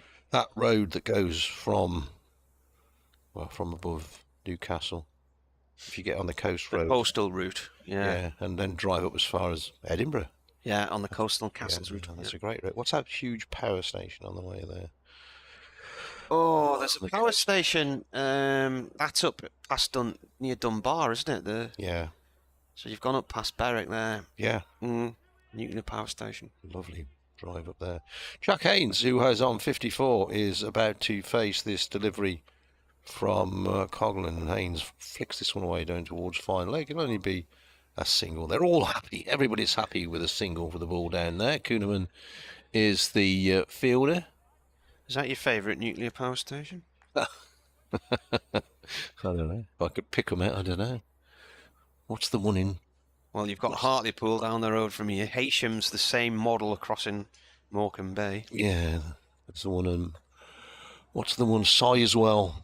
That's Somerset, isn't it? You know, that's Norfolk, Suffolk, Norfolk. Oh yeah, Linsmere from Coughlin was played back up the pitch. It's actually there's a really nice beach right underneath the power station there. It's gorgeous round there because Minsmere RSPB reserves there, and that's where I went with my wife years ago and watching the Marsh Harriers. Yeah, that's just above there, isn't and it? Aldborough's just along the coast from there, isn't it? Oh, Aldborough. I will forever remember Aldborough. My wife insists that whenever we go on holiday, that the last day of our holiday, or the last evening, next ball goes back on his stumps there, Roderick, Worcestershire 216 for 4, that we have fish and chips on the beach or on the seafront. And we sat on Aldborough Beach eating fish and chips, and it was freezing. It's not a proper beach, so it's all rocks, isn't it? Yeah. I've never forgiven her for that. Every now and then, do you remember when we sat and froze? You're not missing any cricket here because we're having a change in the field. Shortish mid-wicket has gone straight, and so straight that Jack Haynes has moved across to run around him as Coghlan hurtles in again, and this time driven directly to the man who'd been brought in that very position. Lees, I think it is, in there for no run. Horness Nuclear Power Station. Where's that? That's the one near Musselburgh. Oh, is it? I think. Yeah, they do stand out, don't they? They're big things. Was seeing today that the Germans today are closing down their last 3 power stations today. We're having a look at the ball. Going back to coal, are they? Right. Well, the ball was only changed, wasn't it? In the 56 after 56 overs. It's hardly been smashed around to the boundary, has it? Oh, this is the issue now. If they've got old ones from last year, they all went soft anyway, didn't it? Yeah. So Rob White's off to get another ball. He's pretty fit, old Rob White. He's nipping across the outfield to get the box of balls. Torness Nuclear Power Station is just before you get to Dunbar in the links. Yeah. Cockburn's path up there on the A1. Yeah, lovely. Drive up to Edinburgh and then over the bridge and up towards Inverness. Been up that way a few times. Well, last year we felt really energetic, so in sea houses. You're not missing any cricket, by the way. And come on, we'll walk the beach up to Bamborough and back. Yeah. And it was a really windy day. I don't know whether something had happened to the sand. It was really soft. We got to Bamborough, we were knackered, so we had to catch the bus back. Lightweights. Yeah. We have to go in the little cafe in Bamborough to have a toasted tea cake and a cup of tea because it's tradition. That ball lasted 6.4 overs. That's ridiculous. Mm-hmm. And I remember there's a nice pub in Bamborough where there's a beer garden out back, and sitting there one summer's afternoon, I'd gone up to cover a story up there and having dressed crab in the back garden. Stay in that pub. Villa 3-0 up now. Villa? There you go. Happy days. Wow. Our colleague Richard Wilford, who covers the cricket for Warwickshire on occasion, is at the Stadium of Light today covering Birmingham's visit. Oh, right. I've known Richard when I started the BBC 33 years ago. He was at it then. We've done well between us to con the BBC to keep us on. Right, we're back with cricket. Coghlan is in with a different ball, bowls, and Roderick drives, but straight to short mid-wicket. I've been told I should back the big dog, because I've been on about the man with the dog in the pram. The big dog. The big dog running today. So I might have a... Many moons ago. Yeah. A former girlfriend rang me up to say she was pregnant. And she was expecting a baby. Really? Yeah. Whose was it? Well, it was her husband's. Anyway, I put the phone down and my mate in the office said, who was that on the phone? I said, former girlfriend. And there was a horse running at Brighton that day. Here's Coghlan in, next ball. Roderick pushes forward, plays out to mid-off. No run, end of the over. Worcestershire 216 for 4, replying to Durham's 425 for 9 declared. So say the girlfriend was called Sandra. Yeah. The horse running at Brighton was called Sandra's Baby. Oh, right. So my colleague said, have you seen this? There's a horse running at Brighton in 10 minutes called Sandra's Baby. It's got to be a sign. So I thought, yeah, this is a sign from above. So I ran to the bookies, stuck my tenner on, just as the race was about to start. And Sandra's Baby absolutely hammered the rest of the field. All right. Long downhill section at Brighton, and it was so far in front, the rest of the horses weren't even in the same frame. Oh. But then there's a really long, steep finish at Brighton. There is. And it ended up coming, I think, last. Right. So here comes the bowler here. It's turned down fine off Kuhneman's bowling, and Clark's chasing after it. Down towards fine leg at the far end of the ground. 2 runs to Haynes. So the message from above was, don't waste money putting money on horses. There's a caravan site right next to Brighton Racecourse, camping and caravan site. You actually go across the road that they close when the races are on down to. Nice course, Brighton. Huge grandstand. Kuhneman again, he comes in and bowls, and played up to Jones at mid-on for 1 by Haynes, who moves on to 58, 219 for 4. We had Liam O'Brien commentating with us last week, who's from that area, and he plays golf on the golf course up there. All right. And plays for the England disability team. All right. And he was telling me you could see the Isle of Wight from Brighton seafront, and I thought that probably wasn't correct given the curvature of the earth. But he was adamant that it was true if the sun was in a particular way, as the bowler bowls again. And you'd see the sun reflecting off the needles, I suppose. Yeah, but somebody then sent us a picture to say you can definitely see the Isle of Wight quite clearly from Brighton Racecourse because it's up on higher ground, isn't it? Mm-hmm. Just offended. Although, having said that, geographically, you wouldn't have seen the needles because the needles are on the far end. Far end, yeah. It is claimed, and I mentioned this last week, so Mark Steele's in town, the comedian visits different towns, he has a Radio 4 series. I know. This one's played to short mid-wicket, and he went to Ventnor on the Isle of Wight, and it's claimed in certain conditions from the highest point of the Isle of Wight, if the light is right, you can see France upside down across the sea. Played back to Kuhneman here at the end of the over. So 3 runs from it, a 2 and a 1 at the start, and then 4 dot balls, 219 for 4. So apparently this is a thing. All right. The way the light refracts over the sea. France upside down from the Isle of Wight. Yeah. They do say there's another of those local myths that if you climb up to the top of the Malvern Hills to what's called the Worcestershire Beacon, which is not far from our house, but it takes me an hour to get up there. The next highest point is the Urals in Russia, because it goes, if you look, I think it's south east, because it goes across the flat countries, the low countries, is Cambridge, Bury St Edmunds. Yeah, well, it does, yeah. I'm not sure that that's, anyway, it's on the local tourist website. Pushed away on the outside, 219 for 4. Worcestershire's first target will be 276, which means they would not be asked to follow on. We're nearly all grey sky now above. There's a little patch of blue over Lumley Castle, but the rest of it is, it's a bit gloomy. Coglan bowls, forward comes Haynes, pushes away on the onside, no run. I don't reckon the temperature would be much above, I don't know, what do you reckon, 8, 9, 10 degrees? It said 10 to 11 today, didn't it? Yeah, well, I think there's just a bit of breeze picking up, and the flags are just about moving.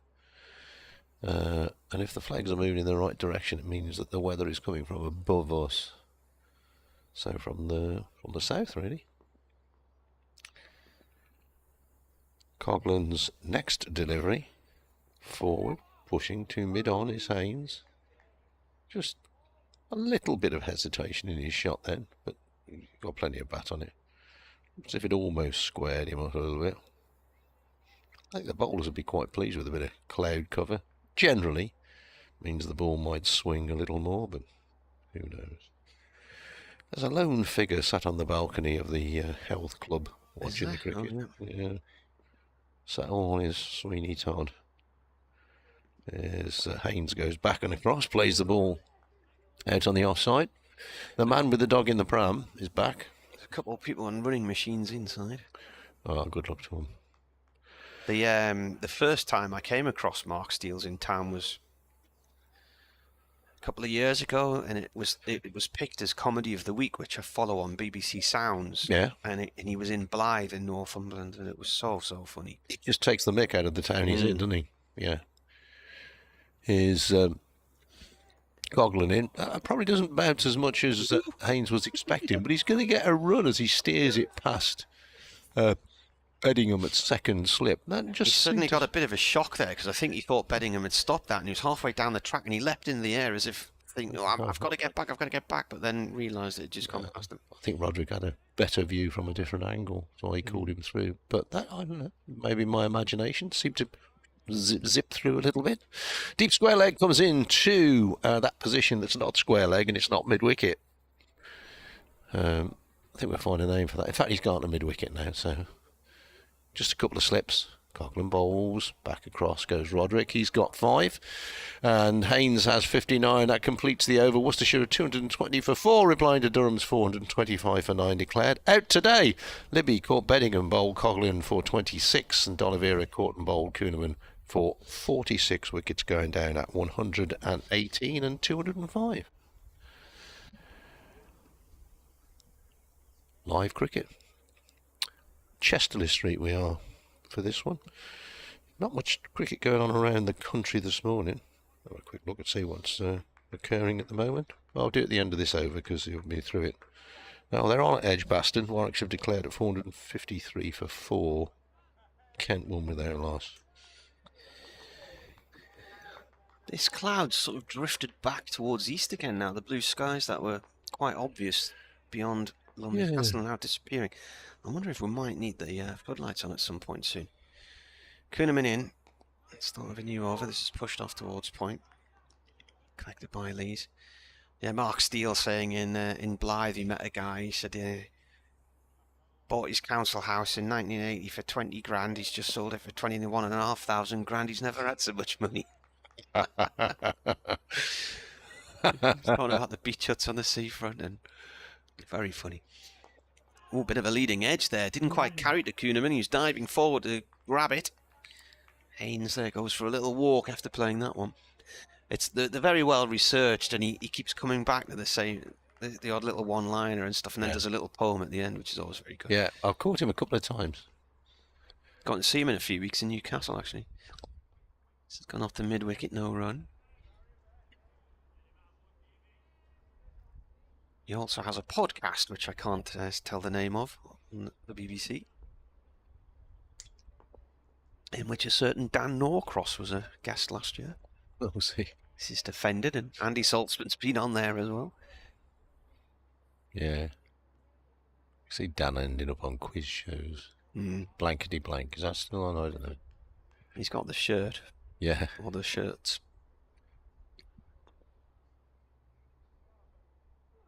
Comes in and bowls, and this is played up to Hughes. Yeah, I keep saying Hughes for Jones. I don't know why. Good stop. It was a good stop. Wide, mid-off. He had a run, but it was he stopped a 4 there. Full time. Aston Villa 3, Newcastle 0. Wow. They'll be dancing in the streets of Aldridge tonight. But not Arthur's Hill. Kuhneman in. Forward comes Roderick. Smothers that one. End of the over. 221 for 4. Deficit 204. 64 overs remaining. When we get to 52, we're at the halfway point of the day, so still 12 overs away from there. I know at least 2 people who were quite pleased that their club cricket match was called off today because they were going to go to the Villa. Hampshire against Surrey. Hampshire are 33 for 2. They got a lead of 16, so they're now 17 in front. But they've lost 2 wickets there. Somerset, well, a bit of a fight back here. They're 161 for 9 against Notts, who made 256. Lancashire playing Essex at Chelmsford. Change of bowling here, is it? Ben Rain coming on. Yeah. Lancashire 122 for 4, which means they lead by 110. Essex made 219. Middlesex against Northants. Middlesex, whose batsmen are having a more than torrid time this season. They are 19 without loss, but they trail by 30 runs against Northamptonshire. Gloucestershire, Yorkshire, the whole game abandoned. And that's about it, I think. Here's Rain in again, and Bolts and Haynes comes forward, doesn't really time that ball, trickles away on the outside. No play today at Leicester when they're playing, or Leicester Derbyshire. 2-4-3 for 2, but extremely wet outfield. That is Newcastle's heaviest defeat of the season, 3-0. Is it?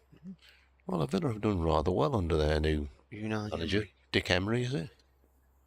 Here's Rain's next ball, and driven, but straight to the short mid-on. No run. 2-2-1 for 4, Worcestershire. Bit of movement around the ground. Thought perhaps it was a couple onto the grandstand, just wrapping themselves in a blanket.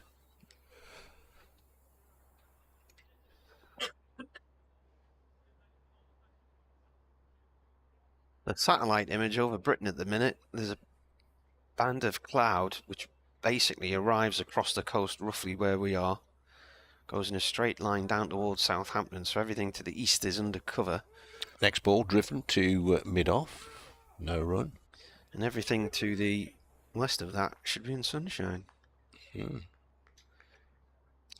was a change in the field there where the shortish mid-on, who was kind of level with the stumps, the non-strikers end, stopped the ball a couple of times, has been shifting out of there.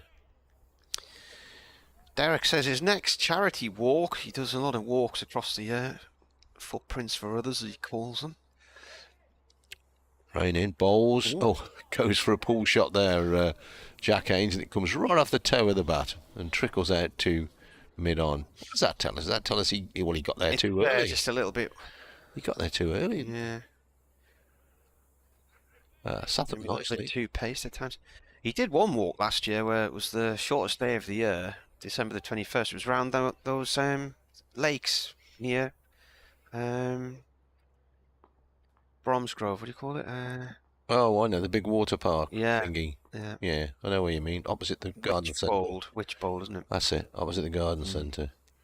Here is Rain in again. This time Haynes turns to mid-wicket. No run there. He's got 60. Haynes, Roderick 5. 2-2-1 for 4. My cousin's just near there as well. She lives at Stoke Prior. It's a nice little village on the canal. Underneath the big towers. The radio masts, aren't they? I don't know whether they broadcast anything from there. Years ago, when you went past there, you used to lose your radio signal because there was so much interference coming from it. Pat Murphy lives around that way as well. He does. Last ball of the over, and Haynes it's slightly in the air, this one, but he's going to get a single through to mid-wicket. Lee's diving away to his right. End of the over, and Worcestershire are 222 for 4. Anyway, Derek's next charity walk from Broom Hall Cricket Club in Dunfermline to Alnmouth and Lesbury at the end of the season. That's a canny walk, isn't it? Dunfermline, now that's up. Is that up 5, Dunfermline? I think I've been there before. There's an old.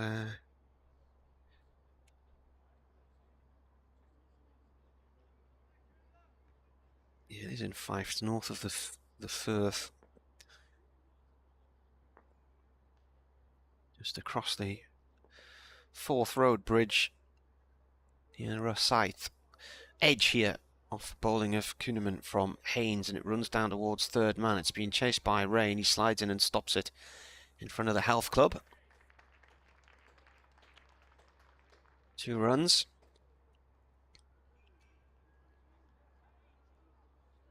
I went there years ago, 1987, 88, something like that. I was at college at the time, and I'd gone up with somebody who was doing calls in the area. It's a dot ball visiting, basically a rep visiting different firms up there. And we were in this place which had been converted into lots of little factory units, starter units, and I'm sure it was something like an old Seconda factory or a Timex factory or something like that. Big Art Deco building. Dot ball this one as Haynes defends from Kuhneman. Kuhneman 1 for 32 from 10.5 overs. Could have been a Hoover or someone like that.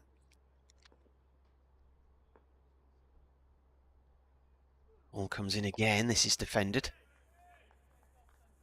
Just one slip in place in Coghlan. We've got Clark as a fine leg, but he's not down on the boundaries. Sort of short fine leg for the top edge from the sweep. And actually the ball's gone straight down into the ground to him this time. Ben McKinney was there last week and got a wicket. So batsman looked to sweep Kuhneman and top edged. It was Finn Hudson-Prentice, I think, for Sussex. Bowler comes in again. This is played short on the leg side to Beddingham, no run there. So just 2 off the over, and that was the first delivery. Other than that, dot balls. 224 for 4, the deficit's 201.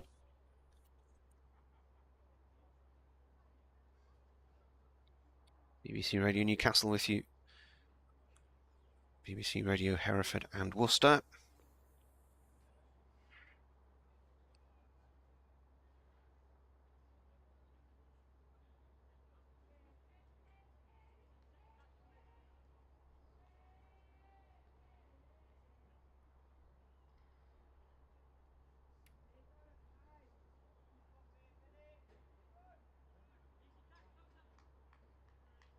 Roderick is on 5 and Rain is going to bowl to him.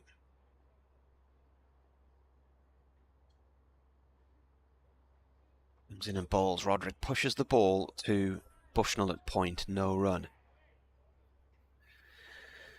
Just a reminder of the head-to-head stats between these two. The sides have met 34 times prior to this one. 13 wins for Durham, 8 for Worcestershire, 13 draws as well, including both games last season. Whereas Durham completed a double in 2021. Durham have won 8 at home. They've won 5 away. Worcestershire have not won on this ground. Their 2 victories in the North East, Stockton 93 and Darlington 95. This is defended by Roderick off Rain.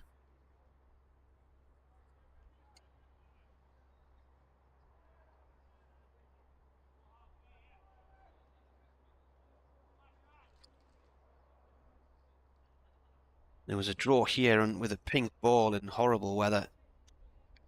2017, I think it was, and Durham beat Worcestershire here in 2019, the week of the World Cup final victory for England against New Zealand. I remember that. This is turned off to square leg by Roderick for 1. We were more intent on watching that and then got up into the changing rooms for the super over.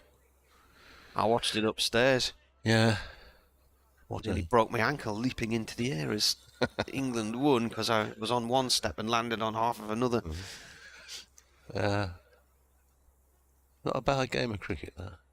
Interesting field here with the 2 short mid-ons in. Or mid-wickets, I suppose. Yeah, they are mid-wickets. So I think Haynes plays the ball in the air. He did indeed play the ball in the air through there in the previous over.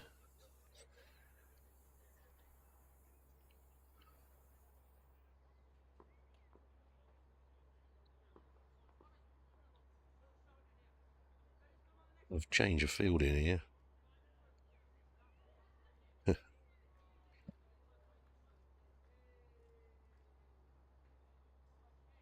My mate Howard Nichols has sent me a message.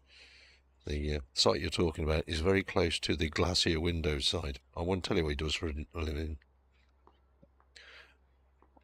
but it's not really.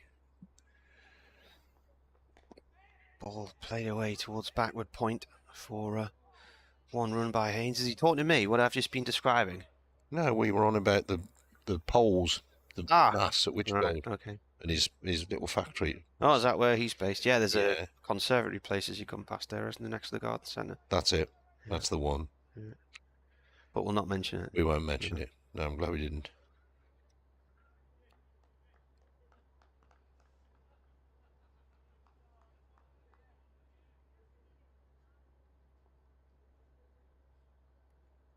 Rain in. Shortish ball pulled by Roderick towards long leg for one. Have you got a sports show this afternoon? There is a sports show on, yeah. What's the main feature this afternoon? There's on the one frequency you can listen to Hereford FC. On the other frequency you can listen to Kidderminster Harriers. And then I think there's a roving programme on DAB as well. So will Redditch get a mention this afternoon? Oh, they might well do, yeah. Yeah, I have no idea who they're playing. Or where.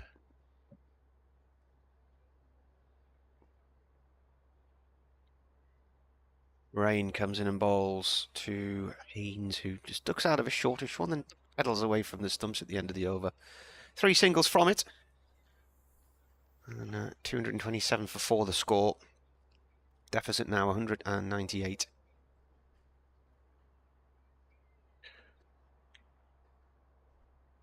Scott Borthwick doing some stretching exercises there. Well, he might have a trundle, might he? Well, possibly. It's just that finger issue he's got, isn't it? What's the over rate like? It's usually, very often they bring the spinner on because the over rate's a bit rubbish. Is it on the scoreboard, the over rate? Can't see it. It's probably evens if it's not there at the minute.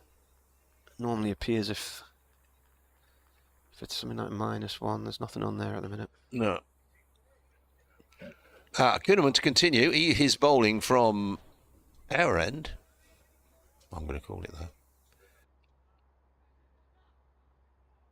And a fairly attacking field here. He's got a silly mid-off, a slip, and I thought the man was coming into square leg, but to short leg, but not. So Roderick is forward, pushes away on the offside. So there's a slip, a silly mid-off, cover, extra cover, mid-off, mid-on, mid-wicket, square leg, and fine leg, saving a single.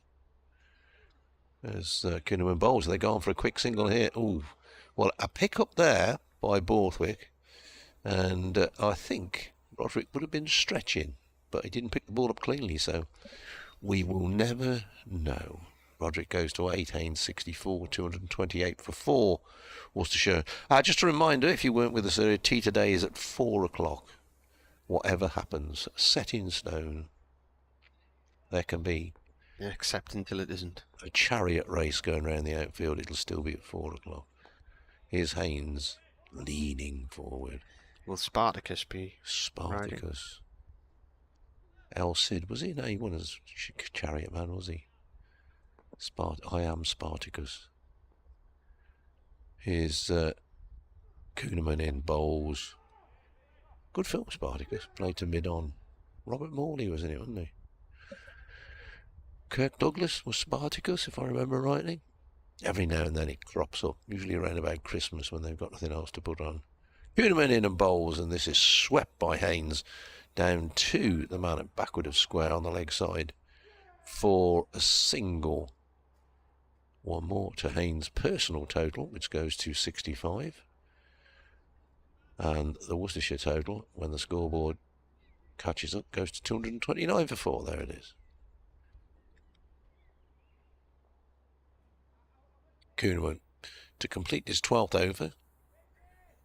And this sees Roderick forward defensive. I think he's watching a different game to us. 229 for 4, Worcestershire. Reply to Durham's 425 for 9 declared.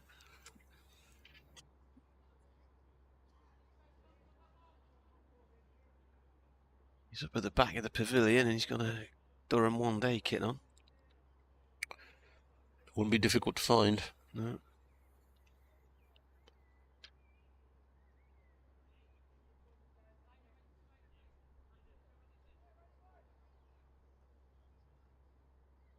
Haynes is on 65 from 145 balls, strike rate of 44.8.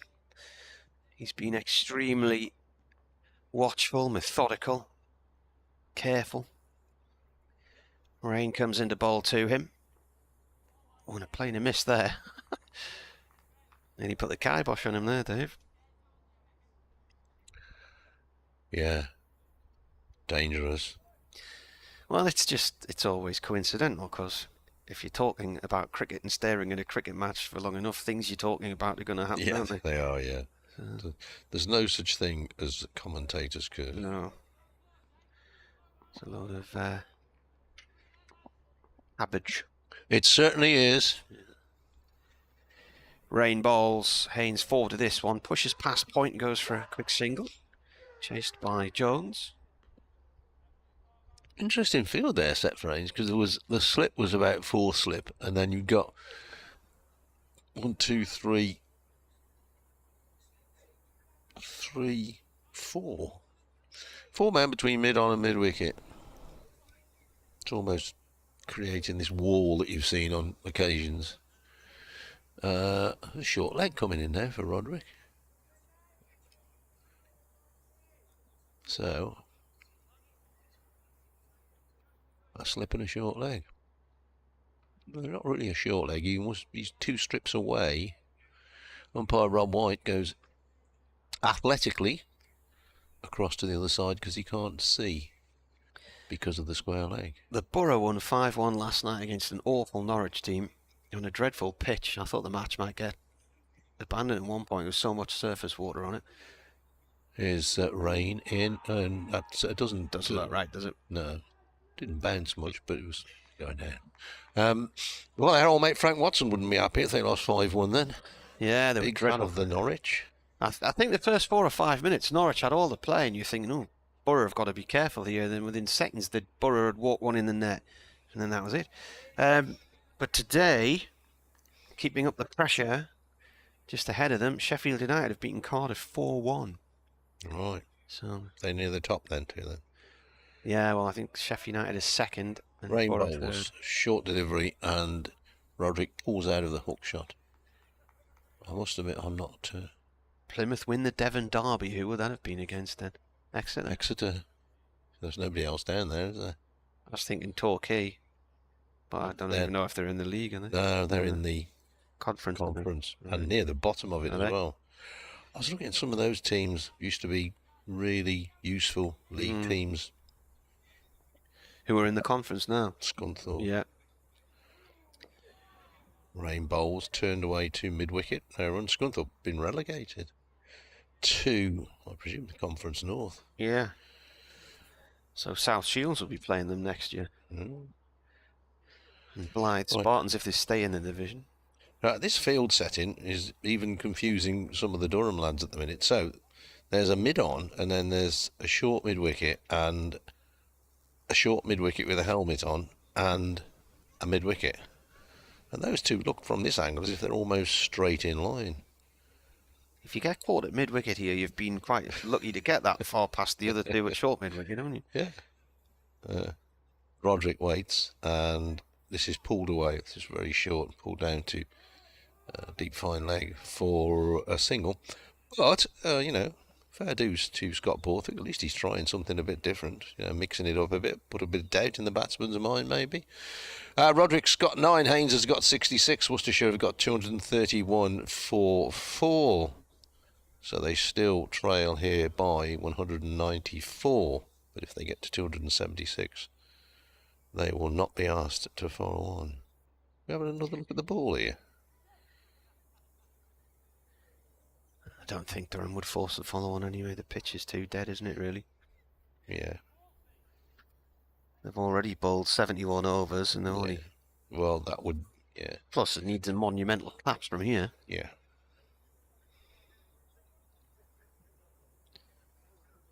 So 45 runs, 6 wickets for 45. Yeah. Worcestershire still batting at close of play today. Yeah. Could well be. Yes, Kuhneman. Finkerland comes in, left arm round. Roderick forward with a big stride. Leaves that one back to the bowler.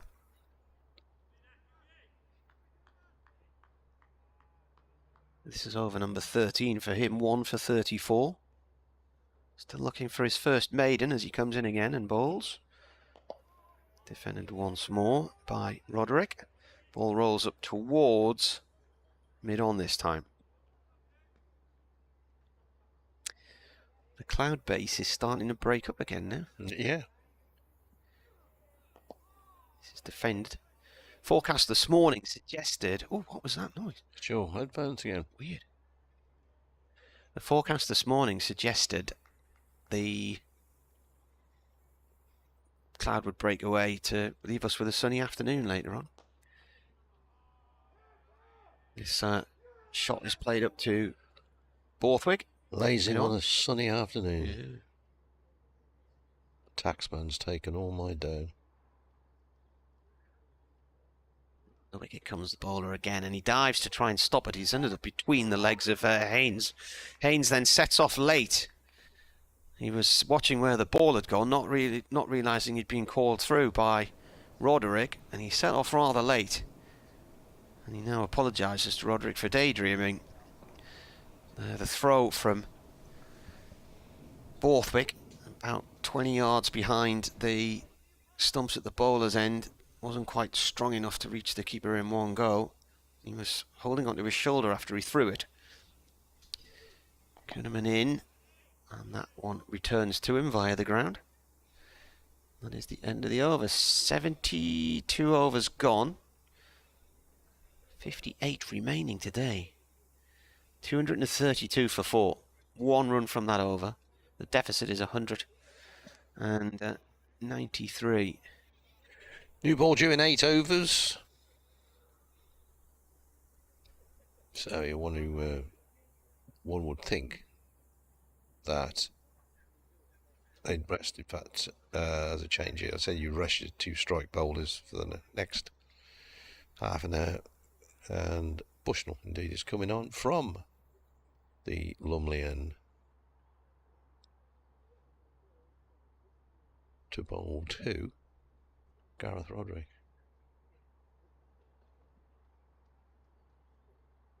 Very peaceful around the ground this afternoon. Well, apart from our good friend, who seems to have stopped shouting for a minute.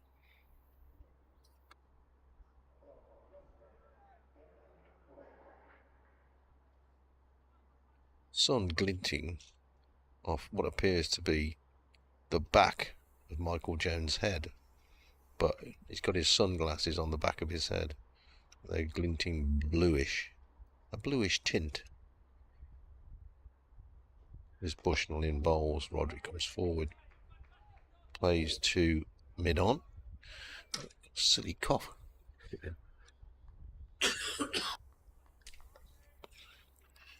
That's better. No run, 232. 23244. Right, I've switched headphones because that clicky noise is getting on my nerves. Turned away by Roderick. Down to fine leg. 4. Oh, it's gone for 4, yeah. Raced away. No chance for Kuhneman to get round and cut that one off. So Roderick goes to 14 and Worcestershire go to 236 for 4. Still trail by 189.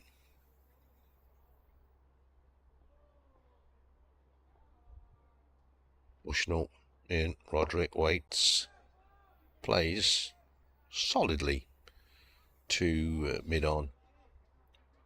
No run shall occurreth.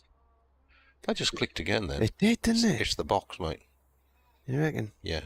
Well, you've changed your headphones. Yeah. So it can only be the box. But it's funny, it's when I move forward in this, isn't it? Yeah. Static. Is that what it is, you reckon? Bushnell bowls. Pushed away back down the pitch. I don't know, I'm not an engineer, am I?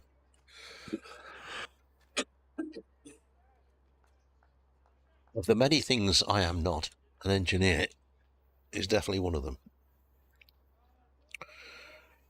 Although you probably need an electrician. Oh, sorry, I've got a silly old cough coming from here. I wonder if it's the getting near the as Roderick pulls this into the ground, it's gone past mid-wicket and away out towards the deep mid-wicket boundary for 1 run. I wonder if it could be electrical interference from some of the kit in front of me, i.e. laptop or your phone, maybe? But it would be there all the time. It's only there when you move. Yeah. So the solution is... Don't move. Sit still. I like to move my mouth to talk. Yeah. Need a dummy. Very, very strange. You see, you've moved your phone now and it's not happening. Played by Haynes off the hips towards long leg. There's a man out there who drags at it and stops it just. That looks like Lee's. We'll run 2. It's not happening now. You've moved your phone. Let's put the phone back there and see what happens now. There? Well, it's your phone. There you go. I'll switch off my Geiger counter app then.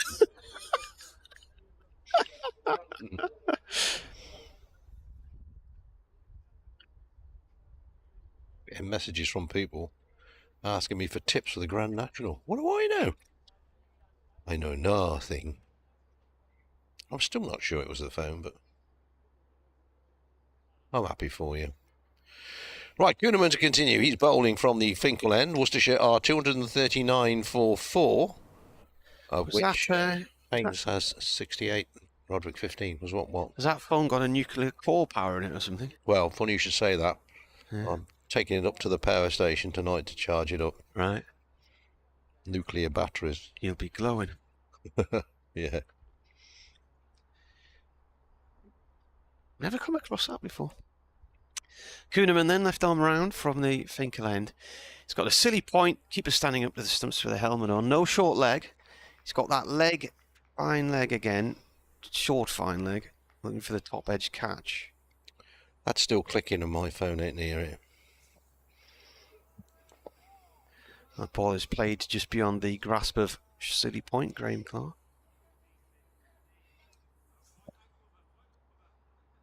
I can't think what else it could be.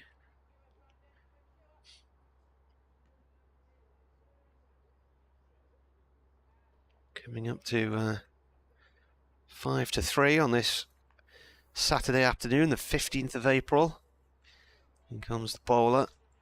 Turned away down to backward square leg to Potts for 1 by Roderick. I think my girls are going to the match without me today, but Tuesday will be the last game I see this season. All right. I think the way the fixtures work.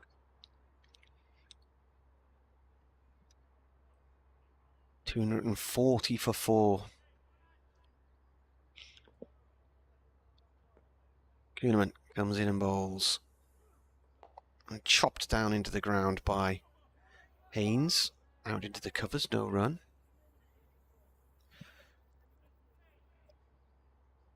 Oh, mate, that's not my phone. I don't know what that is.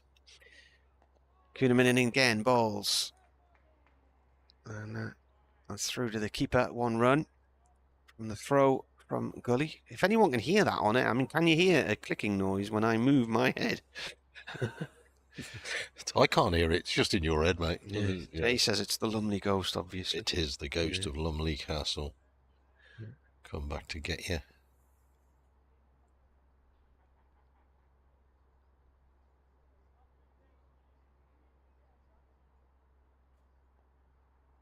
$241 for 4. Kuhneman bowling now to Roderick.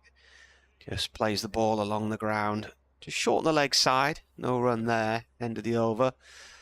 2 from it. There's absolutely nothing happening out there, is there? It's been a long time since the last wicket. D'Oliveira caught and bowled by Kuhneman just after lunch for 46. Partnership of 87 with Haynes. And there's been little to nothing happening chance-wise from a Durham point since then. Haynes has 69 from 151 and Roderick 16 from 45. And at the moment, you can't see any other result in this game than a draw. Well, yeah, something very weird is going to happen, isn't it? Yeah. For it not to be. Here's Bushnell from the Lumley end. Jack Haynes awaits him, and Haynes is forward, pushing out to mid-on. Haynes 69 has come off 152 balls. It's a very obdurate innings, shall we say. Interesting if Worcestershire did get past. Say Worcestershire got to about 350 odd. They declare behind, make a game of it. Possibly not this early in the season.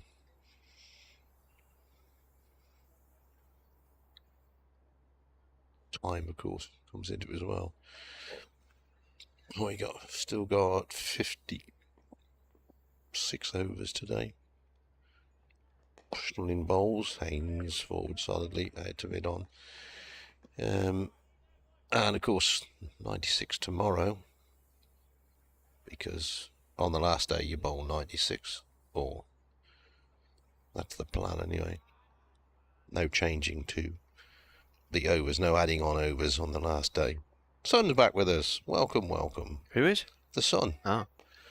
Next ball played back down the pitch. Pushing on his follow through. Is fielding his own bowling. One of those delivery vans that delivers to your door from a well-known mega store. Just going up the road. Which store? I don't know, it's a red van. A red one? It's not the postman. Optional rumbles in again. Haynes tries to drive, but doesn't really time it. In a red van? I don't know, is it? I can't think who it would... Parcel delivery company van or not? No, I think it was one of those where you ring up and they deliver your groceries. All right. I don't know. Is it in northern Europe? Northern Europe? Yeah. Up towards the Arctic? Oh, no. No. Here's the next ball, which is, it might be, I don't know. She's pulled away by Haynes down to steep square leg for a single.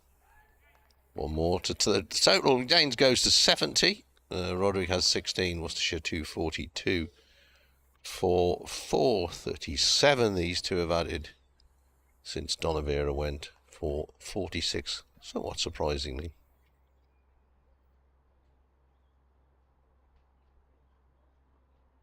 Bushnell to complete his 8th over.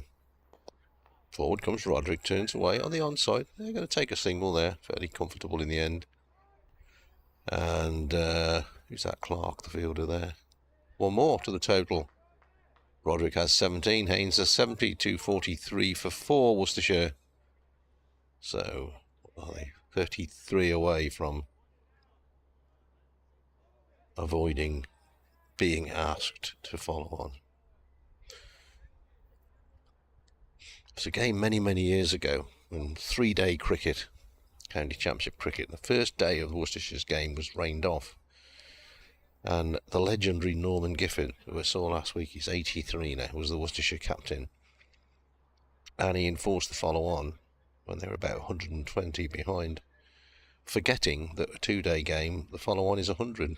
So Worcestershire had to go ahead and bat again. To us internally. First game he ever played for Worcestershire, Norman Gifford, was the last game that ended in a day in the county championship. Played Kent at Tunbridge Wells. I think Kent got about 180 and Worcestershire were bowled out twice in the day. Last time it ever happened. Norman was the coach of Durham when I started covering them in 2000 for the BBC. Yeah, good bloke, Norm. Met him at Worcester last year, actually. Hadn't seen him in a long time. Yeah, looked very fit last week. So he's 83 now. Yeah. No, I better go off and do something else. All right, thanks for popping in. There's quite a delay before this next over begins. I don't know why. Just get on with it. Field placing alterations from Matt Kuhneman here. So where's Clark's gone in as a short leg, then he's come out again. So he throws the hat to the helmet to the keeper, who throws it to first slip. He's going to put it down on the ground and then go back to first slip. Clark's moved to a silly mid-on. So no short leg now. Kuhneman left arm round, bowls, and the ball finds its way to Clark along the ground.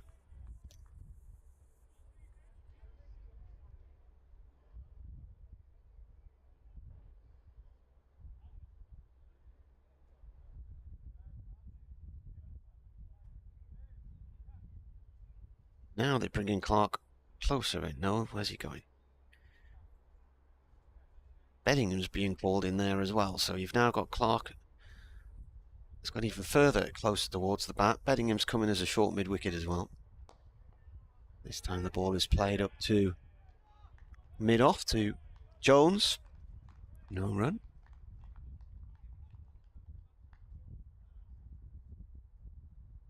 The last wicket fall, 205, so 243 the score at the moment. For 4. Dot ball played to Clark along the ground by Roderick, who's on 17. At the other end, Haynes on 70, chipping his way ever so slowly towards a century. Kuhneman in again, pushed off towards the covers this time to Lees by Roderick. Roderick goes for a walk, comes around in a gentle circle back to the crease. There's a square leg in, the fine leg. Short fine leg is there as well. This one is snuffed out too. As Kuhneman's looking for, I think it might be his second maiden in a row if he bowls another dot ball. No, it won't be his first maiden, sorry. And it is his first maiden. So he's taken 1 for 37 from 15 overs, and that's his first maiden.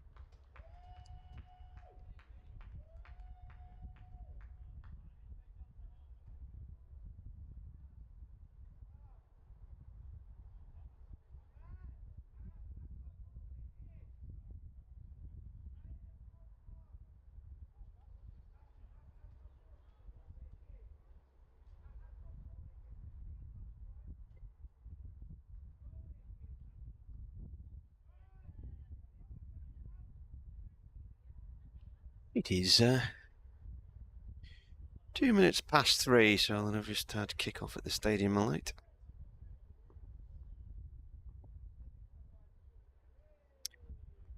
As Bushnell starts this new over, bowling from the Lumley end to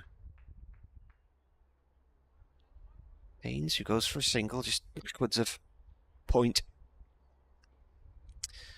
We've got Dean Gray and Ian Smith on commentary as well for the Premiership. Harlequins against Newcastle Falcons this afternoon. That's BBC Radio Newcastle as well. That one's just started. This is defended.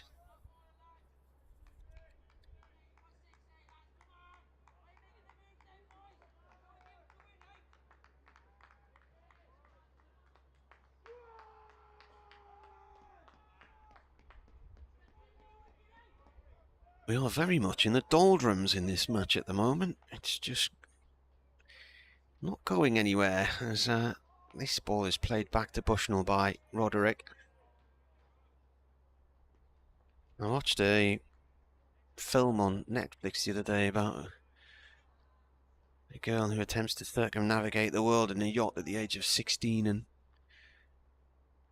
she ends up sitting in the doldrums literally for about 2 weeks with a boat hardly moving anyway. At one point it started to go backwards. There was so little wind, it was moving backwards on the tide. This one's left outside the off stump.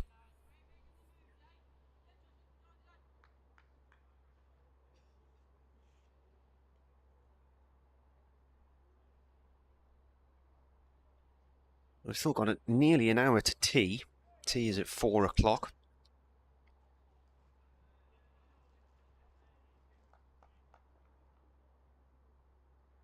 Bushnell, right arm over, bowls. Roderick plays it to mid-wicket, no run. It's gone along the ground.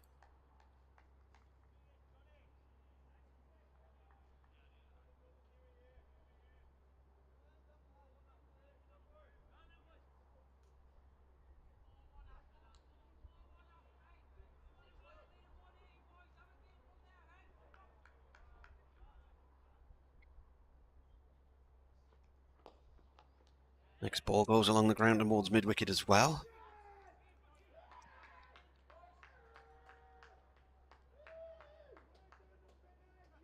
Kidderminster Harriers are 1-0 up against Telford United. Oh, there, it's a derby match, hasn't it? Yeah, Telford already relegated though, so Which one? From the conference? From the Conference North. So they'll be going into, I don't know, Northern Premier or something like that again. Yeah. Yep. I remember when Telford United beat Darlington in an FA Cup match in very controversial circumstances. Right. It was late 80s, early 90s, and they got a free kick. And the guy who took the free kick then basically dribbled down the field and smashed it in. So he basically passed the free kick to himself, continued running with it, and smashed it in the net. Oh, right. You can't do that. No, you can't. That's why it was controversial. Kuhneman, Australian left-arm spinner, is strolling into bowl. Quicker delivery, short. Haynes goes across, gets inside the line, flicks it away through mid-wicket. To mid-wicket. And no run shall occurreth. Next ball is going to take a single here. Borthwick's going to shy at the stumps. He's hit the stumps, but he's well home there. There's bigger fields, and it was a great piece of fielding, but I think he was in, Haynes was comfortably in there. Great piece of fielding there. It was a good piece of fielding. He's absolutely smashed the middle stump out, but watching on the stream, you can see his bats across the line before that stump comes flying out the ground. And the umpire was right near it as well. I was going to say, top marks umpire Rob White, he was banging line for that one. So Roderick has 17, Haynes has 72, having taken that quick single. But fine piece of fielding. A couple of overs ago, he took the same single to the same fielder, and he didn't pick the ball up cleanly, but he certainly did on this occasion. Changes the field here as Roderick is facing. So we've got that shortish mid-wicket in. He's about, I don't know, was he 10, 15 yards from the bat? As Kuhneman comes in and bowls and Roderick plays out to mid-off. As a dive by Kuhneman, we didn't really need to do that as he got mid-off, stood almost directly behind him. So they kicked off at the Stadium of Light, Sunderland against Birmingham. Right. Here's the next ball pushed away by Roderick on the offside. Is that a vital game for anybody, or I think? Well, Sunderland have got an outside chance of making the playoffs, but they've been playing without a proper centre forward for quite some time now.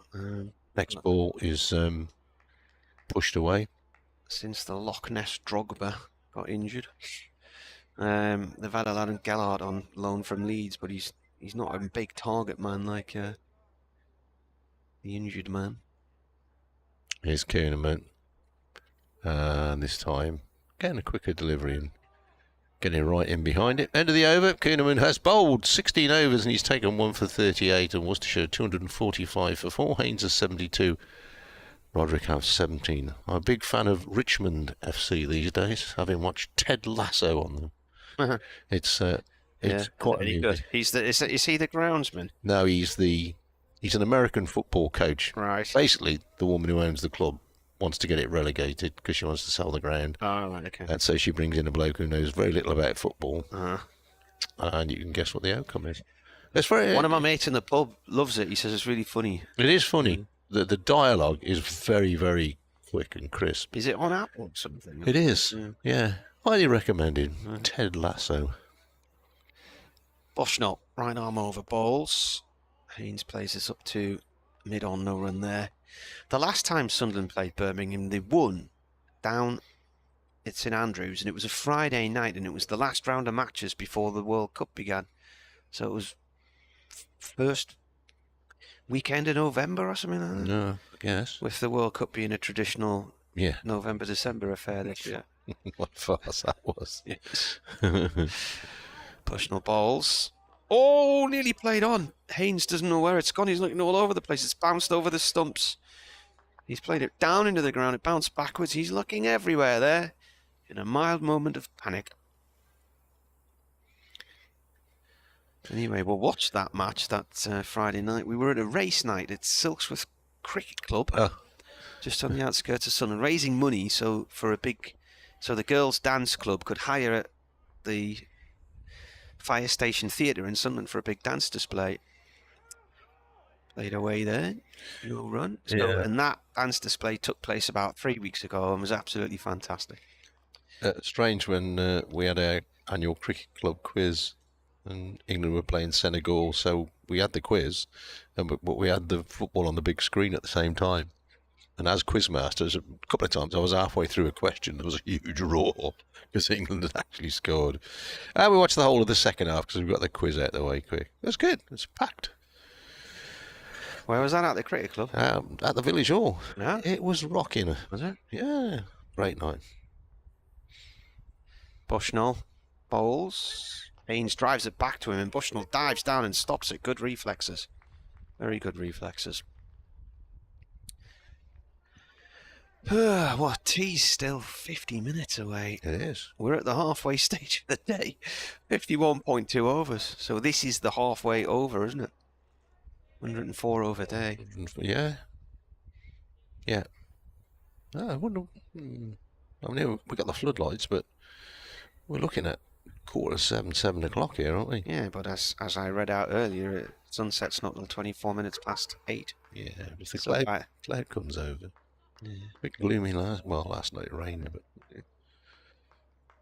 Bushnell again, driven by Haynes out towards the covers. And Potts pretending to field that one. He didn't have the ball. You're not allowed to do that anymore. False fielding. Somebody got done for that. Don't they get extra runs added if the umpire spots that? 5 runs, I think. The umpire, he's gone on his walkie-talkie there. He was to the scorers. I think he was talking to the other umpire. Yeah. They were definitely having a little chat betwixt each other.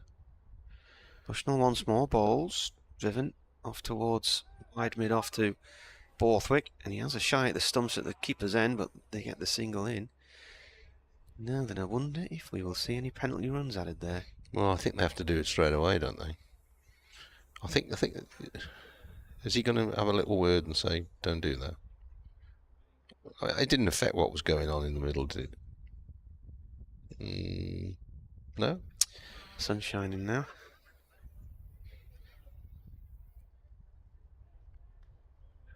So, in theory, in practice, Worcestershire need another 29 to avoid being asked to follow on. The possibility of being asked to follow on. Jack Haynes wants a drink. Game's meandering a little bit.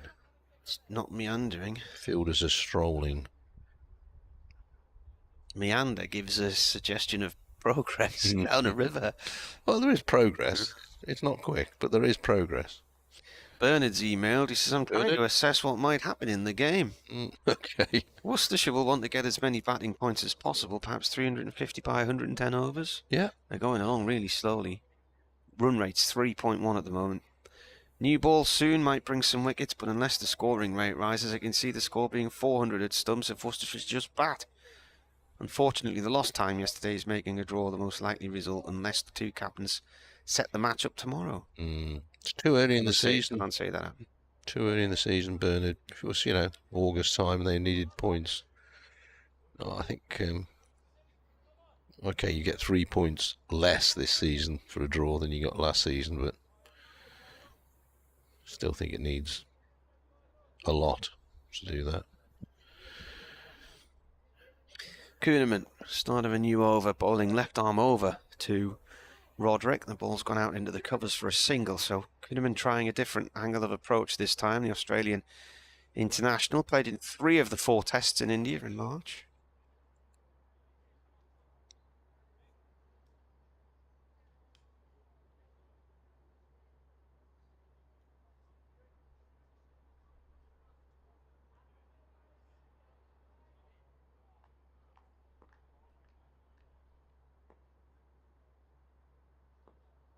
Comes in again. He's got a short leg and a steady mid-on, and this is a full toss which is wide, and the batsman reaches at full stretch and clips it along the floor down to vacant third man for 4. Bit of a gimme, that. Roderick was one of those players who went away in the winter down to South Africa, his native South Africa, and first batting point. Did pretty well in cricket down there. He comes again. This is defended. Did he play in the T20 or not? No. the franchise T20, which they were all Indian teams, weren't they, really? Or owned by... Well, Bryden Coss played for a team, the Eastern Cape Sunrisers. Yeah, but they're owned by an Indian franchise, aren't they? Right. All the teams in that, I believe, are.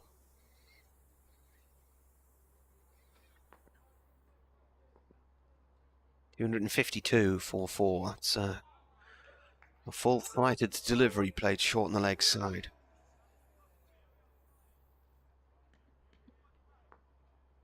It's a dot ball. He's coming back round the wicket now.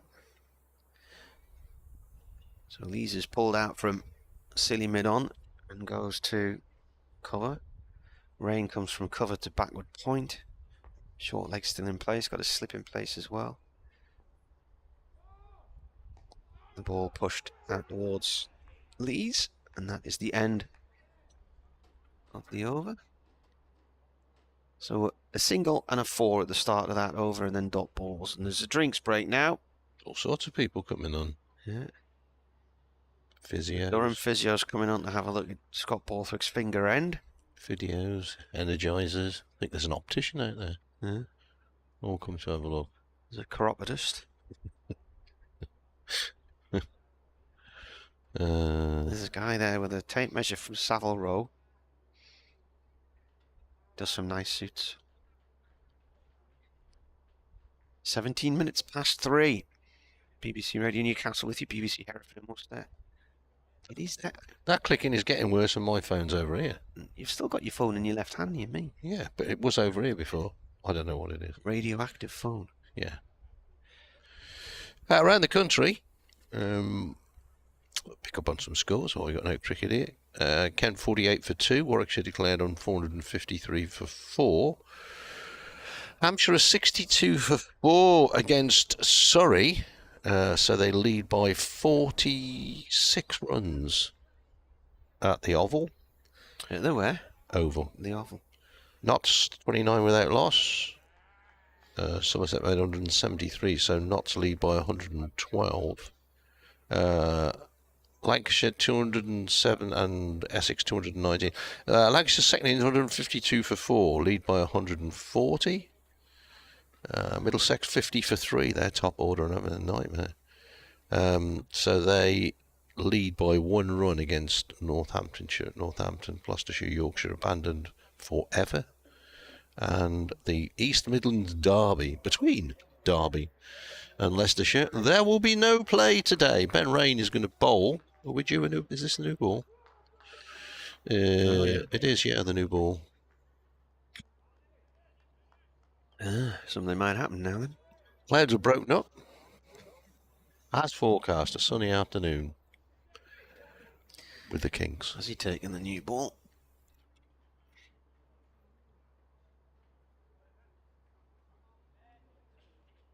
I didn't see the umpire indicate it. Might bowl one with the old pill and then.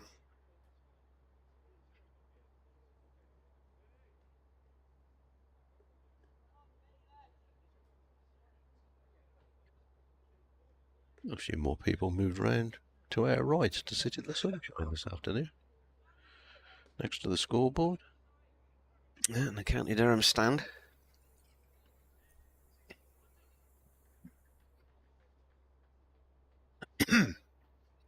Long conversation going on between Rain and Borthwick here. The muddied Rain and the muddied Borthwick. The whites are manky, aren't they? Look at the colour of them. Covered in muddy stains. What's going on now? Why is the umpire going from square leg to cover point? There's no fielder there. There's a short leg coming up now, so perhaps he's aware of what might happen. So he's gone across to the side. Short leg under the helmet. No, there's not much going on run-wise, but there's not much going on in the field. There's a lot of wandering around. So Roderick on strike on 19. 252 for 4. In the 80 overs have gone. That looks like a new ball to me. Rain comes in and bowls. Is it the new ball? Is it shining? Well, umpire. Yeah, that's the new one. I was going to say the umpire normally waves it around in the air, so perhaps he did and we missed it. So. Oh, it's got a golden lettering on it.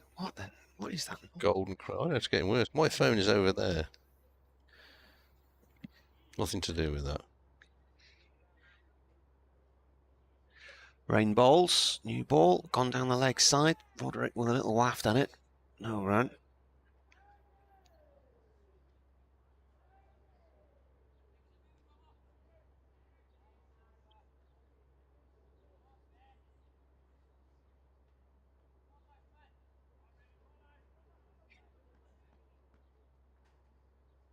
Be nice strolling along CMC front. Collecting glass. Collecting sea glass. Rain in the sunshine here in Chesley Street. Balls to Roderick. Roderick pushes the ball out to Bushnell. In the covers, stop ball. Obviously, we'll have discussed meteorological cricketers with rain playing for Durham and snow. People like that. Boiling hot. I like that one.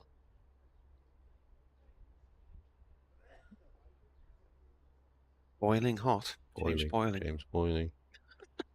Rain in. Turned by Roderick down towards Fine Man. Fine Man is cutting that off in Matty Potts. 1 run. Alex Hales. Son Il Gavaskar.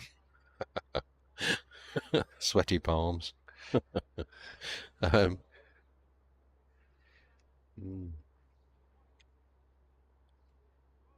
many other weather options left, are there? Must be somebody called McLeod as playing first. Yeah, Benjamin occluded front. Yeah. Yeah. Michael Precipitation. A good player he was. Leg spinner, played for Sussex. 2-5-3 for 4. Rain balls, that's gone through to the keeper. The over, it's reappeared on the board now at +3. Oh, right. No worries there then. No. Deficit 172.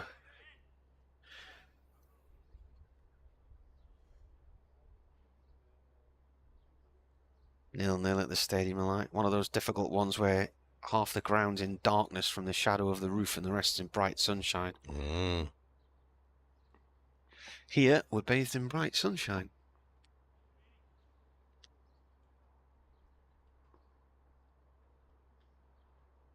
Rain comes in and bowls. And that's played nicely upfield. Last Scott Borthwick it. Mid off for 4 to the north end of the ground by Haynes. There's no time pressure on Haynes here, so he's got all the time in the world. The partnership's gone up to 52 in 131 balls.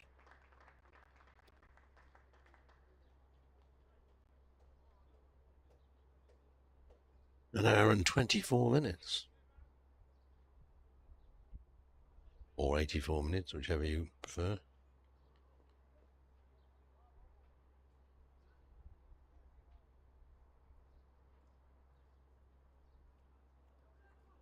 We were at Trent Bridge a few years ago when Nottingham Forest were at home on the same day. Don't think it had happened very often. It was a 50 over game. We all thought, oh, well, once the football's finished, loads of people will come in to watch the cricket. And I think about 20 came in to watch cricket. Just didn't happen. Headingley, when they had rugby league and cricket together for the first time. It was interesting. Matty Potts replaces Kuhneman from the Finkel end. Ball's first ball to Roderick. 1 run. Jennifer Cavell says, my headphone sounds like a Geiger counter. We can't work out. It's never happened before. No. Oh, so they can hear it online. We've tried 2 sets of headphones. It's a strange phenomenon. Not your laptop, is it, Roderick? No. Well, I used this laptop all last year and so it didn't cause any problems. Strange goings on.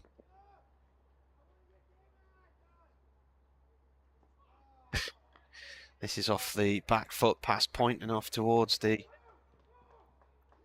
Do you think there's some kind of force field being created by this chair, I mean? Do you think if I changed chairs, it might... You've changed everything else. 2 runs there. I've never heard of that before. Tell you what, I'm going to just try and change the Not chair. IKEA, is it? Yeah, change your chair, changed everything else. Change your socks. That makes a difference. Could be your socks. My socks? Yes, you got some new washing powder. You wash your socks in. Car key in my pocket, could be that. This one's gone off to point. See, look at that, moving around now. It's your car key. Eh? The car key, do you reckon? Nah, can't be, can it? I've switched chairs and it's stopped. How can that happen? That's just weird. It'll be back in a minute, don't worry. It's the ghost of Lovely Castle, just drawing you into a false sense of security. Potts balls. Forward comes Haynes. It's gone off to mid-off, no run there. I'll sit back in that chair and see if it happens. Scientific approach, let's see what happens. I don't think I've ever spent a Saturday afternoon I'll find the chair now. seeing if a chair was radioactive. Perhaps you put your headphones on different. No, because it was still doing it when I switched them around. Potts bowls, and again, Haynes defends. What if it was the... I'm sure it was making a noise yesterday, because when Liam Travascus was on it... Oh, there you go. There you go. There. Yeah. Right, move then. It's a mystery, isn't it? Could be the car keys. Could be. The mystery of the Lumley Castle car keys. It's the car keys, I reckon.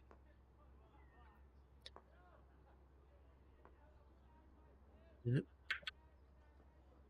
That's French manufacturing for you. Yeah. This is played up to mid-off, no run there. End of the over. Oh, I think we've got the bottom of the mystery of the Geiger counter.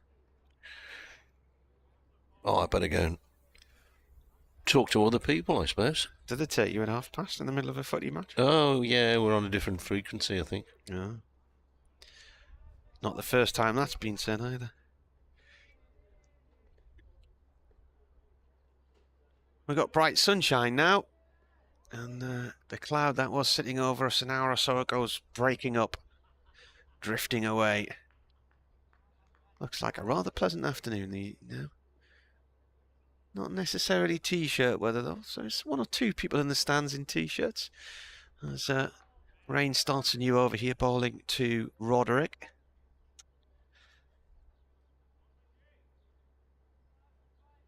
Guy to our right in a t-shirt, and a lad further along the stand in a pair of shorts. But he does have a coat on.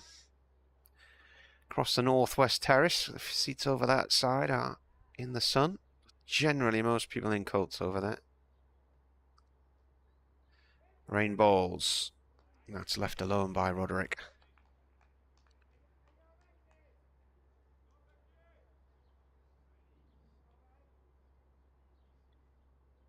There's a guy in a t-shirt just underneath the main TV screen on the far side of the ground.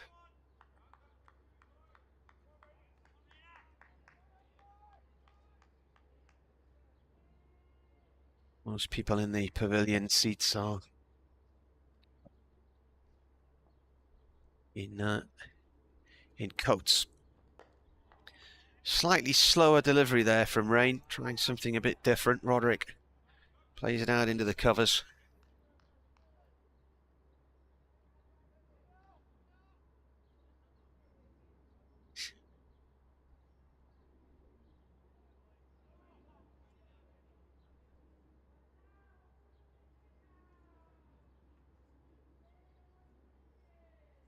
There you go. Sunderland have given the ball away and Birmingham have scored yet another match in which Sunderland have gone behind at home this season.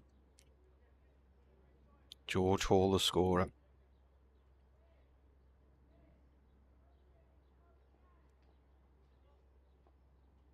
In comes Rain.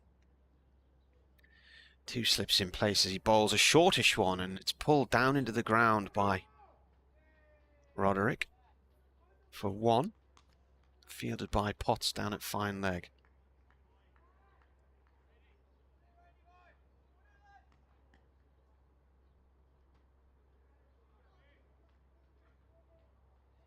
$261 for 4.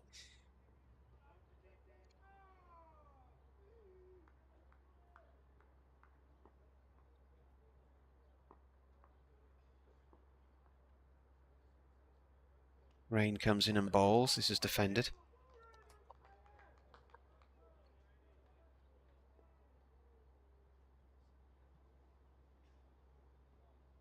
NV play's not worked all afternoon. Who? NV play, the scoring system. Oh, right. Yeah, I know what you mean. I think they were having some problems this morning, the scorers, weren't they? Rebooting stuff. And yeah, the website just won't load with all the scores on it. It's not loading up at all. Rain balls. Forward comes Haynes, defended. End of the over. 261 for 4, so 205 when these two came together. Redditch United are drawing 1-1. Right, so what they put on 56. Who they're playing? That's a very good question. Well done. Well done with the answer.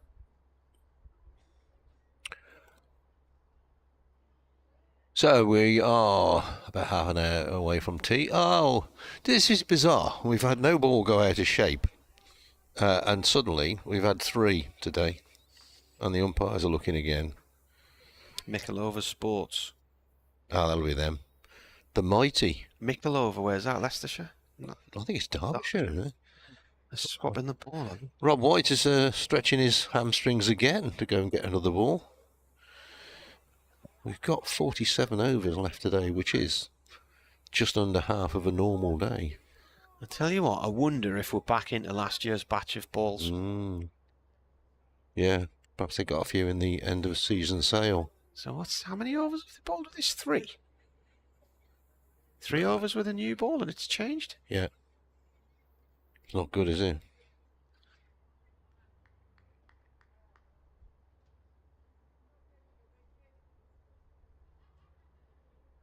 See the man with the dog in the pram. His little dog is sat in the sunshine now. He's a lovely little Jack Russell. He's got a brown patch over his left eye. Well, it's not over his left eye, but his left eye has a brown patch around it. Lasted 9 runs, that ball.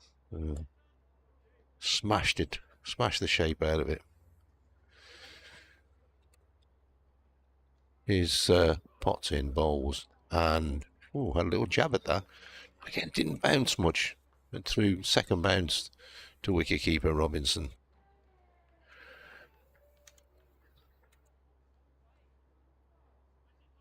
$261 for 4.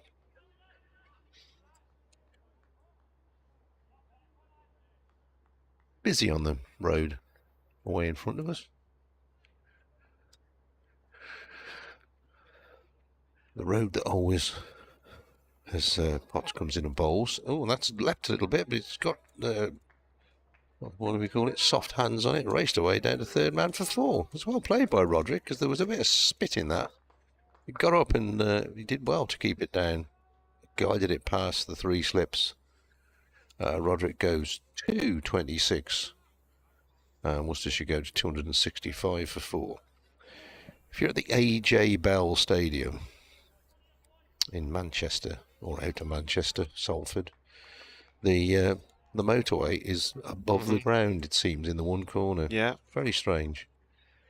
Next ball, Roderick goes initially back and then comes forward, plays it away on the offside no run. So if you're doing a night game there, as all these lights appear in the sky, it's as if you're on a strange planet. There are those that say. I spend a lot of my time on a strange planet.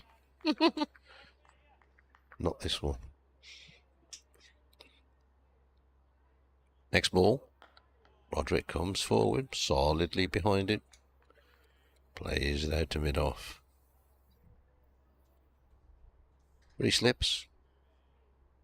Where we got? Cover point, extra cover, mid-off, mid-on, mid-wicket. And a fine leg out on the boundary. chatting to the 12th man. In fact, the mid-wicket goes to a deepish square leg, about 15 yards in from the boundary. Next ball is pushed by Roderick to a backward point position. No run to be had there. Yeah, Clark has been sent out, not to the boundary. So there's a single to him, but you guess he's there for the miss-hit hook. Or it might just be a bluff. The sun glints off the groundsman's little green tractor. Away goes Potts. And this time, with a shortish ball. Once again, Roderick initially rocks back, and then I think it tells us something about the pace of the pitch in that initially he's on the back foot, but then he's able to come forward and push the ball away on the offside. 83 to Haynes, 26 to Roderick, 265 for 4 Worcestershire. So it's not exactly racing along.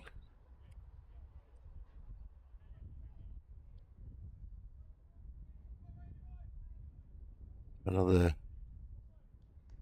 11 to avoid the possibility.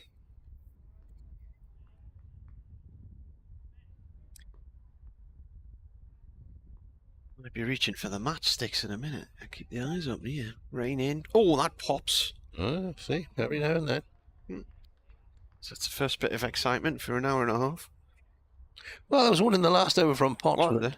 He played down to third man, Roderick. Played it well, but that just did a little bit.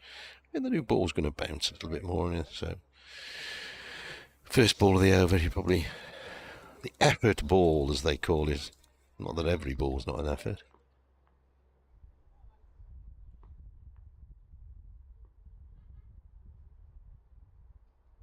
In comes Rain and Balls. It skids in a bit low and is played away by Haynes.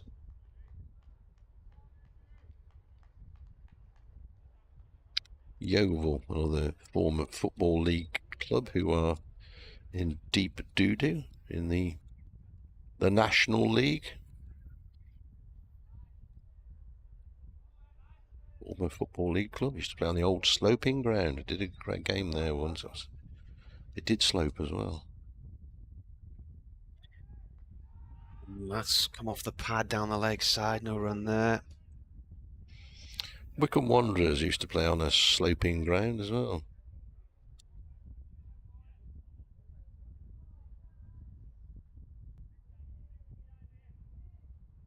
But they all moved to proper pitches.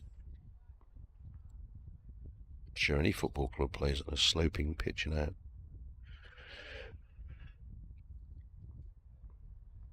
Beautiful, pristine pitches they play on. Is Rain. And forward comes Haynes. Not like the old baseball ground by Joe. There was a patch of green near each corner flag, and the rest of it was mud. Alan Hinton in his white boots. We're staying at Derby last year. It's a golf course on the outside of Derby. And I met Alan Hinton. Stayed there before? Yeah, he was coming down the stairs and we just got chatted. And he said, I'm here for a football reunion. I said, who are you? He said, Alan Hinton. I said, white boots. He was one of the first to wear white boots. Next ball, Haynes. That's twice he's played that shot today. Goes to pull it through mid-wicket, gets it right off the toe of the bat. But he gets there too early. Haynes is 83, Roderick 26, 265 for 4, Worcestershire. Ben Rain on the verge of a maiden over.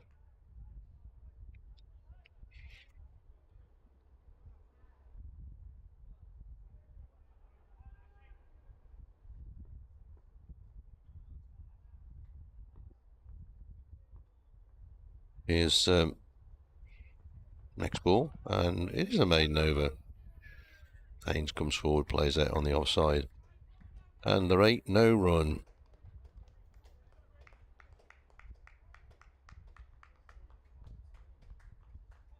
Applause for the maiden over. Somebody's paying attention.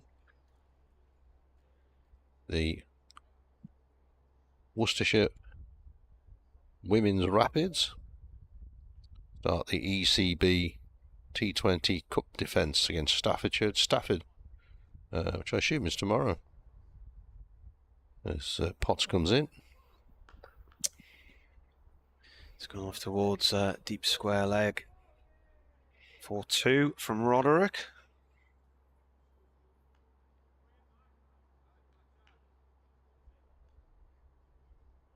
New signing Gabby Basketeer, or Basketer. Apologies if I pronounced that wrong. Is in the Worcestershire squad, so good luck to them.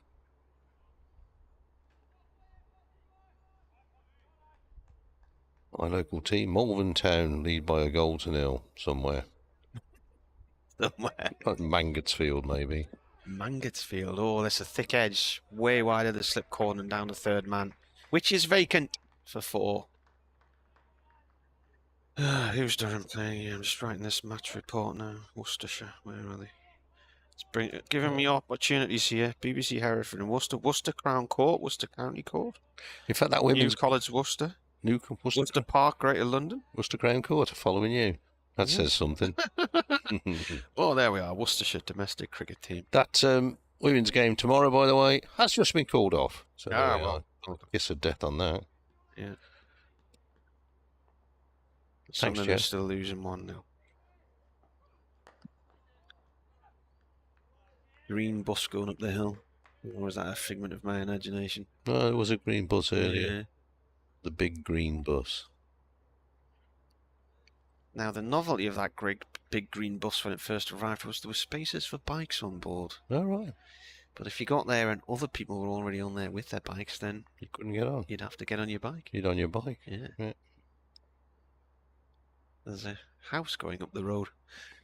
Here's Potts that's gone down the leg side. You see that? Oh, it's one of those things on the back of a thing, isn't it? It's one of those, what they call them, static vans. Well, it looks like a sort of food kiosk. Oh, I see it. Designed like a house. Yeah. A whole new meaning to the phrase, moving house. Yeah. They do that in America. Put them on, yeah, the trailers. Yeah.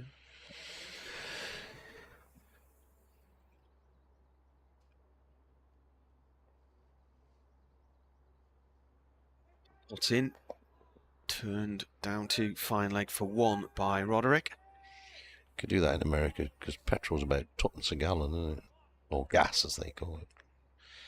Redditch play in the Southern Premier League. They do. The Southern League Premier Division. So that's like the Northern League Premier Division, which was the one that South Shields have just won. They're on the same level as South Shields at the moment. We're starting playoffs, aren't they? In all these leagues. Last ball of the over from Potts. It's gone out into the covers, no run there. My granddad, when he used to go down to me Auntie Liz's house, he used to like to go and watch Bromsgrove Rovers. Yeah. Because they were in their pomp at the time. Oh, they were a good side. Are they still a thing or not? They went bust and then Bromsgrove Sporting took over and they're in the lower leagues. They're doing all right and they're not going bust. Bobby Hope was the manager of Bromsgrove Rovers for a while when I started working for the BBC. What a character. He ran the post office of Boldmere. And I'd ring him up on a Thursday just to get team news and a bit of an interview. And he had quite a dry sense of humour. Good bloke. Ben Rain is here in bowling forward defensively. Comes Roderick, puts away on the offside. I rang him up one day and I said, all right, Bobby. He said, hey, you'll have to ring me back, laddie. I said, why is that? He said, we have the auditors in at the post office. I said, is that a problem? He said, it's not a problem at the post office. It would be a problem at the football club. Because Thursday was pension day, though. One day I said, busy, Bobby? He said, they're coming out the graveyard, lad. Lovely, lovely man. Here's Ben Rain. This ball, once again, Roderick solidly forward, pushes away on the offside. Yeah, they almost they finished second in the conference one year, so they almost won the Football League. Used to get some good crowds in there, the old Victoria ground. It's interesting because my Auntie Liz was from Sunderland. She met Uncle Tony when they were studying medicine at Leeds, and then they ended up moving down to Bromsgrove about 78, 79. And then 1985, my mum's sister, who was also from Sunderland, she moved down to the Midlands as well. So all of our family's down there. Ben Rain, right arm over, bowls. A little bit more of a drive, this one from Roderick, but it goes straight to mid-on, no run, 272 for 4, Worcestershire. One of my cousins lived for a while in Feckenham, which was a lovely little village. And yeah, 2 or 3 years ago, I was down there covering some T20 matches, and I took my road bike and went for a bike ride through the Lickey Hills and over to Feckenham, and then came around in a big loop to Stoke Prior, past the Museum. Ginny Ring. Oh, Ginny Ring, yeah. Yeah, and then back up into Bromsgrove. Nice ride, actually. It was a nice night. Rain in, bowls, pulled away this time by Roderick. You don't get a run. That's a good diving stop. Is that Lee's in there? It is. Coggers, I think. Oh, yeah, it is. Coggan going down to his right to stop it. There was one bit on the ride where, because I came out the back of where they lived, and you climbed up over a hill, dropped down round about Tardbig, and then took this other climb up to the top. And when I got on the top, the view's looking right across to Great Malvern. Fantastic views from there. My club's first team was supposed to play Feckenham today. They got called up. Next ball down the leg side, long way down the leg side. That's raced away for 4 boys, I would suggest. Started thinking again. 4 boys indicated by umpire Adnam. 272 for 4. 276 for 4. There you go. It's the chair. So Worcestershire have officially switched chair. Avoided the fault. Well, you've switched chairs and then you went back to the original. Went back to the original chair and it started again. There you go. How can that be? The mystery chair. Worcestershire will not have to follow on. Well, there's a turn up for the books. Yeah. Statistically. Next ball is wide of the off stump. Allowed to go through. The wicket keeper, Ben Rain, has bowled 24 overs and yet to take a wicket. Conceded 63 runs. Well, my cousin got married in the... when was it? 1998, something like that. He got married in this little church just out the back of Droitwich in the countryside. There's a few of them. And the pastor was French. The pastor? Yeah. Oh, you mean the vicar? He was a pastor. Oh, no, I thought you meant they were in French pasta rather than Italian pasta. Yeah. And I remember this lovely little churchyard out in the countryside, and this French pastor doing this service, and there were all these cockerels running around on the lawns of the church. Lovely. You over from Matty Potts, 276 for 4. Driven through the covers for 4 by Haynes, who's looking to try and accelerate now as we approach tee. And his strike rate is 46.8. How many balls did he face last year in that 215 partnership with Azhar Ali? He was there all day, wasn't he? Yeah. Don't ask me that. I think the dullest day of cricket was... That was right there, up there. Yeah. Well, at least a wicket fell. Only by tee. In fact, it came after tee, I think, the wicket. Worcester played Notts during lockdown. Yeah. When there was no crowd in. And a wicket didn't fall all day. Where was that at? That was at New Road. Who was batting, Notts or Worcester? Notts. Right. What's at the opener? Got recalled by England, ex-Lancashire. Hasib Hamid. That's it. He got 100 and something. And it was probably one of the most boring innings I've ever seen. Ball's gone through to the keeper this time. Half time then. 1-1.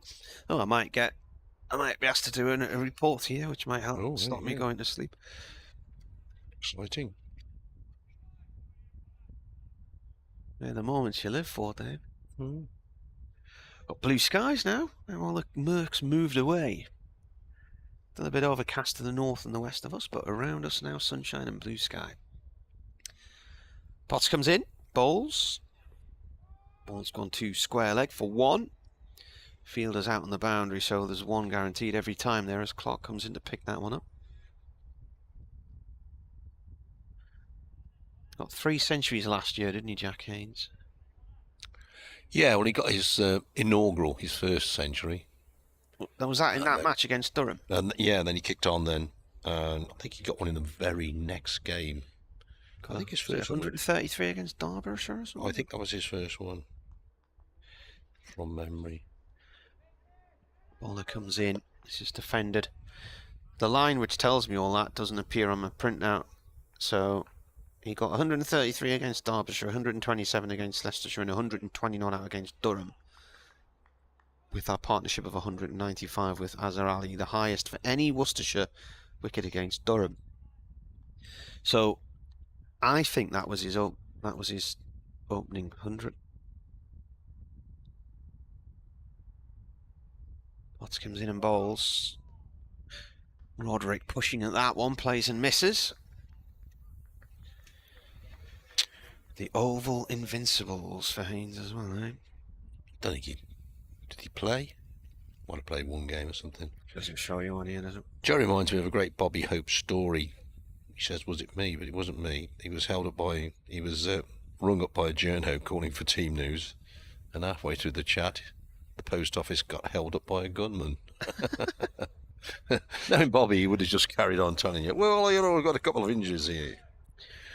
Yeah. Well, I remember in quite a few years ago now, there was an attempted robbery at the little post office in Blackwell Village in the Lickey Hills, and it ended up in the national press because the lady who was running the post office fought the would-be raider off with tins of cream of chicken soup or something like that. Next ball down the leg side, through to the wicket-keeper. Yeah, started throwing tins of soup at him and did a runner. Nice golf course out there. Yeah, the chief executive of Durham is a member of. He is, along with my auntie. And one of Worcestershire's sponsors used to be, but he became ill last year, didn't you think? Bill Oliver. Yeah, not been well, Bill. No. He may be listening today. He was a great listener to the old radio commentaries. If you're listening, Bill, hope you're doing all right. Here's Ben Rain. Rain in again, driven sumptuously by Haynes out through extra cover. Actually, there's a chase down there, Borthwick, but he's given it up now. But he was going well. Downhill, full sail. I only played golf there once with my Uncle Tony, and it was after my cousin had been married. And there was a lot of frost on the course because it was early December. And the day we played golf was the day the England rugby team came back from the World Cup in Australia, which they'd won. Was that 2003? 2003, yeah. And it was their parade around London that day. And we were playing golf, and we were in thick winter gear, woolly hats, the lot. 20 years ago, mate. Yeah. Rain in again, and this time Haynes lifts the bat, lets it go through. Haynes is 92, Roderick 33. It will be 10 years this August. The Durham staged its Sony Ashes test. All right. The only test match they've actually staged in high summer. Yeah. Everything else was in May. Bangladesh, Zimbabwe, Sri Lanka. 80 runs these two have put on for the Worcestershire fifth wicket. Rain bowls. Coming forward, Haynes pushes the ball away. On the offside, Clark rumbles in to field. Another 6 minutes before we can have a nice cup of tea. Fancy a bar of chocolate. Oh, no, mate. The kids have got that many Easter eggs, they'll still be eating them at Christmas. Miles of them. Here's Rain. And this time Haynes pulls him away down to deep square leg. He's only going to get a single because there is a deep square leg. One more to the total. Good throw coming in from, is that Coghlan out there? Right, nice throw right over the stumps. Not the longest boundary on the ground, but it'll take me 3 throws to get that in from there. Haynes goes to 93. Roderick has 33. Looks to me as if at tea we'll have 40 overs left in the day. Right, changing the field here. As Clark goes from extra cover to leg slip. Ben Rain bowls. Roderick covers up, pushes away. No run.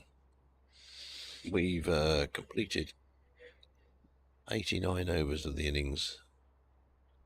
41 remain in the day. Worcestershire are 286 for 4.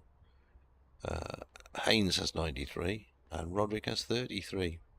Only 2 wickets have gone down today. Libby caught Beddingham, bowled Cogman for 26, and D'Oliveira caught and bowled Kuhneman for 46.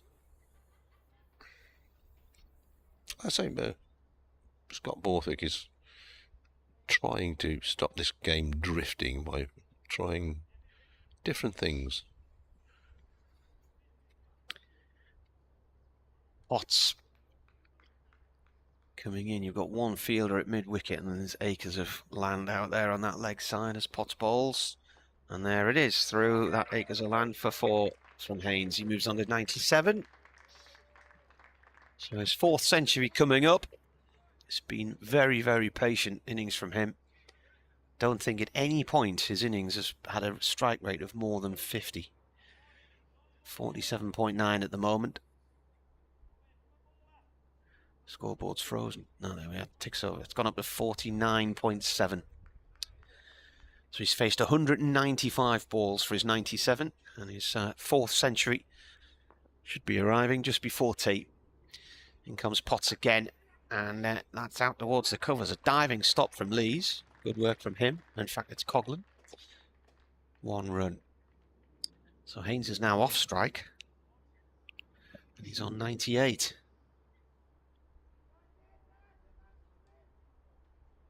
Three minutes to tea. 4 balls to bowl.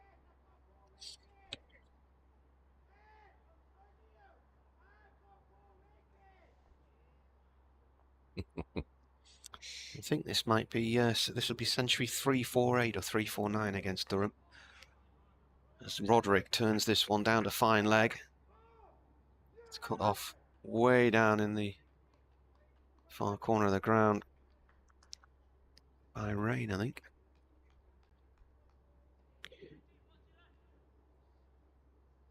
So there was a century yesterday for Durham, wasn't it? Or day 1 it was actually. 180 from Beddingham. So that was, I think that was century 325 for Durham.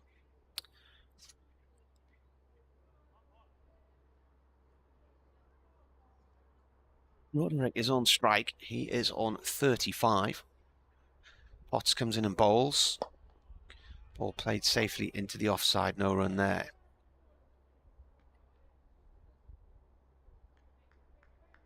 So Haynes, of course, it feels like he's been out there longer than he really has, because he came walking out when they went off yesterday at 2:40. Didn't face a ball. And he didn't face a ball. I don't even think he got to the middle, did he? When the umpires decided to take them off.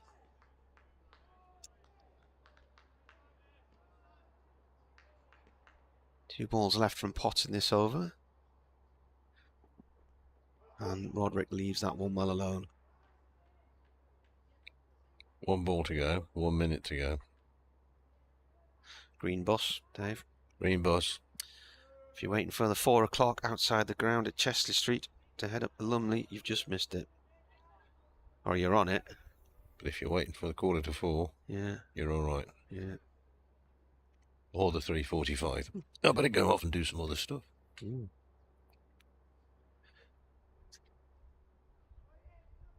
In comes the bowler, and that's driven out into the covers. Might be time for 1 more over here before tea. Well, no, the scoreboard clock has just clicked over to 4. I think that will be that. So Haynes will be on 98 when play resumes.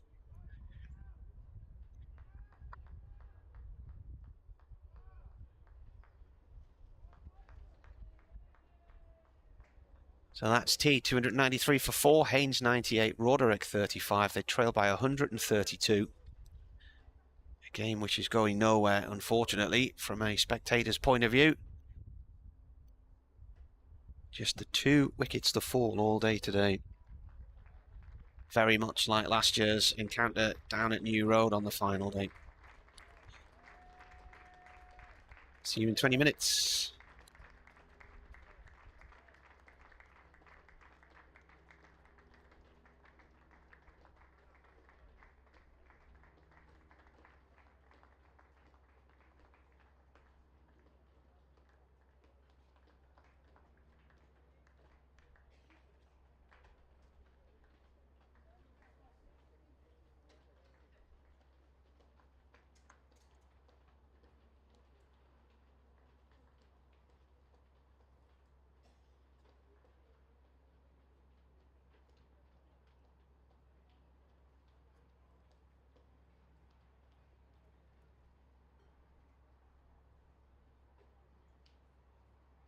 It's dull, that's what it is. It's absolutely dull. There's been nothing happening here all afternoon. Jack Haynes, who batted all day last year for, I think it was something like 120 against Durham down at New Road, has faced 196 balls for 98 runs, but he's gone off 14 now, so he'll have to think about those next 2 runs and whether he gets his 4th first-class century in a few minutes.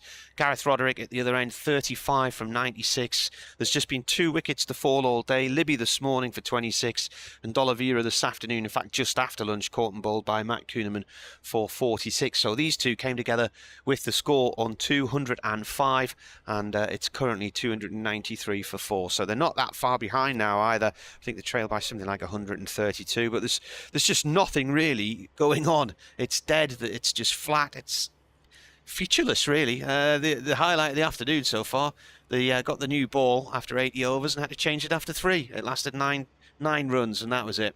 So a very difficult one to write up, this one today. At least the sun's shining.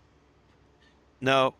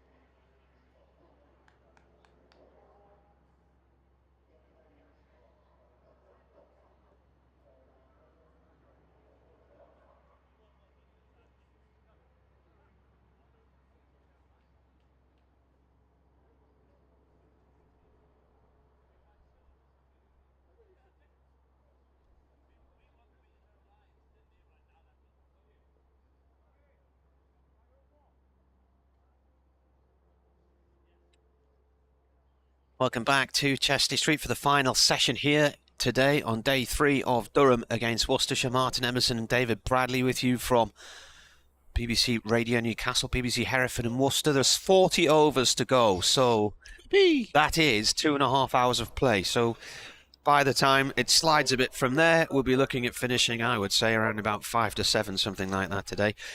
There's been little to describe and talk about today. It's been so slow. It's just like a repeat of last year. I've said that already. But from a Jack Haynes point of view, he's 2 runs away from a century. Yeah, and he's done a job for his side, hasn't he? I think particularly this morning, Coghlan got rid of Libby, and they could have lost a couple of 3 then. He's done what it says on the tin. Yeah. And he's on strike, so take it away, Davy boy. Haynes on. 98. Awaits. Here's the first ball. Post tee, and Haynes drives away through the covers, but he won't get 4 there. Good stop by Clark going down to his right. This is Coghlan bowling, and it's still got rain on the board, but it's definitely not him. It was a nice shot by Haynes. I thought for that split second, I bet he thought, ooh, that's gone through, but didn't quite get the angle right. Coghlan up on the board now. Right arm over to Haynes, 2 slips and a gully, and this time Haynes plays back down the pitch. Rain at mid-on is the fielder. I think 1 or 2 people have drifted away at tea time, unless they moved around into the... they have as well. There's some folks walking up the banking away to our right. They've moved into the sunshine. Good thinking. I think the man with the dog in the pram has gone, because he was heading off at tea time. Is Coghlan in again, and this is well wide of the off stump. Haynes has nought to do with it. Still busy. Main road, distance. Cars coming in and going out. I reckon now, if you get the E1 to South Shields, get off the E1 and listen to us, you should just be getting back to Sunderland by the time the final ball's bowled. If you walk along the cliff tops. Oh, right. That's Suter Lighthouse. Oh, yeah. Next ball, Haynes lets it go by. Outside the off stump. No run. Sholliker. The what? No run shall occur. Oh, shall occur. Shall occur. They're a group. Have you been to? Have you been to Suter Lighthouse? Have you? I have. Yeah. National Trust place. Yeah. Love it along that coast. And I know I take the mick out of you about the Roca Riviera, but it's a lovely beach. It is. Here's Coghlan in. Haynes gets this one away. He's got a single. Once again, Clark denies him. Oh, they might get an overthrow here. No, he doesn't get an overthrow. There was a shot at the stumps at the non-strikers, and I think he was in anyway, but some good backing up. That Lee's out there. Yeah. Some good backing up. No, Bushnell. That might be Bushnell. Yeah, Bushnell prevented any overthrows. Oh, no, Bushnell's here. Who's that then? Could be Kuhneman. Let's have a look. He was down at fine leg. Not 12. Somebody blowing bubbles with bubbly gum. Roderick facing. He drives out to mid-off. Rolling, tumbling, diving stop by skipper Borthwick. That's the end of the over. So Haynes will be on strike. 99 to his name. Roderick 35. 294 for 4 Worcestershire. Trail by 131. Was it? He was down a fine leg most of the day. No, but Potts is there now, so he's switched. Potts to resume his battle with Jack Haynes. I reckon the crowd in the sunny stand, I'm going to call it, has gone up by about 500% since tea. Tim Olscroft, who's one of the 2 people running the BBC cricket feed today, is poised, ready to hit go. You see this? What am I looking at? You've got the framework ready. He's got it up there.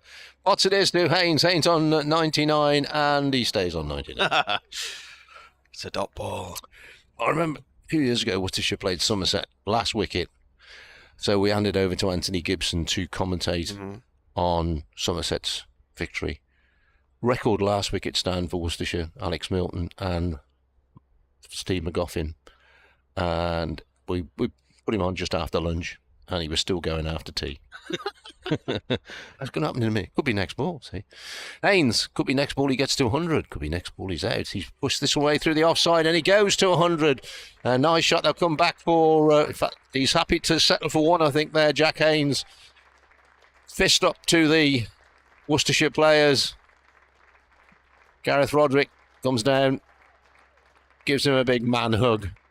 Some Worcestershire supporters I can see over in the distance, standing and applauding Jack Haynes' 4th century of his career in first-class cricket. Jack Haynes, 100 not out, Worcestershire 295 for 4.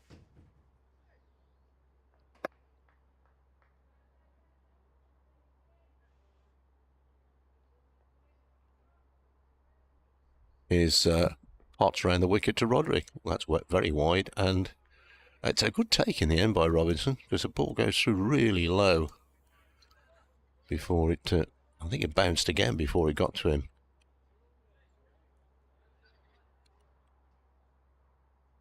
No doubt I'll have to have a chat with Mr. Haynes at close of play when it comes. as and when it arrives. The shadows of the floodlights beginning to stretch towards the middle. Potts, away he goes. Bowls turned away by Roderick. Into mid-wicket. They'll settle for a single there. Roderick goes to 36. 296 for 4 Worcestershire.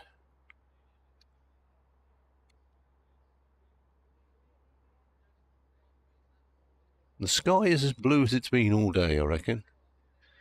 I'm going to give it 82% blue. No, I disagree. Well, it was still too much white in the mix. No, it was blue this morning. You disagree with my 82% or that it's as blue as it's been all day? There's more than 18% worth of cloud on view, I would say. Potts around the wicket, he comes and bowls and driven out to mid-off.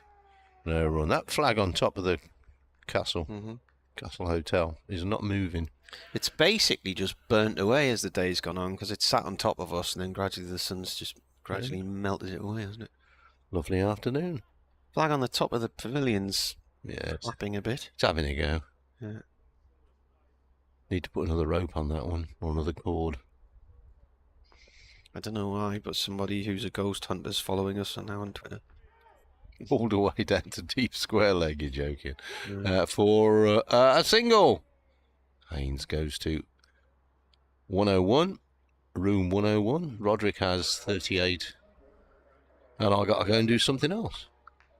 I think Newcastle Falcons were leading at half-time, but they're now 13-22 down at half-time. I might have got that one at half-time.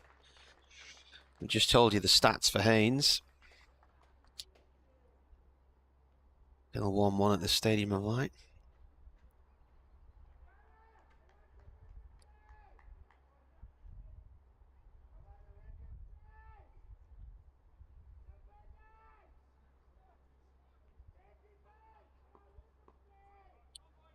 Coghlan with the ball. 1 for 40 so far from him in 16 overs, 1 maiden. Bowling to Haynes. Ball goes off to point, no run.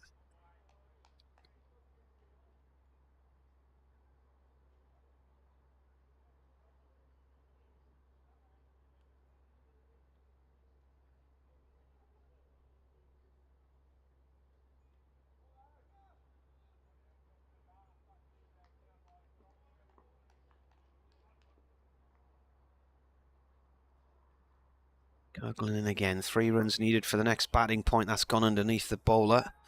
Try to stoop down to scoop it up. Might have got a finger end to it. They'll get 1 run.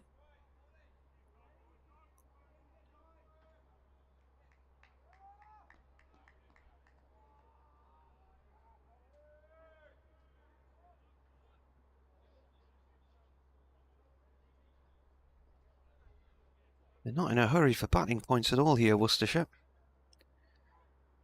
They're going to run out of overs. 92.2 overs gone. Cut-off's 110.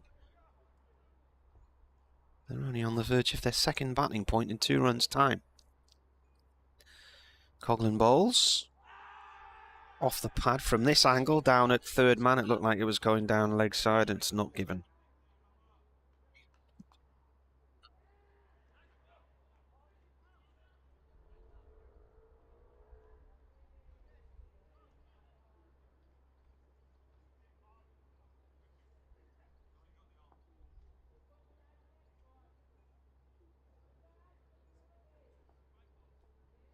Yeah, Newcastle Falcons were leading earlier on. There's Coghlan bowls. This is left alone. They were 13-12 up at the start of the second half.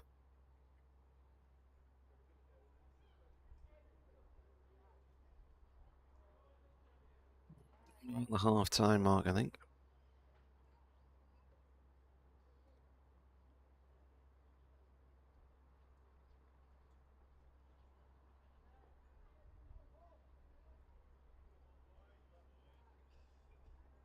Everton 1, Fulham 3. Ooh. Coghlan in from the Lumley end. That's cut by Roderick. It was a half volley well wide of off stump. He's dispatched that for 4 to the Riverside boundary. Chased by Bushnell and Clark, but it was always winning the race. Everton are losing 3-1 at home to Fulham.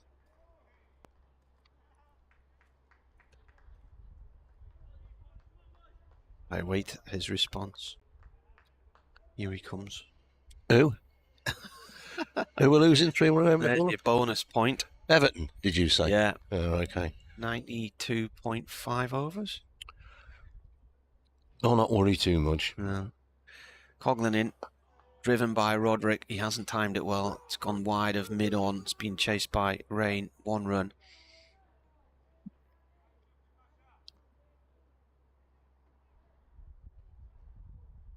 Right. Well, are they still in trouble, Everton? They were, weren't they?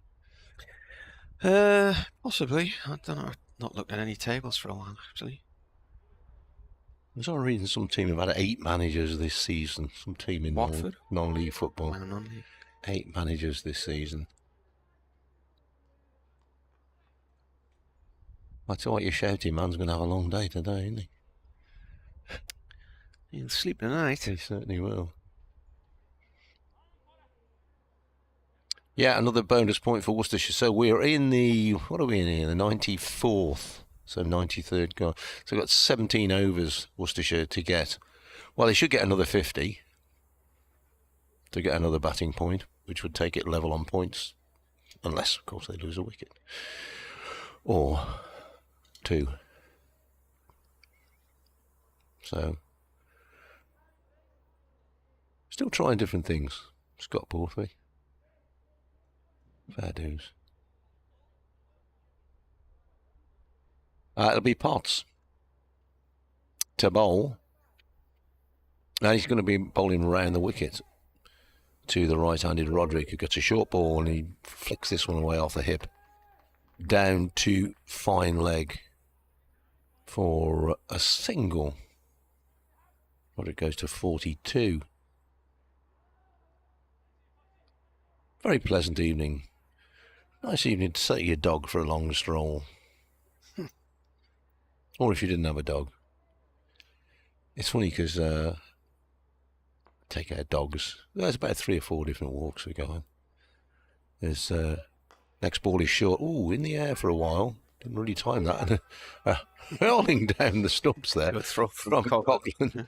Yeah, smashed the stumps at the non-striker's end. Non-striker, who's Roderick, was alive to it and got his bat down, but that's a good bit of fielding. Livened it up. Yeah, take our dogs, Billy and Stinky Steve, pretty much the same places. And you meet the same people. But then occasionally you see somebody walking across these fields without a dog. Are they dog people who you meet? Yeah.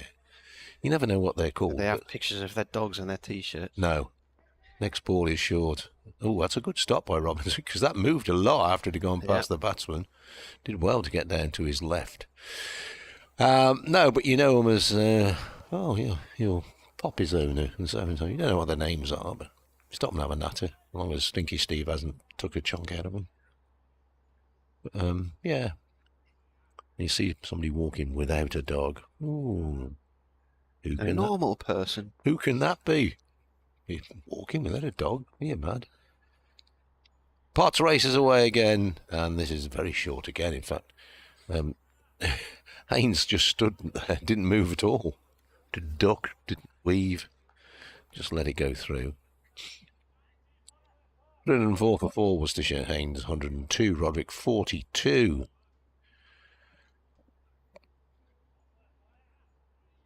A mini caravan. A what? A mini caravan goes up the main road. A little caravan. It's a diddy thing, isn't it? It's a diddy thing, yeah. You'd have to sleep in the fetal position to get into that. Here's the next ball, which is dug. That's a good ball by Potts. He's given Haynes a couple of short ones, and then he's tried the Yorker, and he's done well to dig that out. Haynes, it's just gone to 100. It's a dangerous time, so they tell me. It's not bothered me too often, to be honest. But you've just got to 100, so you might relax just a little bit. And Haynes, probably in his mind, is thinking, start again, kick off. Let's start all over again and get a big score. And on the England Lions tour to Sri Lanka in the winter, Jack Haynes, along with Josh Tung. Brian Coss was on that as well. Yeah. So, you want to nudge the selectors, get some runs. Haynes' forward plays to mid-wicket, but it eventually ends up at mid-on. No run, end of the over, and Worcestershire 304 for 4, replied to Durham's 425 for 9 declared, so I reckon they trail by 121. There are officially 36 overs to be bowled in the day, so that's going to take 2 hours and something, I reckon. 2 hours and 12 minutes. Yeah, officially. Run rate is 3.23. Yeah, the ice cream man's just leaving the ground. Is he? I'd have thought this was a very good time. Or is he just parking up? No, he's leaving. Well, you've had the tea, haven't you? Partnership's 99, by the way, from these two. From 209 balls. Make that 100. 100 partnership from 210 balls.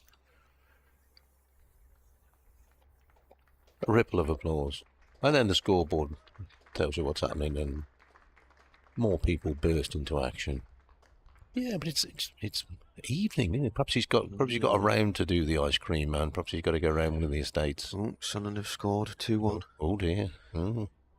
Bank holiday on Monday then. Oh, what a goal! What a goal from Ahmad Diallo. Here's the next ball from Coughlin, turned away by Haynes, and he's timed that very well. Raced away to the square leg boundary. Picks up 4. There was a dive. Who was that dive? Hulaman. Oh, right. It was right in the bottom corner, wasn't it? Did he dive over the top of it? I think it was just slightly beyond his grasp. It was travelling a bit. So, Roderick goes to 40. Sorry, Haynes goes to 106. Roderick has 42. Haynes waits again. This time drives, whacks that one away through the offside work for Clark going around the boundary there. He dives that he can't cut it off. Into the Toblerones it goes. Consecutive boundaries, or consecutive balls going for boundaries from Jack Haynes. He moves on to 110. 313 for 4.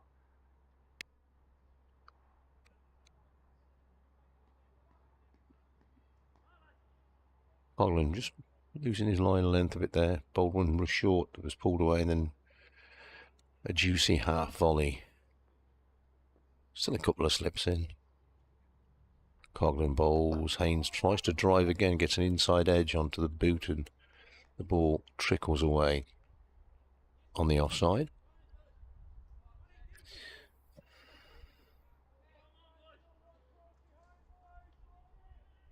The lone man who was on the balcony in front of the health club has departed. Perhaps he's gone to do something healthy.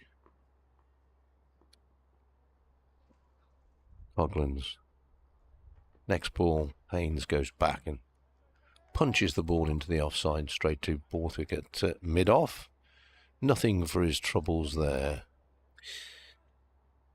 Said at the start of the season, the loss of Chris Rushworth. Durham weren't bowling teams out last year either, but he's got into the Warwickshire side and has been bowling well this year. And here we are. And Coghlan bowls, Haynes forward.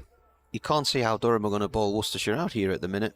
And the deficit is only 112, and at the end of the day's play... Could be equals. Yeah, more or less parity, couldn't it? Yeah. It is...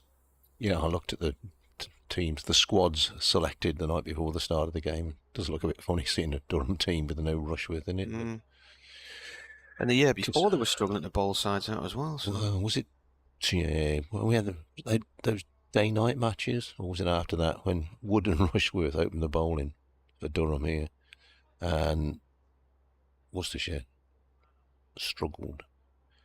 Those day-night matches, that one here was turgid. Well, it was weather blighted, wasn't it? Yeah. 2 days of dreadful weather and 2 days of no cricket. Potts starts a new over. That rams into the thigh pad of Roderick. The 2 days they did play, everybody went home at 7 o'clock, didn't they? Well, that was the thing, because a lot of people come on public transport and they couldn't stay for the final session. Yeah.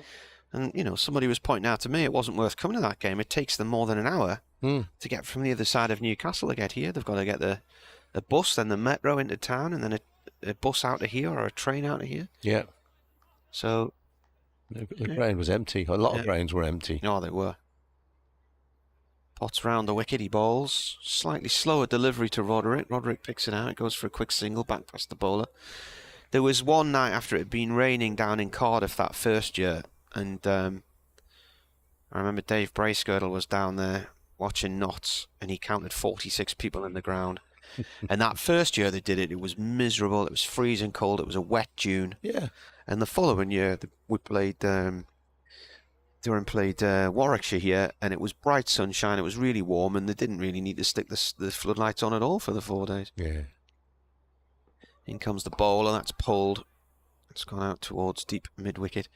I remember Paul Collingwood said there's one run there. Paul Collingwood said the ball just turned into like a lump of plastic in your hands. And I think Big John Hastings, who'd played for Durham, was playing for Worcestershire by then. Yeah. They sent him in at number 3 to just smash the ball out of shape. Yeah. And it worked. Yeah. I think, didn't Oliveira get a century in that game as well? Well, I might have done, mate. I know when it was raining one day, I did a piece with Matt Mason, who's a Worcestershire bowling coach, and he actually showed me the pink ball that they'd bowled 30 overs with. Round the wicket comes Potts. That's flicked through mid-wicket. It'll be cut off, 1 run to Roderick. Well, Durham played in the champion county matches in the run-up to those games. And Durham were the first championship side to play MCC in Abu Dhabi under the lights. And I went out and covered that in 2010. And they tried all kinds of different balls in testing. And they'd had an orange one and a pink one. And eventually they went for the pink one. And it was really, really difficult to see after it was scuffed after a few overs, particularly as dusk came and the floodlights were kicking in. Potts bowls again, and this is pulled down to long leg for 1 by Haynes, who moves on to 112. And the only way I could see from, you were commentating on the 5th floor of the grandstand, so basically once that twilight period came, you had to commentate through your binoculars. It was the only way you could see the ball. Yeah, or wait for a fielder to move. Yeah, and Michael DiVenuto said it was just like a pink blob coming at you in the night. That's how he described it. Another great idea from the people who have great ideas. Potts over the wicket now, the short one. And he's got a wicket.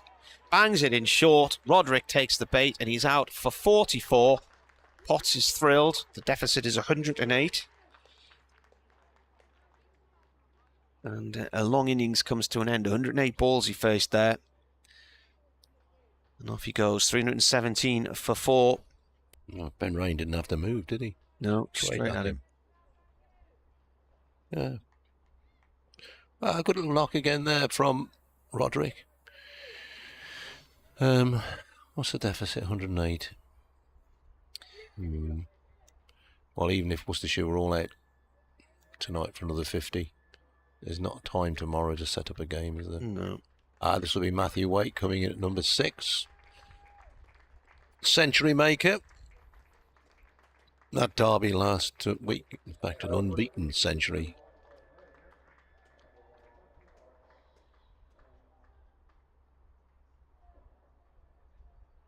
Yeah, a bit like D'Oliveira's dismissal.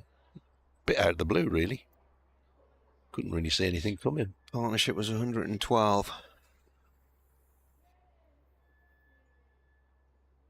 many overs have we had? Was that the end of the over? 96? End of the 96th. So the 16th with the new ball. Yeah, with the new ball, it's the 13th. Yeah.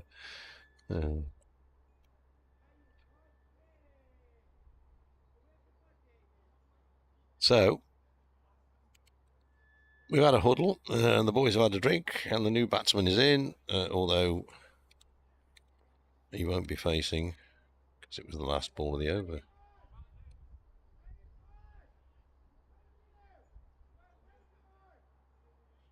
What lungs that boy has. What time's it? About 5:15, isn't the Grand National? Is it? I don't know. Yeah, apparently.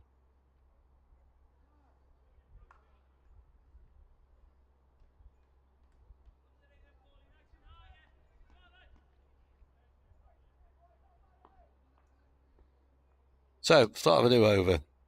Coghlan, Lumley end, bowls to Haynes.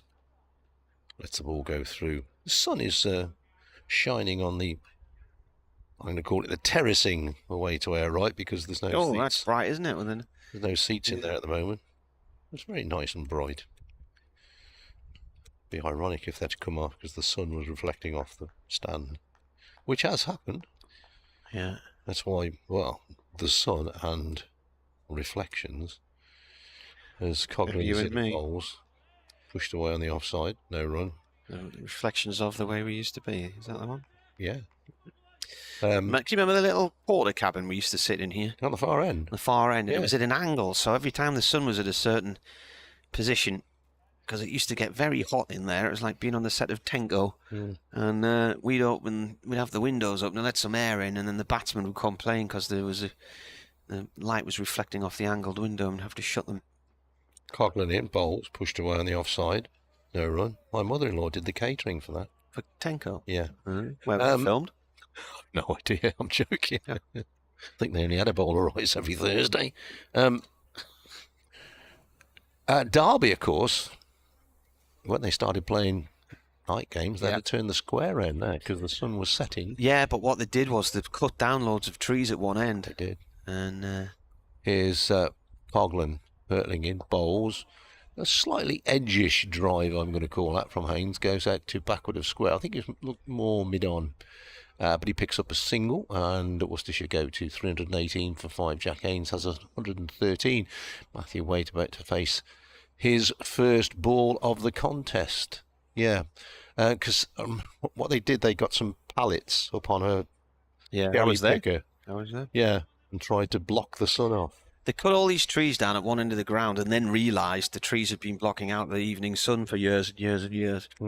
So 3 matches in a row, 2 in the T20 and 1 in a 50-over game. Durham went down there and they had to go off because of good light. Yeah. The sun was too bright. And then I think the third of the games, they came up with this idea.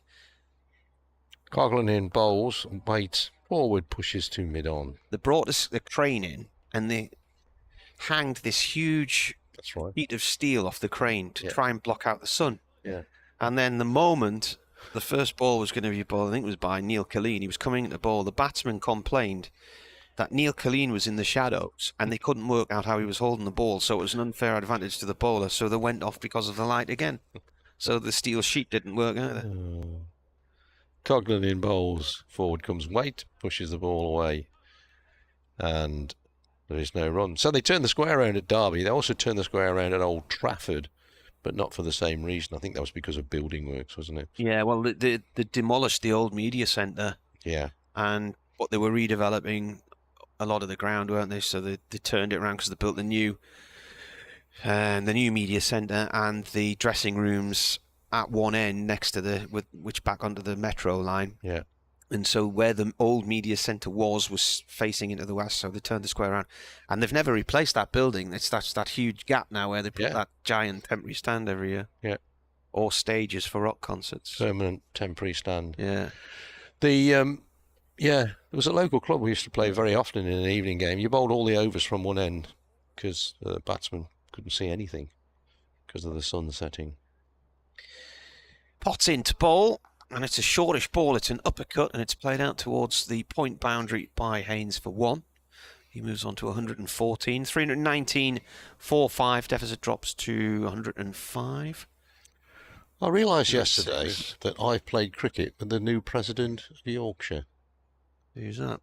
Jane Powell is the new president of Yorkshire. Right. Former England women's cricket captain who was teaching at a school in Malvern when we used to have a BBC cricket team playing some evening games. And we said to her, why come and play? And it was quite, because we played a local club team out in Herefordshire. Nice social occasion. Potts bowls, and Waite defends. So, because she was a better cricketer than any of us, put her to bat at number 3. One of our openers was out. I was out umpiring, and they said, "Oh, sure, they got a woman coming out now. Oh dear." So this bowler who was reasonably quick. He started bowling little dobblies. got smashed for 3-4s in succession, and suddenly realised, I think this woman can play cricket. Yeah, Jane Powell, president of Yorkshire now. This one's gone off down towards fine leg. There's a field around there. Graham Clark slides in and cuts it off just in front of the boundary rope. The 1-2. Hammy Gray Thompson was involved with the Yorkshire committee for a while, wasn't he? Yeah. I don't know if she still is. Yeah. I think she lives down the Yarm area. There's a famous story about a cricketer who played for Yorkshire in a trial, and I think he got 100. And his address was given as Yarm. As Potts bowls, this has gone off down towards backward point. It's away for 4. Bushnell couldn't quite stop it. Off the bat of Waite, he moves on to 6. Score 3-2, 7 for 5. 3-2, 5 for 5, sorry. He moves on to 6, so the deficit's exactly 100. Anyway, they dispatched a man with a contract to go and sign this guy on for Yorkshire, and when he got to the street, which was given as his address, High Street or Front Street or whatever, it was realised he lived 2 doors over the river, on the wrong side of the river. So they couldn't sign him. And he was classed as being in County Durham and not Yorkshire, so they didn't sign him. Driven out into the covers there by Waite, no run, stopped by rain. And yet the great man of Yorkshire cricket, Lord Harris, was not born in Yorkshire. Yeah. I think the irony was it was Lord Harris who sent this dispatch man to go and sign this guy. It was a story that appeared in a book which Stuart Rayner wrote about Yorkshire and the War of the White Rose, as the book was called. Potts bowls a short one. It's gone through to the keeper. White pulls out of an attempted pull shot. So, yeah, I mean, it all became Teesside, didn't it? And Cleveland Unity Authority, but I mean, Stockton's classed as Teesside, but that's north of the river. Where are we going in this one? There's 12 overs to get bonus points. Worcestershire will get another bonus point because they should get to 350, but they're not going to get to 400 unless something very strange happens. Oh, that was an explosive second half. Harlequins 48, Newcastle 20. Newcastle were winning 13-12. It's a good second half team, the Quins. Yeah. Good second. They've come from behind so many times. I think they were losing by 20 odd at London Irish last year, and I put £1 on them, and they won. No, they didn't. They drew. They missed a kick in the last minute. Cost me money. I was going to win at least £12.50. Sunderland are winning 2-1 in the 92nd minute. They're down to 10 men, and 6 minutes of added time have been indicated. Last week they were winning 4-3 in added time. 6 minutes were indicated, and Hull equalised in the 98th minute. There you go. Matches are lasting longer, aren't they? They've been told to add more time on. Yeah, I think so. Ben Rain's going to come and have a trundle. Well, more than a trundle. He's going to bowl from the Lumley end. And this ball sees Haynes coming a couple of little steps down and flicking the ball away. Fine leg area. No. A loud shout from Haynes. And Waite obeys the shout and waits. So Haynes goes to 115. No, Wait, that's 6. Sunderland have won. Oh, right. Oh, well, there you are. What happened to those 8 minutes? They must have already happened. I must have seen a tweet in delay. Keeps them interested. Good. Well, I'm very happy for them.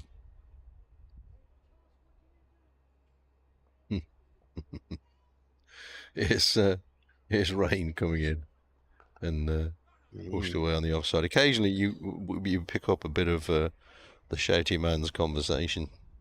And you hear shouting, Ben, what are you going to do? What are you going to do? Forest Green Rovers, the first Football League side to be relegated this season. Oh. Big Dunk Ferguson went there as the manager, didn't he? So hasn't had the desired effect. No, they are the team that you can't get a steak and kidney pie, can you? No, it's all green there, isn't it? Vegan food, solar panels on the roof. Next ball from Rain, pushed away on the offside, no run. Which I've not got any, if that's your cup of tea. I mean, the solar panels and all that kind of thing is a good idea. They used to be in the old, I refereed there, the Southern League Midland Division. Wow. At the Lawns. The Lawns. My wife's vegetarian, but there's quite a few things that would come under the banner of vegan and plant-based foods that she just wouldn't be interested in. Them two old men walking around the boundary. Where? Oh, we've got the Worcester people down in front of us now. I'll have to have a shout at them in a minute. Keep the noise down, please. Where are they? Down here. All 4 of them. No, there's 1, 2, 3, 4, 5, 6. There's some more over the other side as well. Not missing any cricket because that ball goes... It's a dot ball in the scorer's book, but the scorer doesn't have a book anymore. It's... Where'd they park their minibus, eh? Oh, what are you saying? Oh, here we go. They've spotted Dave.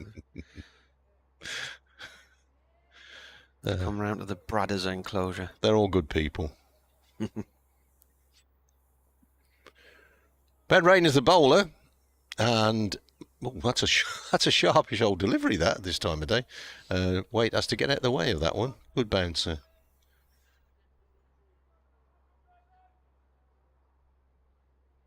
Jack Haynes' highest score is 133 in first-class cricket. Oh, Chelsea lose to Brighton. Frank will be getting the sack in a minute.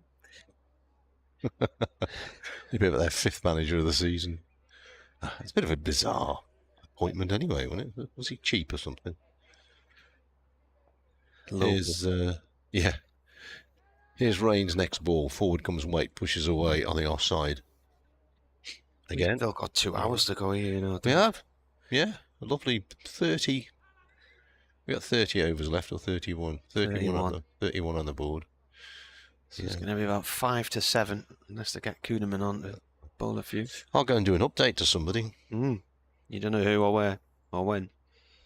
No idea, as long as the check comes through.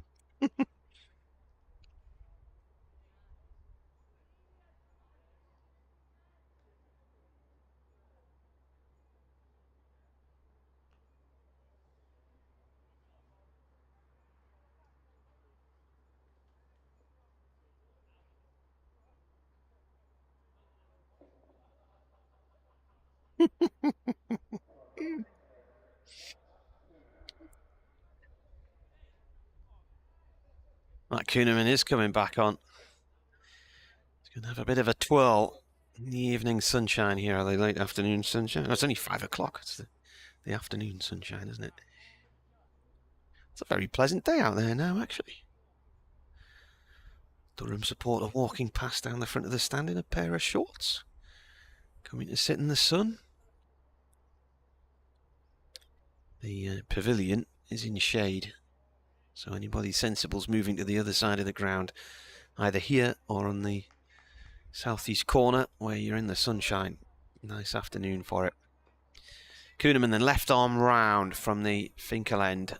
First ball is bowled to Haynes, who looks like he's trying to play that across the leg side and gets a bit of a leading edge out through the offside to the covers.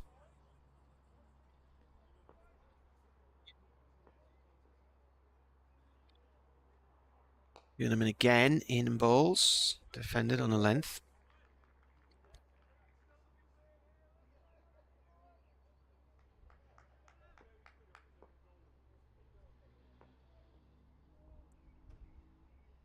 Once again comes in, faster delivery that time. It's played though to long leg for 1 by Haynes. He moves on to 116, the deficit now 98, and 327 for 5 the score. You'd still see parity here. Michael Ventris sent an email a while ago. He says, hi Marty, I've just been watching a couple of minutes of the ladies England-Wales rugby match. It's the first time I've watched it. Very good, he says. He said some of the tackles frightened the life out of him. He says, I think we can presume this will be a drawn game at Chesley Street. Enjoying the crack as always, Mike Ventris. Thanks for the email, Mike.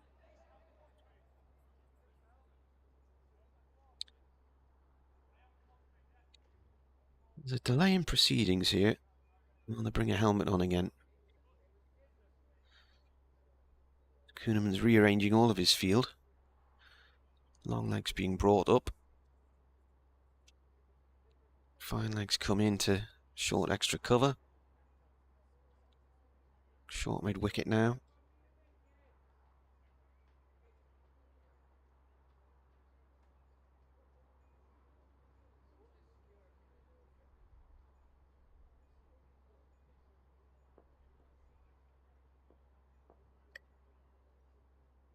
Short leg in place then, 1 slip. Short extra cover, short mid wicket, and the ball goes to short leg, bounces off his ankle.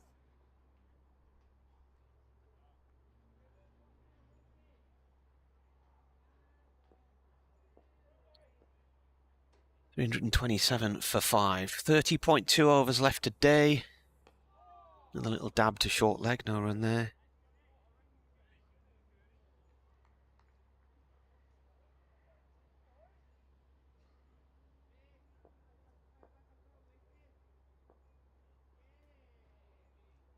Bowler comes in again and bowls. Played off towards point, backward point, no run there.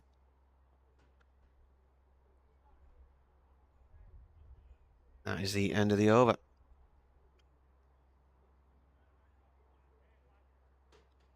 .98 the deficit. BBC Radio Newcastle with you, BBC Radio Hereford and Worcester. Dave Bradley just doing an update for listeners down in the Western Midlands and border territory.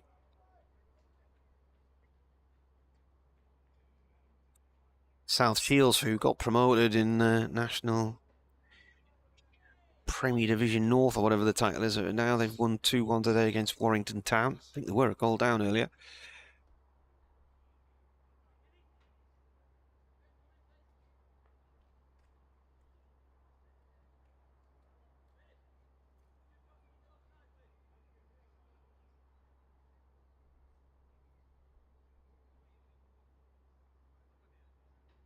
There's a couple of lads who go by the name of the Exploding Heads on Twitter who are very good, and there's a character called Ponan from Portsmouth who rings in a radio station chat show each day with his observations on politics, which are hilarious.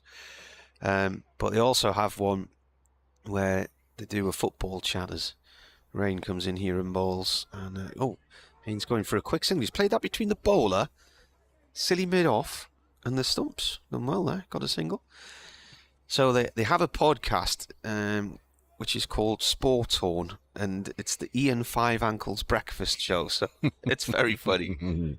And they have this one where they're going about, you've got to have a manager who knows the club. He's got to know the club. He's got to understand the club. He's got to know everything about the club, even about the tea lady. He's got to know, he's got to breathe the club, live the club. And they've just tweeted, it's a good job Frank Lampard knows the club.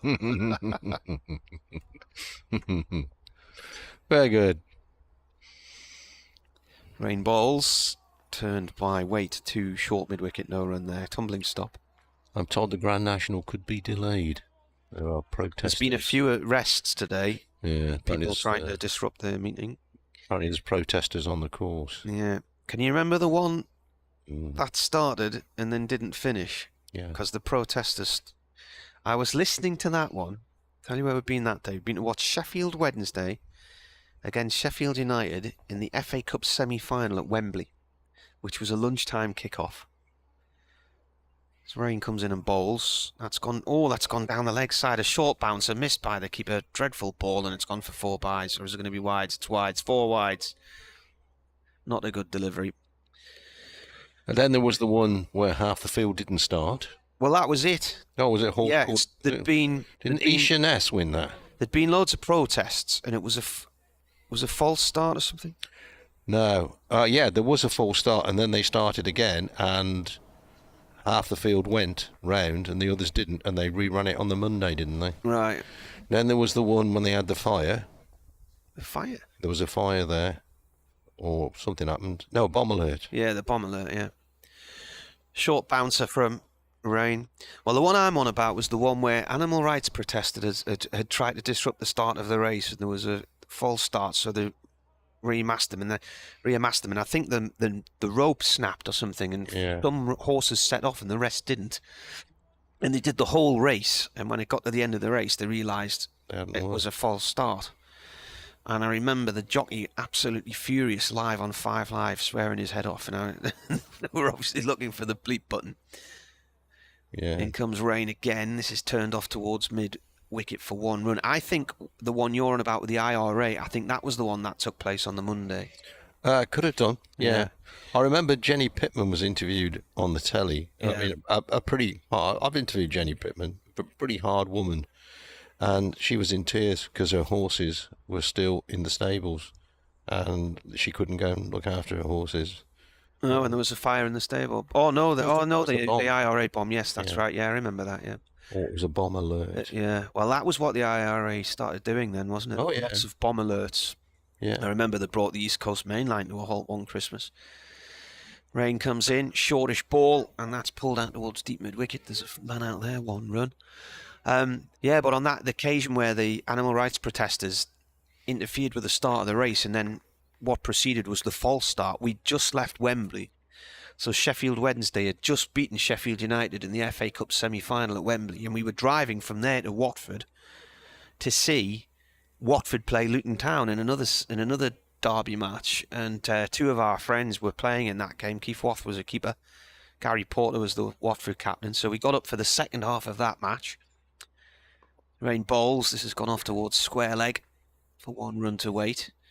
Saw the end of that game, drove back up to Birmingham to Bromsgrove to stay with relatives, and then on the Sunday we pulled off the motorway at Kegworth to watch the second FA Cup semi-final, which was between Arsenal and Tottenham. And I think it was the one where Gaza absolutely smashed in a 100-mile-an-hour free kick. Can you remember? Yeah. So we sat watching that in a pub at Kegworth, and as we were watching that game, lots of people came in, and it turned out it was the Kegworth branch of the Nottingham Forest Supporters Club. Oh, really? And that afternoon, Nottingham Forest were playing Aston Villa at the City Ground. So we managed to organise 3 tickets, and so we went down and watched that game. So we saw 4 derby matches that weekend, and we were at 3 of them. It was the ultimate footballing away weekend. Marvellous. Great fun. Here's Kuhneman. He's bowling from the Finkel end. He's bowling a left arm around the wicket, and forward comes Matthew Waite, pushes the ball out back to the bowler. Waite has 8. Haynes has 118. Worcestershire 336 for 5. That was the season when Sheffield Wednesday played Arsenal in both cup finals, and I think lost both. Steve Morrow got dropped by Tony Adams when Arsenal were waiting to celebrate winning the cup. Broke his arm. Oh, that's right. Always a quick single. They're going to have to be quick as well. And they are. There's almost some overthrows as well. Not a great throw coming in. So one more to Waite. He has 9. Worcestershire 337 for 5. I once watched 3 games in one day with my cousin. Good Friday, many years ago. Watched West Ham 11 o'clock, Brentford 3 o'clock, and Watford kicking off at probably 7:15 in those days. Jumped on the trains and went all over the place. There's an update coming on Radio Newcastle in a minute or two, I think. Here's Kuhneman in bowls, played out on the offside. And there's no run. Here we go.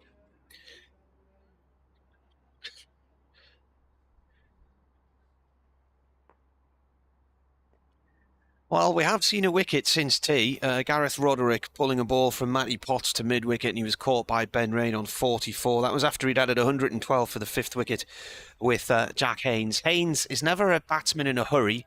He's currently on 118 from 231 balls, so his strike rate has actually just jumped above 50 for the first time. He got 100 against Durham last year, one of 3 centuries that he scored in the county championship last season, and on that occasion he batted all day on the final day with nearly Azhar Ali at the other end, nearly all of it as well, and Durham only managed the 1 wicket that day, so it was very, very reminiscent of then. There was nothing much happening before tea, but he got the century just after it, and Worcestershire now 340 for 5. The deficit is only 85, so there's every chance there'll be parity in this one, and we've still got 28 overs to go tonight, so I think we'll still be playing here until around about 5 to 7. But it's a beautiful sunny day. If you've been to the football and you want to come and have a relaxing evening, get yourself to the sunshine of Chesley Street and enjoy a few rays and a little bit of cricket. Yeah, that's good point. The man in the studio, mate. Saves listening to our commentary. I like that. Good man. Well, when they came to me at half time, I just said it was a dreadful afternoon. I was bored and I was nearly falling asleep. And he said, "You're not selling this well." I said, "There's nothing to sell." So I think you have to be honest. Yeah. The people sat in the sunshine watching the cricket will be happy when it's been a long winter. Yeah. Been a long winter. I didn't like this winter. Was it me or was it a long winter? It seemed to go on and on, didn't it? Yeah. By February, I'd had enough. I was well sick of it. We're going to see. I thought it was striding towards the other end. I thought he was going to have a bit of a turn. So it's going to be Ben Rain to carry on. It was a winter in which we also managed to, we went away for Christmas in Lapland. I'd never been abroad for Christmas before, so that was wonderful. And we managed to go skiing in Austria in February. Again, wonderful. And it was still a long winter, even with those 2 trips interspersed. Yeah. I quite like to cut the winter short by going away in October. That seems to... Yeah, we just went to the lakes in October because... by the time you get... the price of everything was going astronomically in the wrong direction at that point. Isn't it? Yeah. You get away in October, by the time you get back, it's knocked a few weeks off the winter. So when do you come back? March? Yeah, I've not had rugby this winter either, so that's, we had 3 games. Ironically, the last game they ever played was against Newcastle, and they played really well. But that all disappeared. Yeah. Don't know if we'll ever see it again.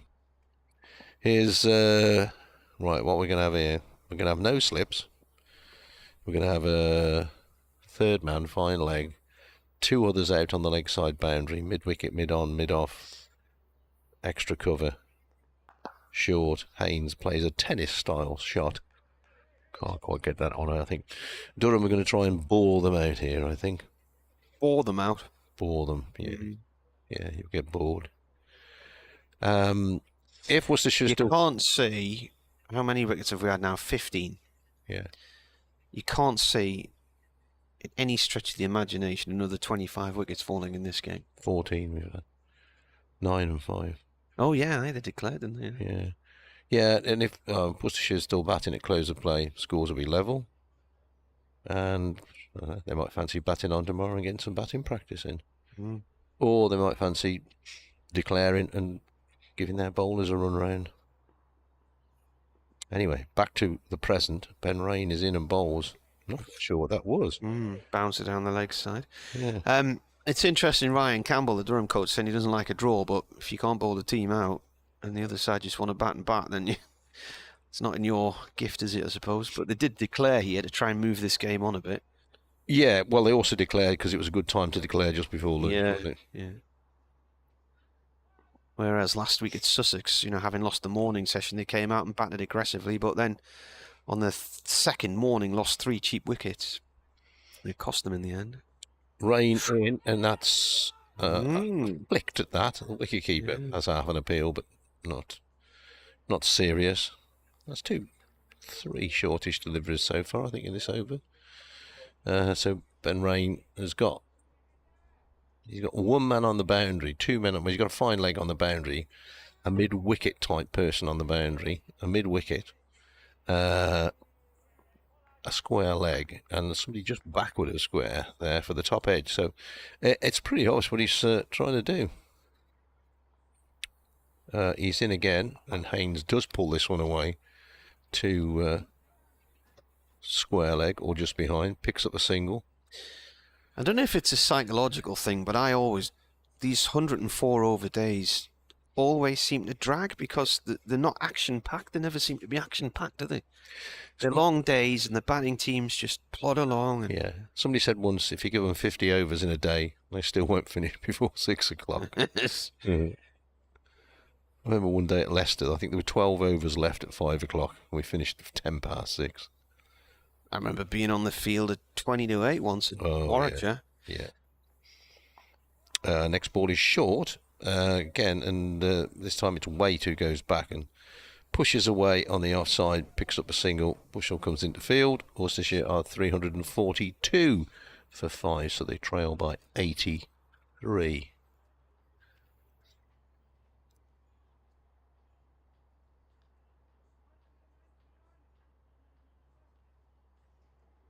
A very somnolent afternoon. If I knew what that meant, I'd agree with you. Well, it's kind of quiet and sleepy. Yeah. There's a line in a poem. Next ball is short, goes through to the wicketkeeper. It's a duvet day. There's a line in the poem about the Lion and Albert by Stanley Holloway. He speaks of the lion who lay in a somnolent posture with its head on the side of the bars. Now Albert had heard about lions. What was the next line? Anyway, he took his stick and without showing a morsel of fear, he took his stick with his horse's head handle and poked it in Wallace's ear. You could see that the lion didn't like it, but giving a roar and a roll, he pulled the little lad in him and swallowed him whole. The Lion and Albert. We had a zoo at Seaburn. All right. It's on the seafront there for years, and late 70s, early 80s, a lion escaped from the zoo and ended up in a standoff with my dad's mate's Alsatian dog in the back garden a week later. He had all this commotion. He thought, what's going on out there? Came out to see the dog about to have a fight with a lion. Managed to lure the dog into the house, and the police came with a tranquilizer gun. Got the lion. Yeah, all those panthers in the woods as well have escaped. Kuhneman bowling here around the wicket to Waite. It's gone down towards third man. He'll get 2 because third man wasn't there, so it was Rain at point. He's had to chase that all the way down. And there's a housing estate now where the zoo used to be, and a supermarket and a hotel. And is there things like Camel Street or Lion Close? No. You'd hope so, wouldn't you? Yeah. In comes the bowler. Defended. I'm just looking to see when all the international matches are, because England are playing Ireland, aren't they, at Lords? That's the 1st of June. So is that the first international of the summer? I think it is, isn't it? Ball that comes round the wicket bowls. This has gone off towards backward square leg. There's an elephant buried under the studios of BBC Hereford Worcester, allegedly. Is there? Well, it used to be a tannery. All right. And the elephant went off. It was. This is pushed to the offside, no run. It was in a circus on the racecourse opposite, and it died. So they towed it across the river to the tannery and put it in a huge vat. So the story goes. Here comes the bowler. There's a stuffed lion in the museum in Sunderland, and I think that was from a travelling circus. They had a high death rate in these travelling circuses in the time, didn't they? Balls again defended. End of the over. The last time we went to see a circus down at Seaburn, it was there were no animals or anything. It was all stunt people and high wire and all this. And the World BMX Freestyle Champion was also part of this circus troupe. He was very good. Doing loads of tricks. Yeah, not allowed animals anymore. No. Green bus. I can remember as a kid that the circus came to town and they had a parade. The circus parade through the town. Yeah, you see photographs, don't you? There's Phoenix have got in Newcastle, they've got an exhibition on of 150 years of Phoenix, and there's a photograph of people on the balcony at the shop watching the circus parading up Northumberland Street. Yeah. Trying to sell tickets. Got this lakeside field again. 2 mid-wickets, 3 mid-wickets, because there's one on the boundary, a backward square and a fine leg. And this is short, and Haynes pulls it away, smashes it. There's a dive, but I'm not sure how close he got to it. But Haynes getting inside the line and booming it away. I wonder if they're going to try the same thing to weight. Looks like they've got a short leg coming in. So, no slips, but a short leg. That's pretty unusual, unless he's going to silly mid-off or something. Looks like he is. So, got a silly mid-off, a mid-off who's level with the stumps at the bowler's end, and a cover point, third man, 2 mid-wickets for the catch, or the mistimed pull, mid-wicket on the boundary. In fact, we got the change here. So the mid-on is going to another mid-wicket. Mid-wicket fest, this is. 2 mid-wickets and a deep mid-wicket, and a backward square leg, and a fine leg. So a 6-3 split, and a silly mid-off. Very unusual field. Rain to Waite, who does pull this one down to fine leg. Picks up a single. Well, Worcestershire can either take on the bowler or let them fly by. At the moment, they're taking on the bowler. Haynes. Leighton Orient have gone up. Have they? To League One. Well, they were non-league, weren't they, for a while? Yeah, they went out, didn't they? Somebody rescued them, I suppose.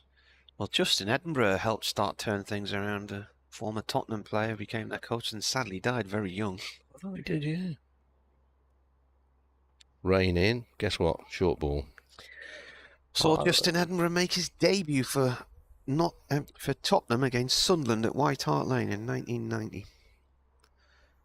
We missed the first half of the game. It was a November match. We got stuck in snow on the M11. And we didn't think we were going to get the ground. And we got there, ran straight through the main entrance, jumped in a lift, came out the lift and ended up in the director's box and sat down next to it. It would have been Alan Sugar back in the day, maybe, and Terry Venables.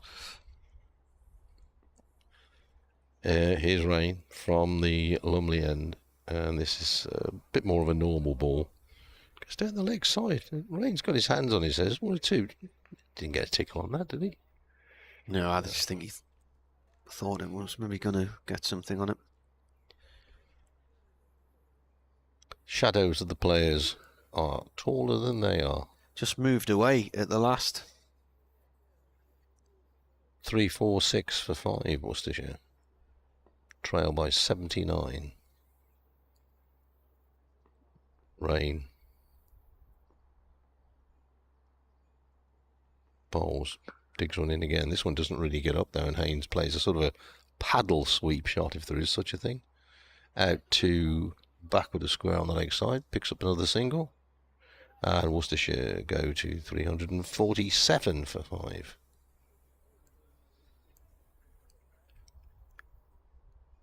Because there's a fun fair across the road, isn't there? In the park. Permanent, that is it? No. I presume it was here for Easter. Oh, right. There was one of those inflatable playgrounds, fairgrounds, what you call them, and they had to take it down because of the high winds. Well, there was a serious incident in that park years ago involving an inflatable art installation which took off into the air, and a number of people sadly died. Oh dear. Yeah, it was terrible. Here's Ben Rain in, bowls to Waite, short ball. And at the end of the over, the total is 347 for 5. Haynes has 124, Waite has 13. And I know that, Durham are going to try something different, but I'm not sure that the tactics of sticking loads of people on the leg side and bowling short. Having said that, next over, it'll probably take a wicket. Top-edged hook shot or something. There's a few people picking up the bags and heading away.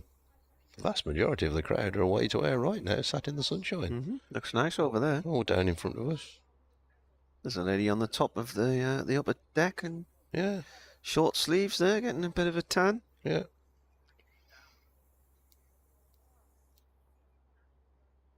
Same tomorrow, I think, isn't it? Weather-wise.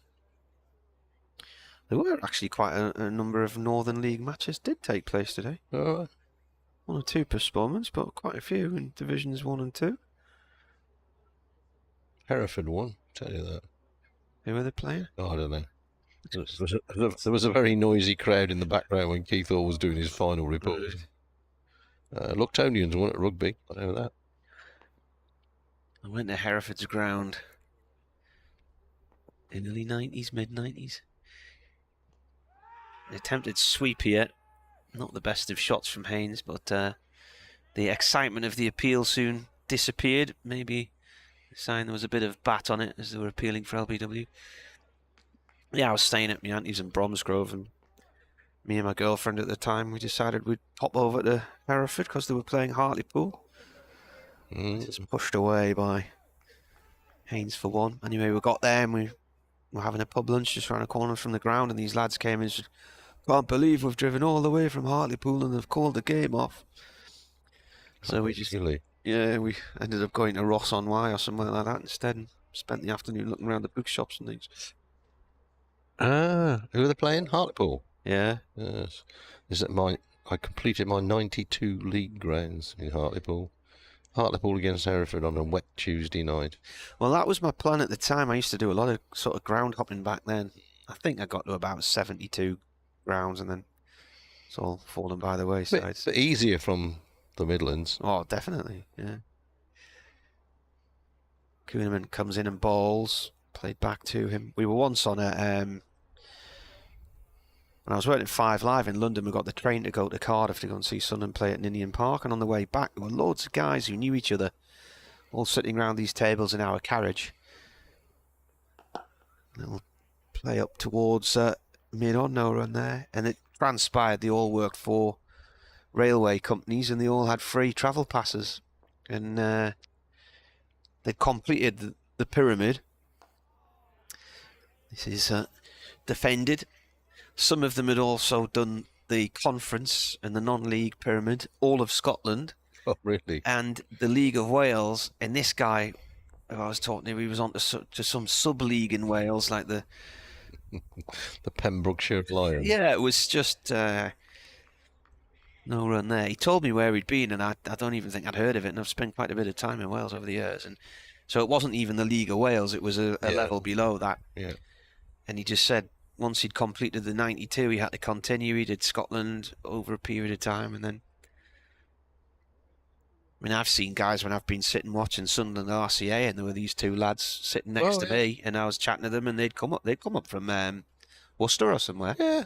I said, why did you choose this match? And they said, oh, we just try to go to grounds that we haven't been to before. Yep. A couple of mates of mine, the Basford brothers, have discovered there's a team called Basford United in Nottinghamshire, so they go and watch their games. Right, I'll go and do some other stuff. Bucknell's going to come in to replace the bowler who was bowling at the Lumley end, who was Ben Rain. So Rain, none for 80 in 28 overs, 9 maidens. Kuhneman at the other end, 1 for 51, 21 overs, 1 maiden. So the sun shines in Chesley Street. Haynes is on 125, so he's nearly at his highest score, which was 133 against Derbyshire last year from memory.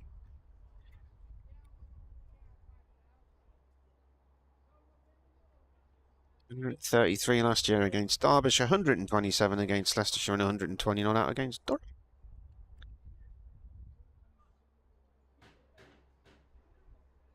He's just got all the time in the world. He's faced 243 balls. He's batted all day. And at this rate, he looks like he could be batting tomorrow as well.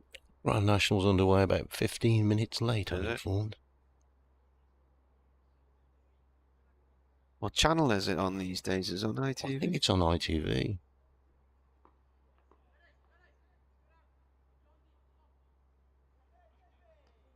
Bushnell will eventually start this over once they've replaced all the field again. There's still 24 overs to go. So we think we'll probably finish around about 5 to 7. Bushnell comes in and bowls. It's a wideish Yorker. It's gone through to the keeper.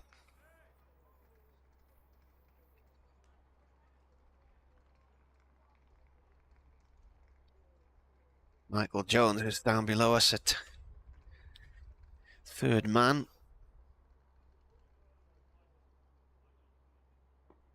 Took a catch right in front of our commentary position last week at Sussex. Bushnell in. It's a full toss. And that's... Has he thrown the ball? I'm not there. He has. Well, it's played out into the covers to Potts. Potts then turned and hurled it at the non-striker's end. It missed the target and was backed up by Rain, who looked rather surprised to see the ball hurtling at him at a rate of knots.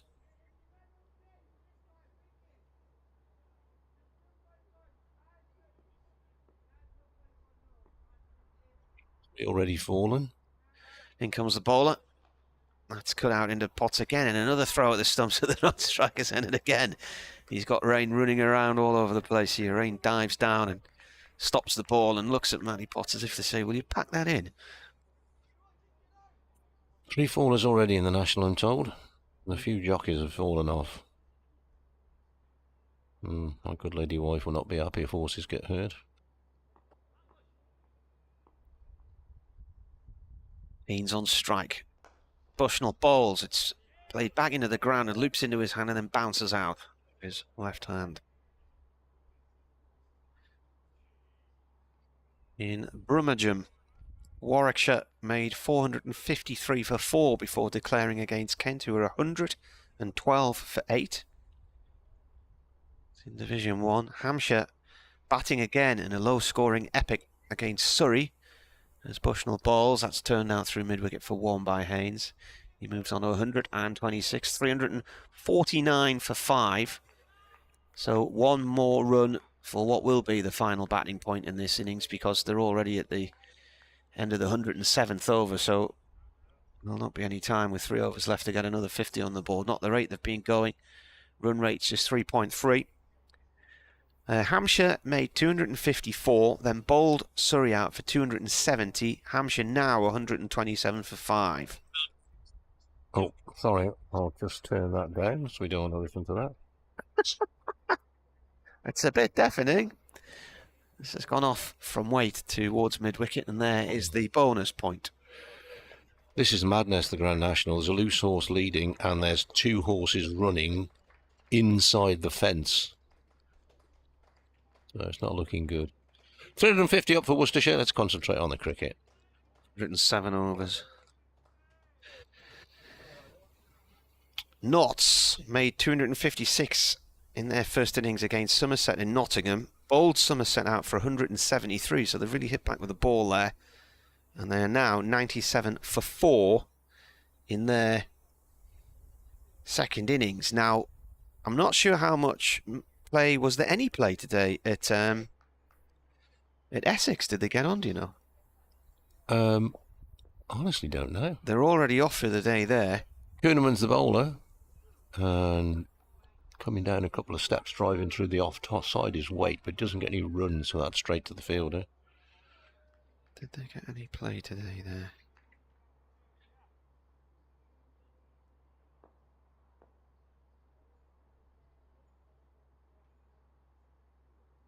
Next ball from Kuhneman, turned on the onside this time. No run. Just got a slip. 3 in a line on the offside save and a single, plus a shortish extra cover. Kuhneman in bowls, weight is forward, once again driving, but once again picks out the fielder directly to 350 for 5, Worcestershire. No, they haven't had any play there today at all. Details of scores on day 1 and day 2, but nothing on day 3. Kuhneman bowls. This is turn on the outside. They go for a quick single here. That's well run. It really was a well taken single, because by the time Bedingham had come round, they were through in the end fairly comfortably. I'm concentrating on the cricket, but I think there are about 6 loose horses in the Grand National. Another faller at another fence. So there will be some complaints. This is another low scorer at Northampton. Middlesex out for 149, bowled Northants out for 198. Middlesex now 141 for 7. Ooh. And they didn't play yesterday. Here's Kuhneman in bowls, swept fiercely out to backward square leg by Haynes. He goes to 127, Worcestershire 352 for 5. The Middlesex's top order are having a nightmare anyway, aren't they? They don't get any runs. They had 4 ducks the other day. Yeah. I think after 3 innings or something of the county championship, weren't some of them averaging 1 or none? No play at all today, Leicestershire, Derbyshire. And Gloucestershire, Yorkshire abandoned entirely this morning. Not good for the old county finances, that. No, and people who opposed the cutting of county championship matches are now... Where's that gone? That's gone through the covers. I must admit, I lost the fly to that as well. Wait, using his feet there to drive Kuhneman out through the covers for 4 to the pavilion.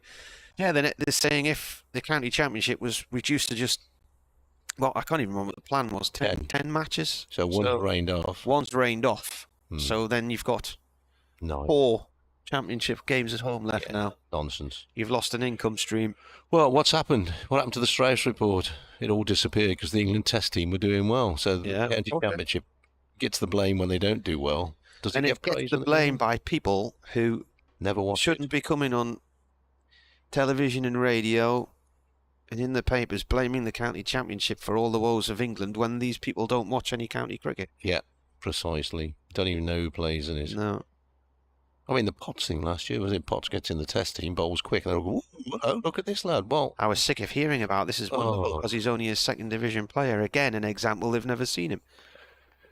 Bushnell in bowls, pushed away through the offside, going to pick up a single here. Worcestershire go to 357 for 5. It was the same when Jofra Archer got in the England team. Everybody was amazed. Oh, who's this lad? Where's he come from? Well, those of us who'd been covering county cricket knew who he was. Yeah. And we're not surprised to see him get in the England team. Yeah, as you say, they don't watch.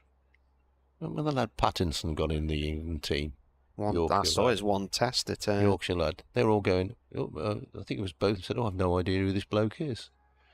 Next ball is down the leg side through to the wicket keeper. I believe he was there. It's not the lad whose brother played for Australia. Not that one. No, he did only play 1 test. Yeah, he played. I was at that. I think it was against New Zealand. New Zealand or South Africa at Headingley. It was his 1 test. Nobody knew who it was. Who he was. Because they didn't watch county cricket. I believe he was here yesterday, Lord Botham. Or was due to be here. Well, he's the chairman, Yeah. Is next ball pushed away into the offside by Waite. Takes a single. He lives down the road, just near Scotch Corner, which ironically is not too far away from where Rob Andrews' mum lives. Well, he had a house in Richmond. Does he still have that? It's near there. It's a little village near there. Yeah. Yeah. 128 to Haynes, 20 to Waite. Worcestershire 358 for 5. I think Rob was saying to me recently his mum lives on a farm near Scotch Corner. Is the next ball, which is pushed back down the track, and there is no run.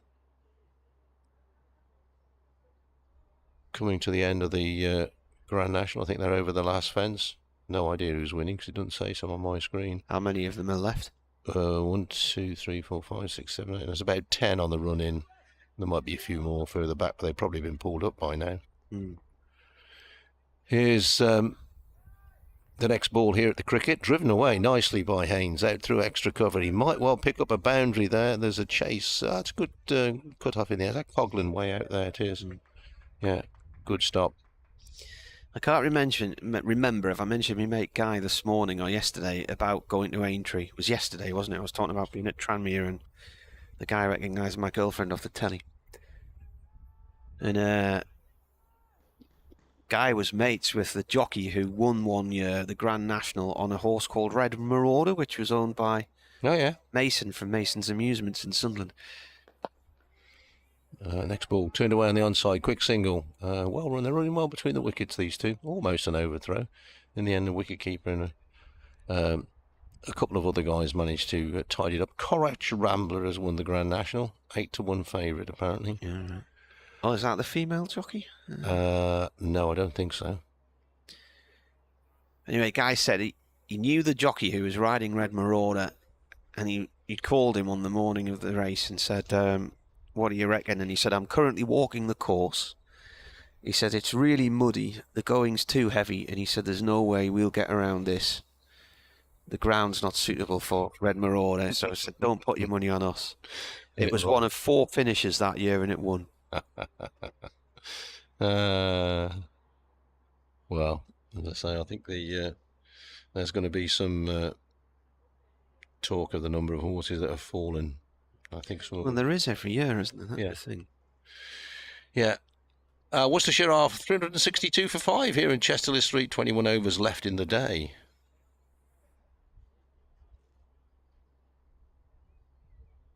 I was listening to a debate about it on 5 Live yesterday, and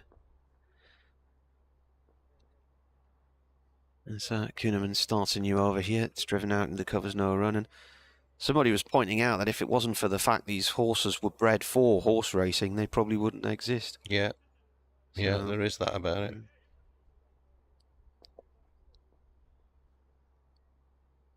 $3.62 for 5.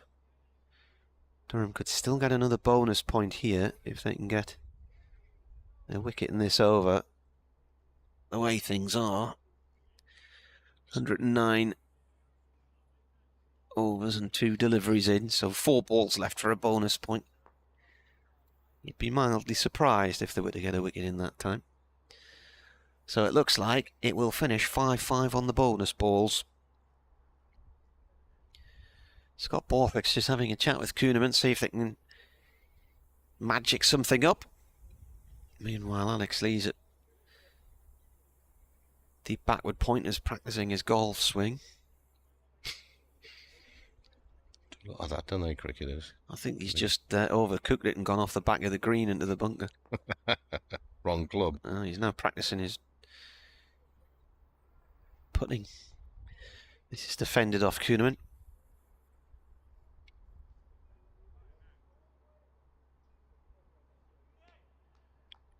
So 2 bonus points with the bat for Worcestershire and 2 with the ball for Durham, it's looking like here. It's a single down towards point, and Lees tries to stop it with his instep and it runs away from him and gets it at the second attempt. 2 runs.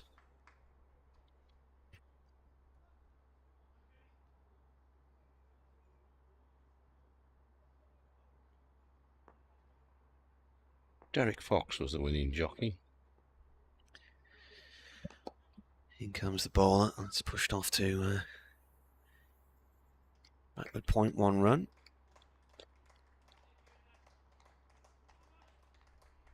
What, the 50 partnership? No. Another ball left for the bonus points. I was searching the scoreboard for... There's a clatter of applause there. Oh, Jack Haynes' highest score. Ah, right, yes. Beat us 133 against Derbyshire last year. Right, that's the end of the bonus points then. So 366 for 5.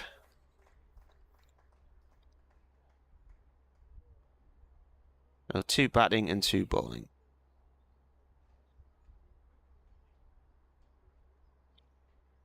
Where's everybody going? Oh, they declared.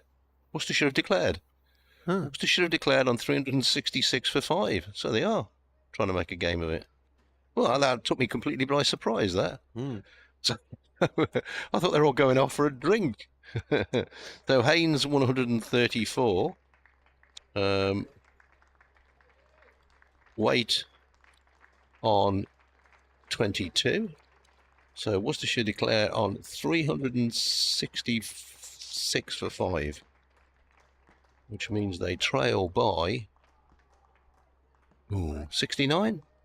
It's on the board, 59, isn't it? I can't read that, mate. It's 59. 59. Oh, well, that's interesting. So we could have an interesting last session tonight. I think the pitch is still too dead to get a result out of it, but at least they've had a go. I'm surprised. Right, so declaration then. Things to write down and all that. Yeah.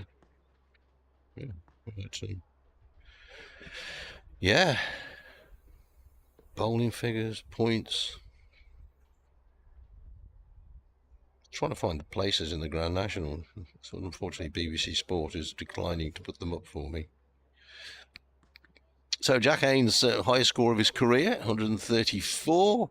Worcestershire obviously knew they were going to declare because their bowlers are already out there doing some warming up. So once the bonus points had finished, it's a bit of a positive move there from Worcestershire. They could have batted on till lunchtime. Well, we were saying we couldn't see unless something happened, and we weren't expecting the side to declare behind. But unless something happened, there was no way this game was going to move on. So it needed something like that. So 366 for 5. So Haynes not out, career best 134. Weight not out at the end 22. 110 overs at 3.32. And the bowling figures, Ben Ray none for 83 from 29 overs, of which 9 were maidens. Potts, 27 overs, 2 maidens, and he took 3 for 110. Paul Coglan, 19 overs, 1 maiden, 1 for 55.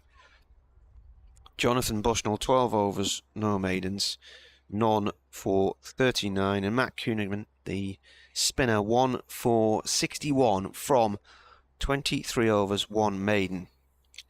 I kind of think that might have taken the ground staff by surprise as well, because it's taken them a little while to get out there to do the tidying up.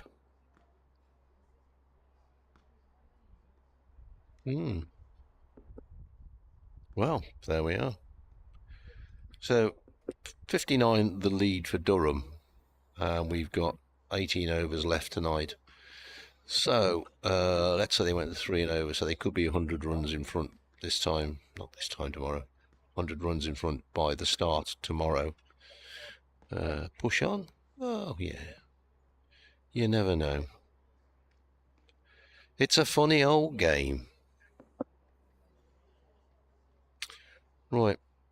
Take a little break for a minute or two and then we'll be back with you shortly. We will.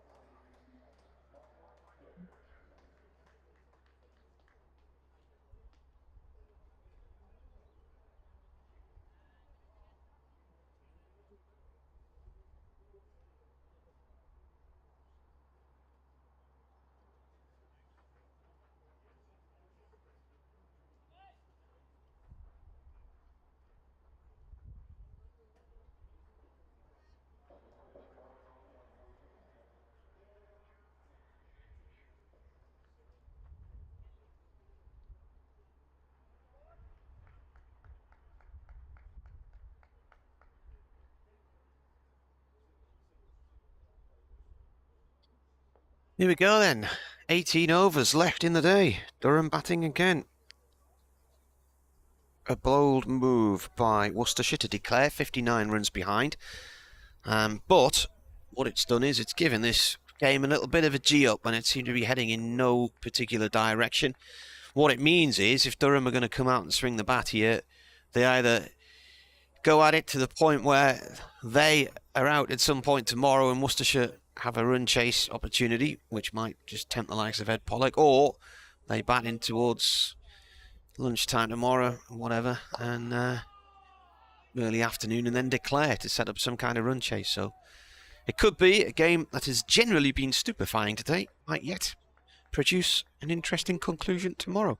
So credit to Worcestershire for the boldness.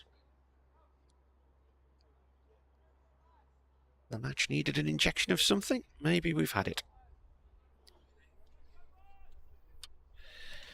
Leach is bowling in the evening sunshine. Brilliant sunshine here to Alex Lees. Right arm round from the Finkel end. And the first two balls are dot balls.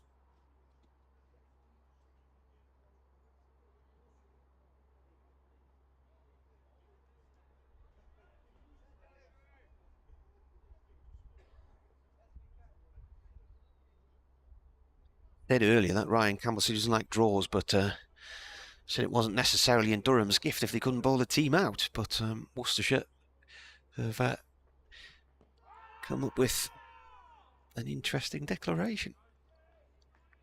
Durham were 41 runs ahead at Sussex last week and lost. 59 the lead this time. First run of the innings is a leg by. It's a really nice sunny evening. There's not a cloud in the sky, which means, well, not here anyway, judging, looking out way across towards the west, towards Concert Way, and see a bit of cloud there, but this means it'll be a chilly night again tonight. Some frosts around the country during the first round of matches last week, particularly Derbyshire, covered in frost on a morning. In comes Leach bowls, and that's played away by Jones up towards mid-off. But once the sun gets up, clear skies this time of year, a bit of warmth develops fairly quickly and that frost melts away.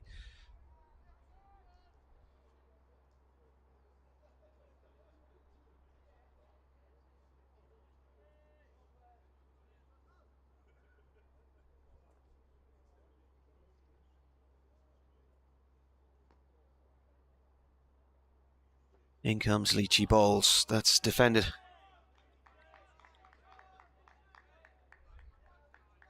So they declared on 366 for 5.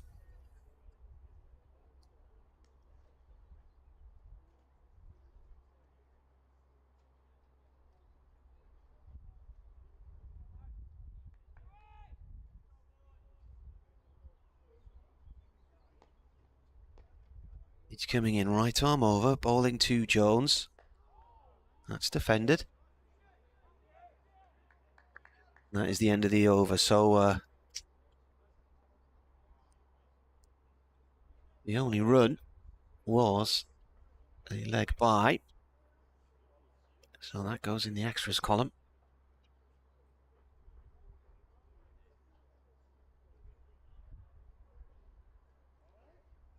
Maiden for Leach. Dylan Pennington, the bowler who will take the new ball from the Lumley end.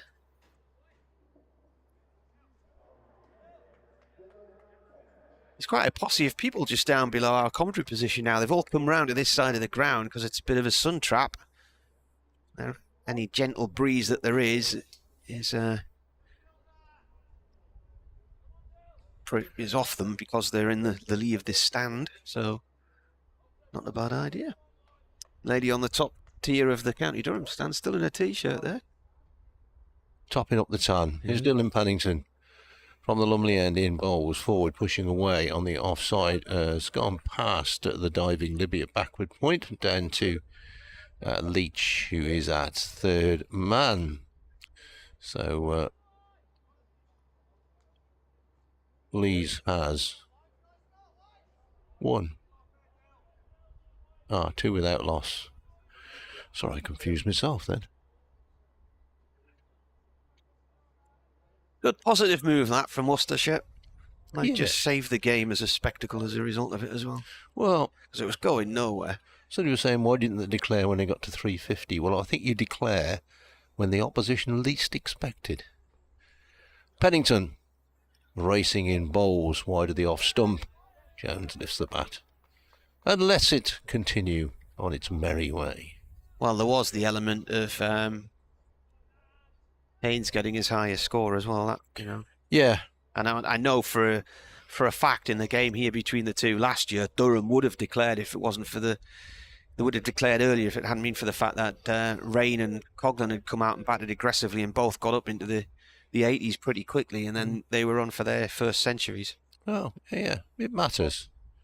Pennington in bowls that Jones drives to mid-off. No run to be had there. Finch, the fielder. Yeah, I think it surprised everybody. I think the ground staff were taken a bit by surprise. They normally get the nod, but as I say, you know, Lees and Jones probably weren't expecting that declaration, so mentally maybe hadn't got into the thought that they were going to go and bat very shortly. Here's Pennington, comes in, bowls, dabbed away by Jones on the offside. And it's a difficult few overs for them at this time of night. Not that the conditions, anything wrong with that, bright sunshine. But in that, they have a short period of time to bat and then have to come out again tomorrow morning. When even though the forecast is good, you'd think that the pitch might freshen up a bit overnight. Pennington in bowls to Jones. Jones, nice shot off the back foot, racing away down the slope. Waite might cut that one off. Indeed he does. And they'll settle for 2. Bernard says that declaration was unexpected, and he even adds in an exclamation mark to back up his point. Well, an exclamation mark is worth a lot. At 4 without loss, Durham lead by 63. Yeah. Well, I mean, whether it will... time is the essence in it. We've got 96, 112 overs in total left in the game after this ball. So is that enough overs for Durham to get some runs? They know the pitch is pretty flat. Pennington in and bowls and flicked away down through backward of square. Leach is on the chase. He won't cut that one off. Again, nicely timed. 4 more to Jones. Pennington just drifts onto the leg stump. And the total is 8. You'd still struggle to see a team being bowled out here, really. Yeah. Unless they go really gung-ho. Yeah. So if Durham were to set Worcestershire a target tomorrow, then it's a case of either Worcestershire get them or they don't, and it's a draw. 16 overs left tonight. Let's give them 3 and over. which is, what, 48. So that would make a lead What of did Durham go out in their first innings? 115, 120 tonight. Kick on tomorrow. Get another 130, 140 in the morning. Would they leave 260 on this pitch after lunch? Maybe not. Here's Leach again, comes in and bowls. Bat and pad there, fending away one-handed by Lees. Actually, the run rate, if you look at it, I thought Durham would have gone along at more than this, but they went along at 3.7 compared to 3.3.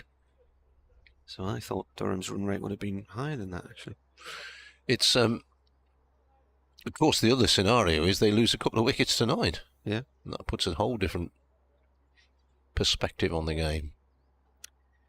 Leach comes in and bowls. Lees plays the ball up to mid-on, no run there.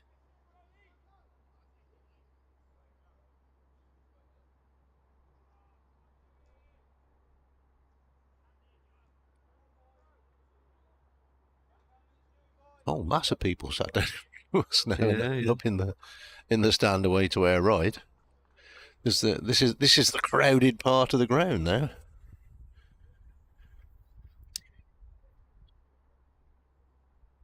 Leach comes in and bowls.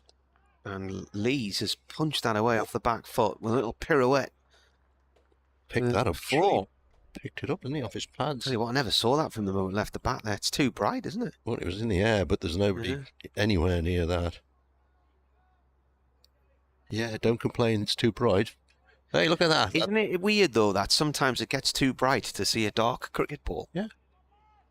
It's almost a cloudless sky now. Yeah. Pale blue. Leach in again. Oh. Where's that gone? Lees has gone down on one knee and sweeps. Has that gone for 4? Yeah. 4. That's square leg. Interesting. Well, is that just because... Pollock played that shot yesterday, didn't he? Yeah. I think we're having a deep square leg now. He needs to be up on top of the scoreboard then. Now, is this a statement of intent? Or is this just, a couple of bad balls from Leach? Lead 75. Declare now. Put Worcestershire back in. Be checking your Indian bookmakers then, I think. Yeah. Round the wicket comes Leach. A little push out to mid-wicket to D'Oliveira by Lees. No run. Excuse me. Hiccup in the middle of that. Oh, flag's blowing a bit on top of the grandstand now.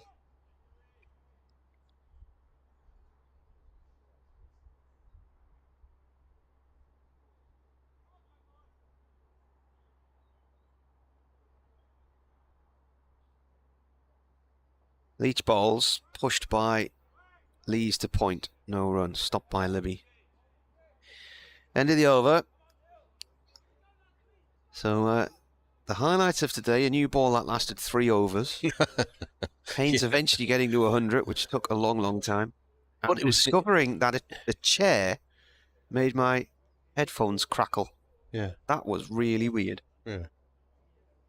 Yeah. But I think in the context of the game, Haynes 100 was vital. Yeah. It was just slow, wasn't it? Yeah. I mean, you can't fault the lad for getting the runs and playing the way he did, but it wasn't an action-packed century. It was a very slow, methodical, watchful century. Maybe a bit of credit to Durham for bowling well. Not giving him too many... Maybe we shouldn't be so grumpy. I kind of think on the first day Worcestershire bowled too many 4 balls. Pennington in and bowls, and this is Jones coming forward, plays the ball back down the pitch. Pennington stops it with his left hand, and it jumps up and hits him on the chin somewhere. I know these things are automatic in modern cars, but there are vehicles coming in brilliant sunshine with the headlights on. Yeah. And there's a Mini parked right next to the side screen at the far end, and its headlights are blazing away there. Plus, the sun's reflecting off the windscreen and the corner of the wing. That's almost in the batsman's eye line. Yeah. Pennington, Lumley end. And this time Jones drives nicely out through the offside. Is that going to race away for 4? Is it going to pull up? I think it might just pull up inside the boundary. It does indeed. The Mini's gone. Finch is the fielder. Yeah, the offending Mini. has disappeared. Not many left in the car park of the health club now. They've all been and gone. Saturday night they've been healthy all week. Yeah. They've gone out for a pizza and a bottle of Prosecco. We've got a Mazda, a Range Rover, an Audi, a Tesla, and a builder's Jeepy type thing. Oh. Glad you can With work some that ladders out. on the roof. I know nothing about cars, the makes of. It's a Toyota Hilux. Oh. I'm very pleased for it.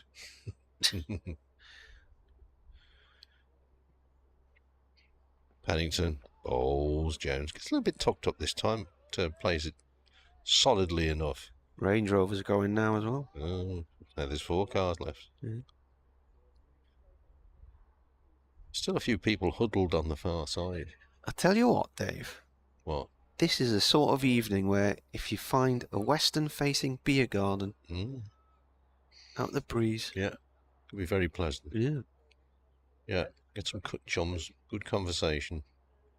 It's even a barbecue evening if you're in the right place. Pennington in, Bowles, Jones forward, plays the ball back down the pitch. Pennington again on his follow-through is the fielder. It surprises me some days when it's chilly how warm it gets in our back garden because we face southeast. Even in the winter, you can sit out there and have a cup of tea quite pleasurably, you know, just in a sweater or whatever. But you can sit in the back garden on a morning, it's nice and sunny, and you go out the front door and you get blown off your feet because it's facing the northwest. Pennington. This time to the left-handed Jones, who flicks this one away. I think he's got this one away in almost the same place. Oh, he hasn't. Sorry, Lee's. Almost the same place. Yeah. And this time they get 1.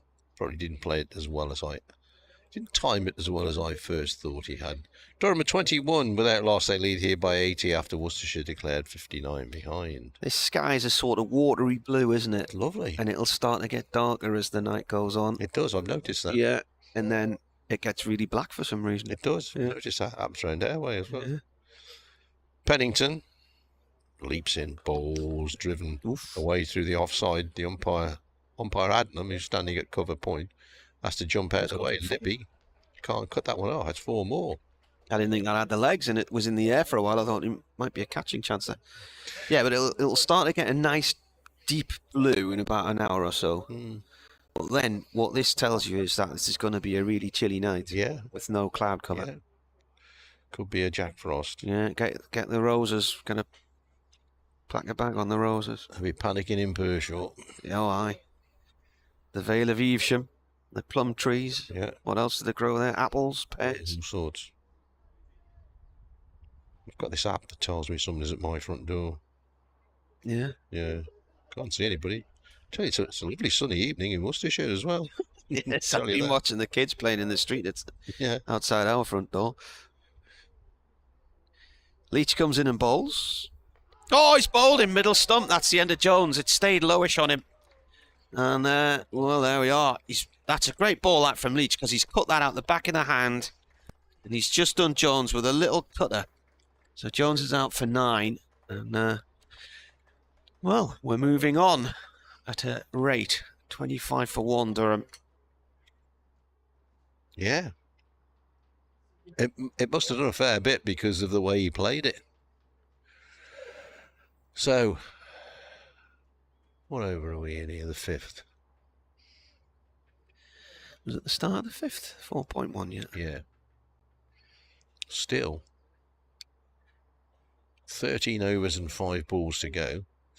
The time now is 11 minutes past 6, so yeah, we're looking at 10 to 7, I suspect. Umpire Adnam, by the way, was stood at cover point because he would be looking directly into the setting sun if he was stood the other side, so that's why he's moved across. Scott Borthwick making his way towards the middle. Who's the Durham night watchman if they need one? Potts, maybe? So what's the lead? 84.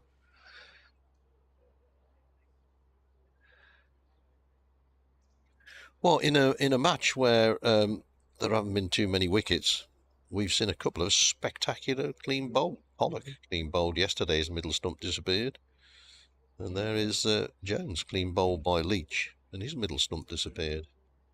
Oh, Lees was bowled middle stump as well, wasn't he? Yeah, that Like one Gibbon. jagged back, didn't it? Yeah.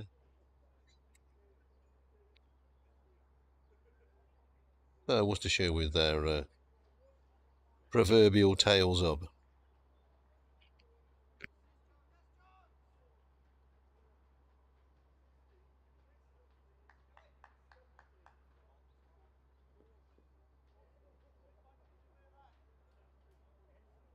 The old game this. Lead 84.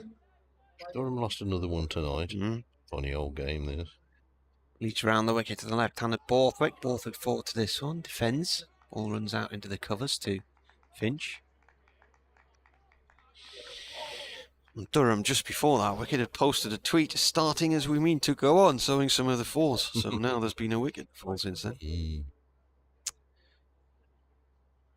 Are you off to Seaton Village tonight, or did you go there? No, I didn't. No, I tell you, I didn't go anywhere near Seaton because they'd moved.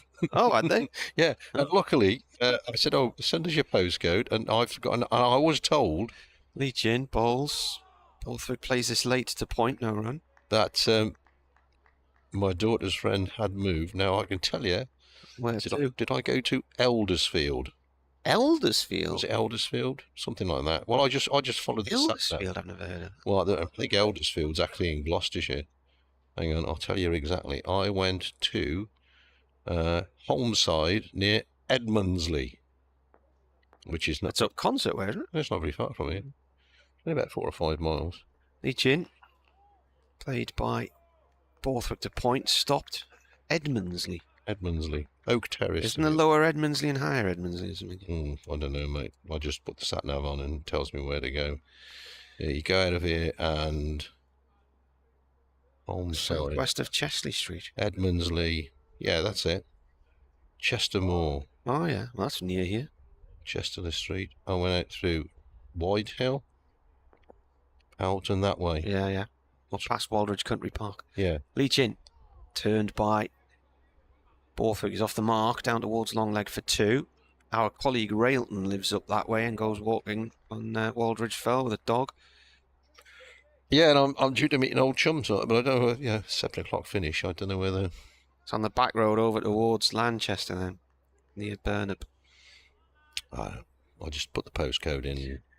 Well, you see if you'd look at the village names round there. Quaking Houses. Yeah. Stony Heap. Pity me always get me. There's a no place up there as well. Leach in. Cut down into the ground and it bounces away off towards the covers. No run there. There's also a bit called the Middles. Middles. Nettlesworth, Kimblesworth. Hamsteels.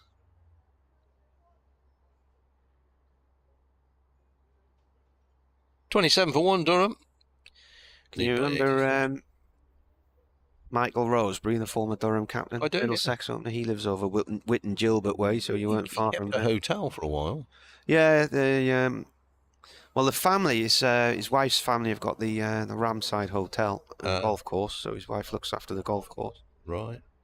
I say looks after, she basically manages and owns it, I think. Right. The greenkeepers will look after it. They will. Yeah. They generally do. Yeah. She's not actually sat on the mower of a morning. Pleasant way to spend a day, though, on a big grass cutter. If you've got a podcast to listen to or something. Love doing that. Bit of rolling, bit of mowing. Dylan Pennington is bowling. And he's going to be bowling from the Lumley end. Comes in right arm round, pushed away, driven away, not pushed away. Lovely shot there. Cracked away by Lees, who looks in a hurry here. He goes to 19 off 15 balls. Nice shot, very well timed. He's having a good start to the season, Lees.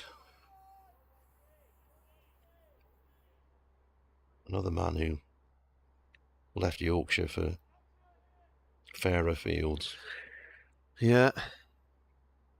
First came on loan, I think, back end of the 2018 season. Made his debut at Glamorgan. Pennington bowls. Back goes Lees, plays down the pitch. Pennington is his own fielder. Durham hammered Glamorgan that week, and there was loads of rain delays and mist and fog and bad light. It was still over on the morning of day 3. before midday. In Cardiff? Yeah. Yeah. And honestly, Glamorgan at the time looked like a club waiting to die. They were dreadful. They've had a bit of a resurgence since then. But I drove from there up to Dumfries and Galloway to join the family on holiday at a place called Kipford. His next ball, which is pushed away on the offside for a single. Haynes from second slip goes out to pick it up. And I knew it was a bit of a push, but I thought I'd get up there in about 5 hours, something like that. You'd obviously have to stop somewhere. 8 hours later, nightmare journey. It was when those roadworks were on past Worcester. Got stuck there.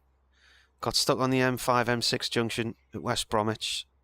Stuck at Stafford for about an hour and a half. It's just the journey that never ended. And then when you come off the M6 at Gretna, you think you're in Dumfries. Oh, it's you're still not. another hour to go. Yeah, nowhere near it, mate. Yeah. Here's Paddington in Bowls, pushed away on the onside. Yeah, I've been up there lots of times. Fort William, Oban up there. And first time we got there, you get to Gretna, get over the border, you think, oh, not far now. Yeah. Inverness is a long way from there. Oh, it is, eh? Up the A9. It's a nice drive, that. It is. Pitlochry's lovely if you go up that middle bit. Up past Bridge of Allen, Perth, Pitlochry. Very nice. Full of tourists. The salmon leap at Pitlochry. 32 for 1 here. Durham. Lead by 91. Here's Pennington in Bowls and flicked away. That might be off a pad. Let's have a look. What does Rob White think? No, he thinks there's a bit of bat in that. Imagine in the 90s, in the 80s, driving all the way up there when there were less bypasses and motorways with a van and a trailer packed full of teddy bears going all the way up to Inverness to the Black Isle to deliver to a fairground. Or Keith. Or Bucky or... The Black Isle. Yeah. Leeds at 29, Borthwick has 3. Leeds it is that faces 33 for 1. Durham. Pennington Bowls pushed back down the pitch. Pennington himself does the fielding. And at the end of the over, the score is indeed 33 for 1. Leeds 20, Borthwick 3. The batsman to go, Jones, bowled by Leach for 9. The only other wickets to fall today were Libby, caught Beddingham, bowled Coglan 26, D'Oliveira caught and bowled Kuhneman 46, and Roderick caught Rain, bowled Potts 44. Haynes made 134 not out, Waite made 22 not out. And then Worcestershire declared 59 behind. Borthwick on 3 as Leach comes in. Round the wicket from the Finkel end. Rolls that out the back of the hand. Borthwick sees it. It's a slower ball. Defends. The thing about Joe Leach I've noticed quite often, particularly in recent years, if he gets an early wicket, he really gets his tail up. And he's got an early wicket here. And he can bowl a pretty long spell tonight, knowing that he can put his feet up overnight.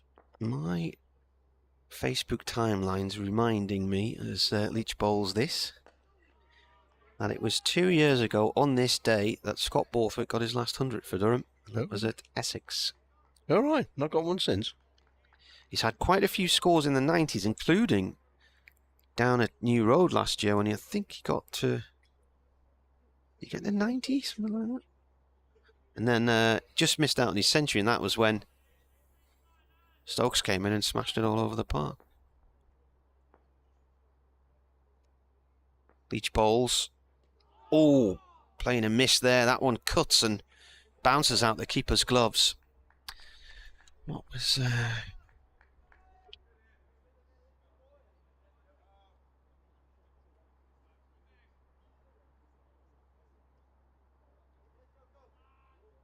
64 ball century from Stokes last year. I remember that.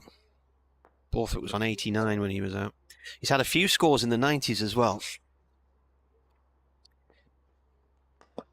Played by Borthwick, out and away and safely through the leg side, and that's gone for 4. He stepped back into his crease to flick that one away. Oliveira's out there. Did he get a score in the home game against... yeah, he made 96 here as well. So 89 at New Road and 96 here against Worcestershire last year.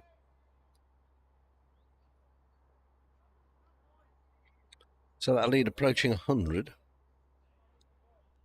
with still 11 overs to go tonight.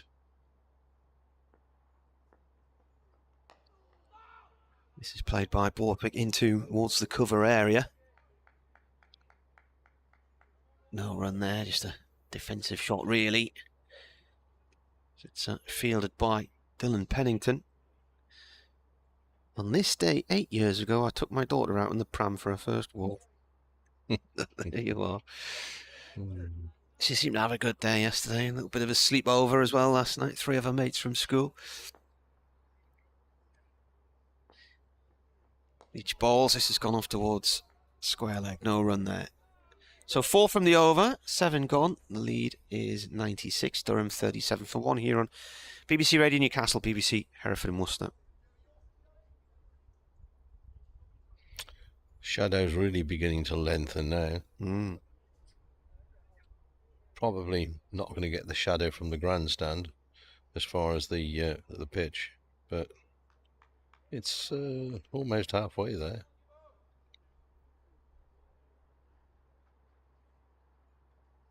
Be ironic on a day like today if I'd put the lights on for the last 2 overs because the shadow was on the pitch. Now, is this a change of bowling? I suspect it is. Ben Gibbon to come on from the far end from us. The Lumley end.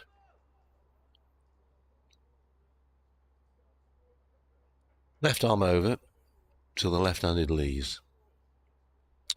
And Gibbon's first ball tucks Lees up a bit, but he plays it away solidly on the leg side. Gibbon, who bowled Lees, was it yesterday or the day before? Out of nowhere, really, looking really confident. And boom, his middle stump disappeared. Just something a bit different, Ben Gibbon, the old left arm over, Worcestershire. Haven't really had a decent left arm bowler, so Jack Shantry was the last one who took wickets on a regular basis. Somebody will tell me that got it wrong, but I think I'm right. Gibbon in, bowls, that's flicked away. It probably raised away for 4. Oh no, it's not got the legs on it that I thought it had. Weight down at fine leg, gets across to his left to field. Now, Weight on the first day here was flexing his right shoulder every time he threw the ball in, but looks as if he got that one in without too much pain. 39 for 1 Durham. A few vapour trails in the sky at the moment. Yeah. Says something about the atmosphere, I suppose. Yeah. Might be a bit chilly up there. Next ball from Gibbon. There's a loud appeal here. He's gone. Fingers up. Batsman doesn't believe it. Looks around, looks at the umpire. And Gibbon strikes. And Worcestershire have their second wicket. Lees, LBW to Gibbon for 22. Unless he's hit that, looking at that on the replay, that looked a good shout. Playing across the line. Here it is again. It's hit him low. Yeah. Yeah, you're right. He looked stunned by the decision, but he did play right across it, didn't he? I never saw a batsman who did think he was LBW. 39 for 2 then. Lead is that 98 on the board? Yeah, it is. Try to work it out for myself in the end. So Gibbon stripes in his first over. What Durham can't afford to do here is get themselves out cheaply like they did last week at Sussex. Yeah. Hand the game back to Worcestershire. Third ball for Gibbon.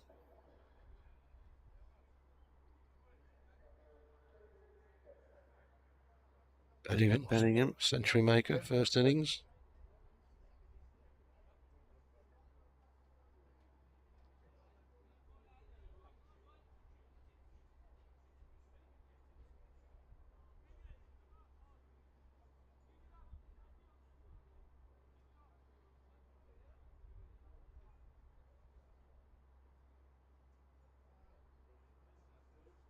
Bellingham takes guard. His shadow is twice as tall as he is.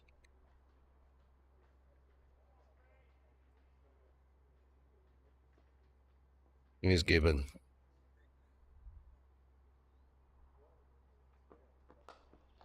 Oh, nice way to get off the mark. Driving out through extra cover. Not going to get 4, but they'll pick up 3, I'm sure. Solid shot. Who was chasing that? Finch, I think, from mid-off. Had the long wreck down towards the longest part of the ground. 42 for 2, Durham. Borthwick, skipper's face. Takes guard. Well, he wouldn't have faced Gibbon before, but he's been up this end before, I think. Oh well. Fresh guard anyway.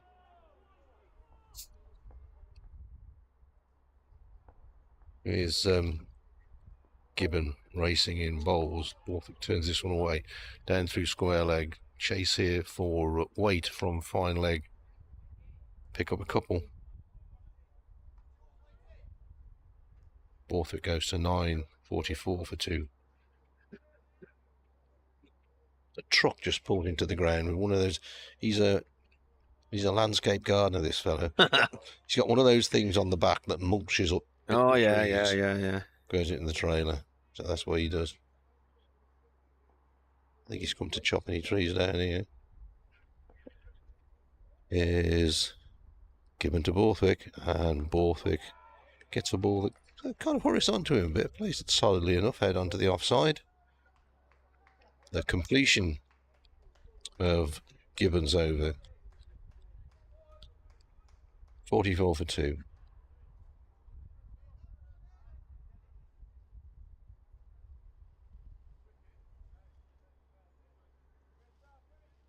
The floodlight shadow actually goes right across the ground and halfway up the stand away to our right. The longest shadow you're ever going to see.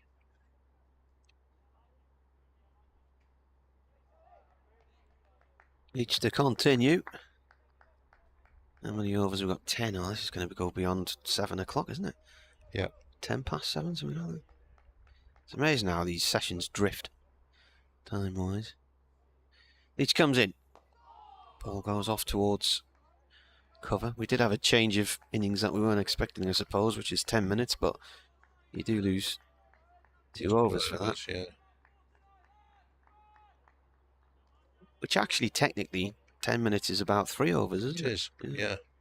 Well, they're at 3.5 minutes and over, don't they? Is the... Yeah.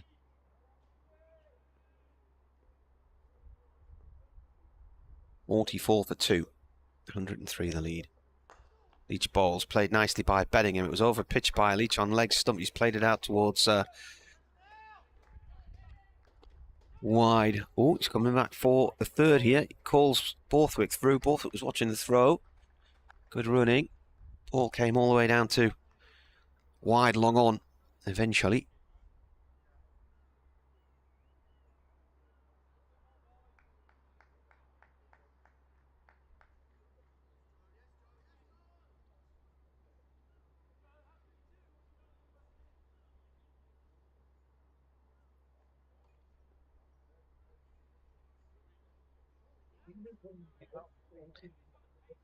Well, the shadows from the roof of the pavilion have encroached about 1/8 of the way across the field on the left-hand side of the ground. The shadows from the floodlight pylon, as Dave said, now reached the back of the lower tier of the County Durham stand on our right-hand side. Nothing as such going through the middle of the track, though, which is important.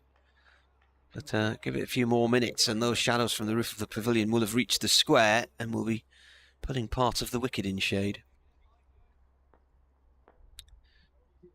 Here comes Leach round the wickets to Borthwick. Borthwick puts at that one, chops it down hard into the ground, and it's away past Libby and backward point. The ball, though, doesn't go all the way to the boundary up at the north end of the ground. He may have got a hand on it to slow it down, but that is a long boundary up there.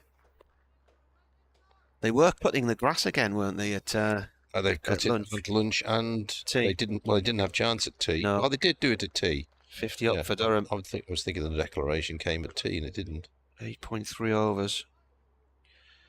Not quite what Ed Pollock did in Worcestershire's first innings the other day, where they had 50 on the board inside 6, didn't they? Yeah. And then he was out for 41.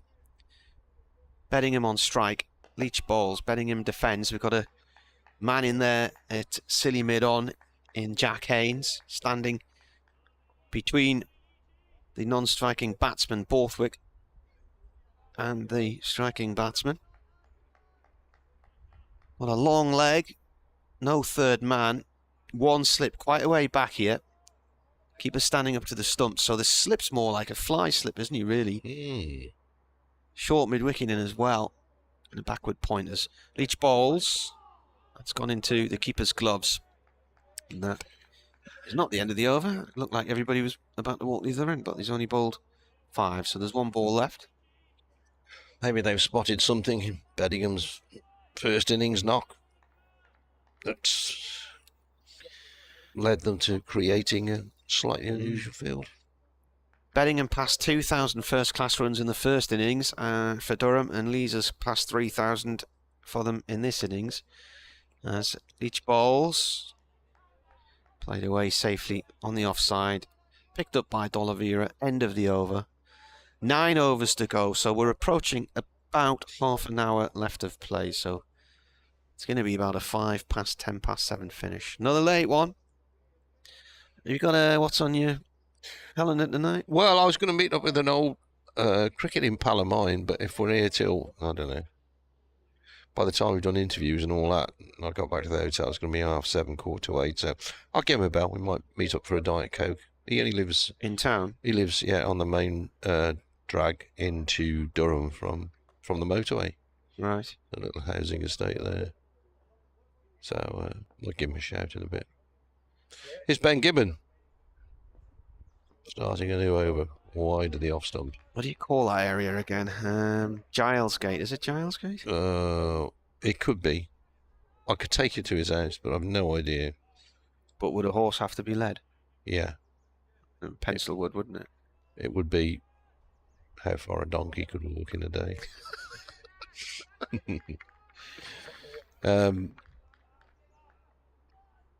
Yeah. Here's Ben Gibbon. He's bowling to Steve Borthwick, and Borthwick is pushing. Steve Borthwick? Steve Borthwick. Yeah. Pushing away on the offside. They're going to come back for a second. Good running by Steve Borthwick there. Yeah.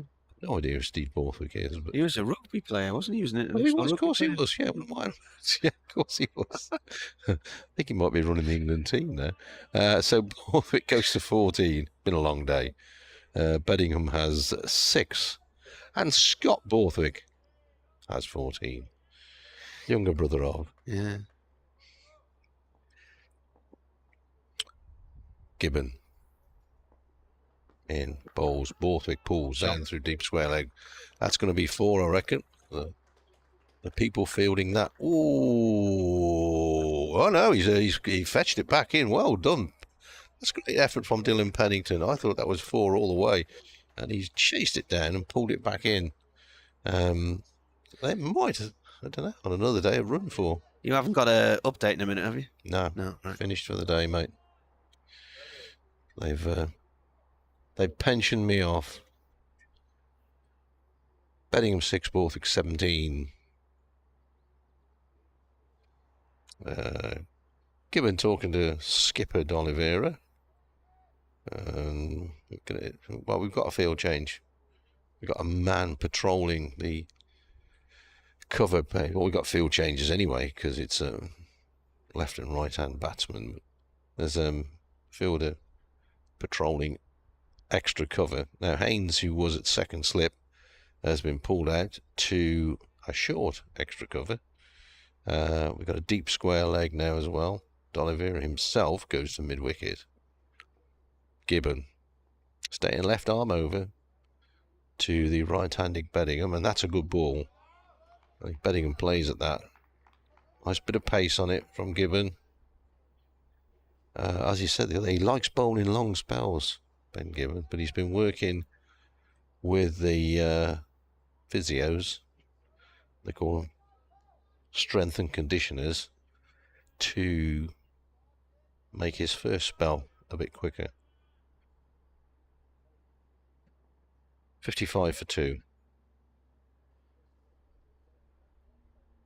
Gibbons' next ball. Played to mid-on. Slightly in the air, but only for a few yards. It was never a chance. Lots of clapping, lots of encouragement. I reckon that shadow from the grandstand could breach the pitch before close of play, because we've still got 8 overs and a ball to bowl.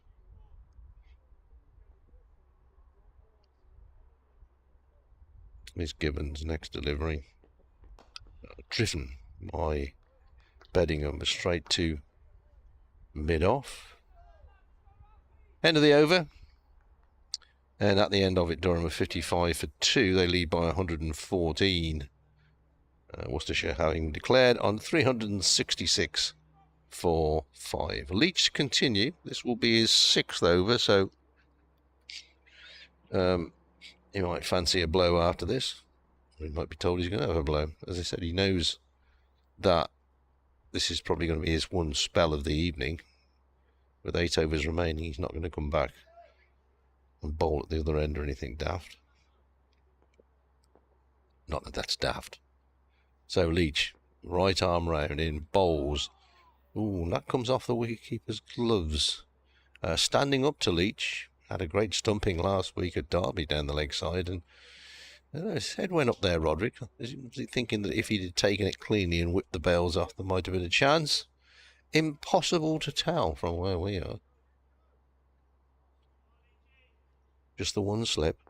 Pollock, the lone grabber, is Leach in again and bowls, and this is turn 2 mid-wicket, where there is no run. That's Azhar Ali, I think, in there.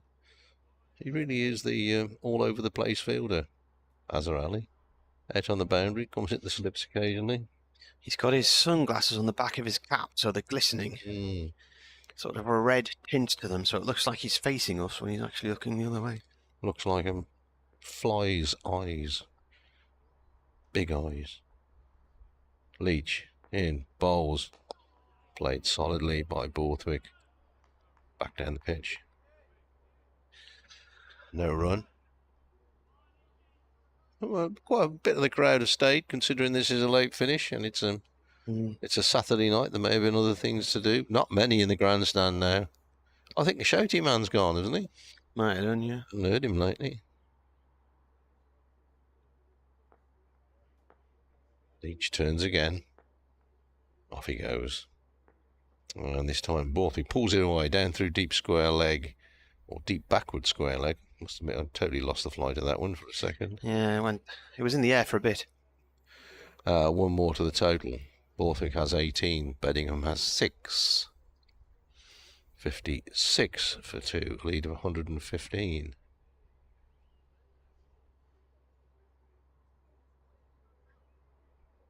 Well, the landscape gardener. Oh, has he gone to the gym? You don't go to the gym if you're a landscape gardener, do you? You'll be fit enough.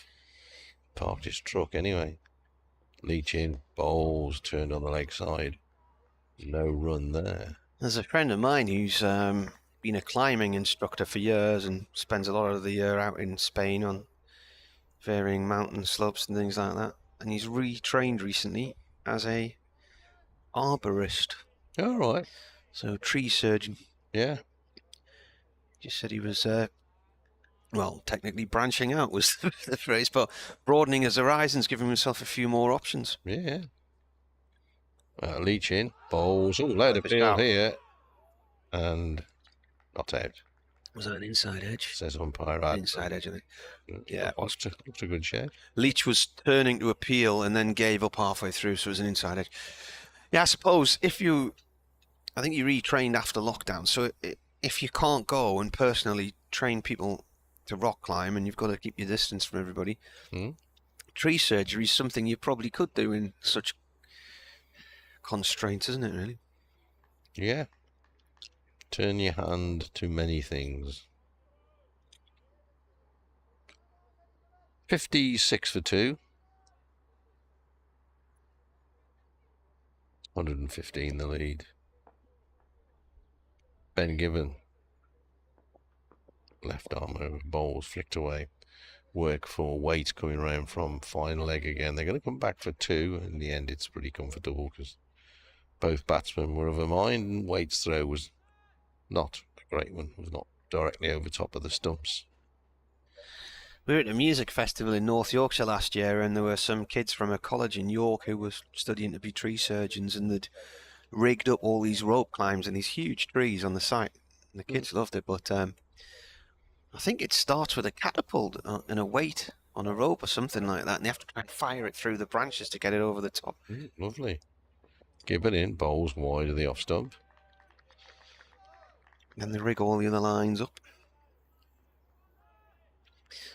Can you see the thing on the back of his van or not? Yeah, when he pulled in. So it's the tree chopper thing. Oh, yeah. Well, there's somebody in the passenger seat still. I reckon there's about a dozen people sat in the grandstand. And around in front of the health centre, health club, is Gibbon. Bowls again, just stretching forward a little bit there, Bellingham, but times it very well, gets his bat on it, pushes it away at the offside. Is one of those occasions where possibly his feet weren't where he wanted them to be, but his bat was, and that's what makes a good player. As if your feet in the wrong place, but your bat's in the right place. There's a few in the members' room through the glass that I can see. Yeah, not many. Anybody with any common sense has come to our stand or sitting in the stand at our right. Yeah. There's a few in there. Lovely summer's evening. Gibbon in, bowls driven. Oh, that was it. Was that in the air? Yeah. Yeah, just was in the air. Haynes is in there, stretching for it. Borthwick has 21. Bellingham has 7. Durham has 60 for 2. Lead of 119. A guffaw of laughter beneath us. Nice to hear. People enjoying themselves at the cricket. Gibbon in his 3rd over. This time coming forward.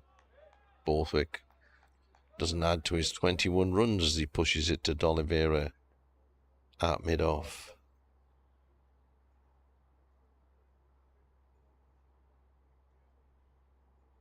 Still busy traffic on the main road. Yeah, there's plenty of traffic coming up down the hill from Lumley.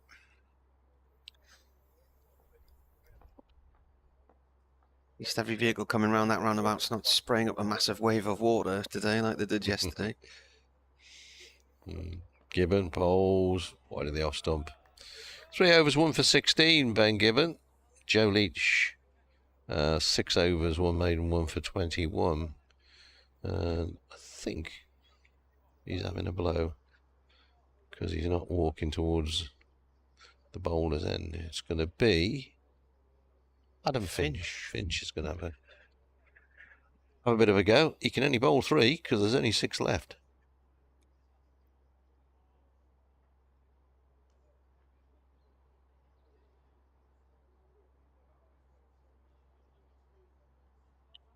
Partnership so far of 25 and 14.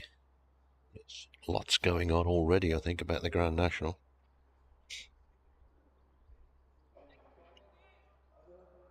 And the number of... Zach Crawley went LBW for a duck to Chris Rushworth in the first innings against Warwickshire, and he's got him again, LBW. All right. Finch in, right arm over. That's swept off the legs by... Oh, it's bouncing out towards deep mid-wicket by Beddingham. Throw back deep in towards the keeper's gloves.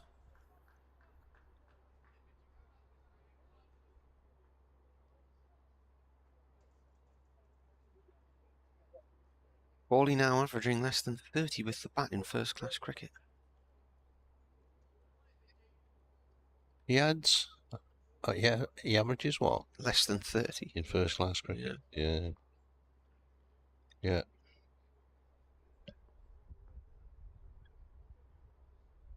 Pinch. Durham lead by 121. Oh, what a lovely shot that is.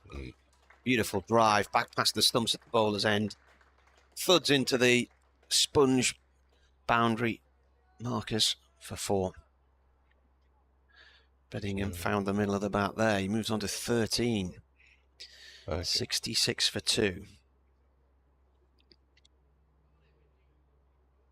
17 of 39 horses finished the Grand National, so 22 didn't. One of whom was put down. Beddingham waits. That's off the 5 pad. It loops out towards square leg. There's nobody there. They'll get a leg by.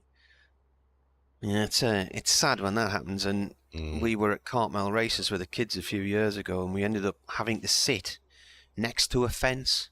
And we saw this horse had just misjudged it and it clattered into this fence, and it was clearly injured. And pull the screens, right? Well, yeah, the horsey ambulance came along. Yeah, it's not nice. But then the next bit was the jockey started walking off down the course carrying the saddle and the harness and everything else, and the owner and his daughters came running up the race course crying their eyes out. It's not nice. Horrible. Finch round the wicket, bowls. That's at 4 down to fine leg. I think it's 4, yeah it is. Nice little shot from Borthwick there. He was quick onto that one. He's guided it fine. There is a man down at fine leg, but he's a little bit too wide to cut that off. Not a good start from Finch. 10 off, 4 balls. Yeah, a very good friend of mine was a stable lad and rode out for a stable in the Cotswolds. He said the worst thing was driving home with an empty horse box. You bet. 71-4-2 Durham. Borthwick plays this to mid-on to Brett D'Oliveira, no run there. It's Azhar Ali who's way down at fine leg. He's got all that boundary, a huge area to cover. Sort of 1/4 of the boundary really, all the way around the front of the health club. The next man is up in front of the pavilion.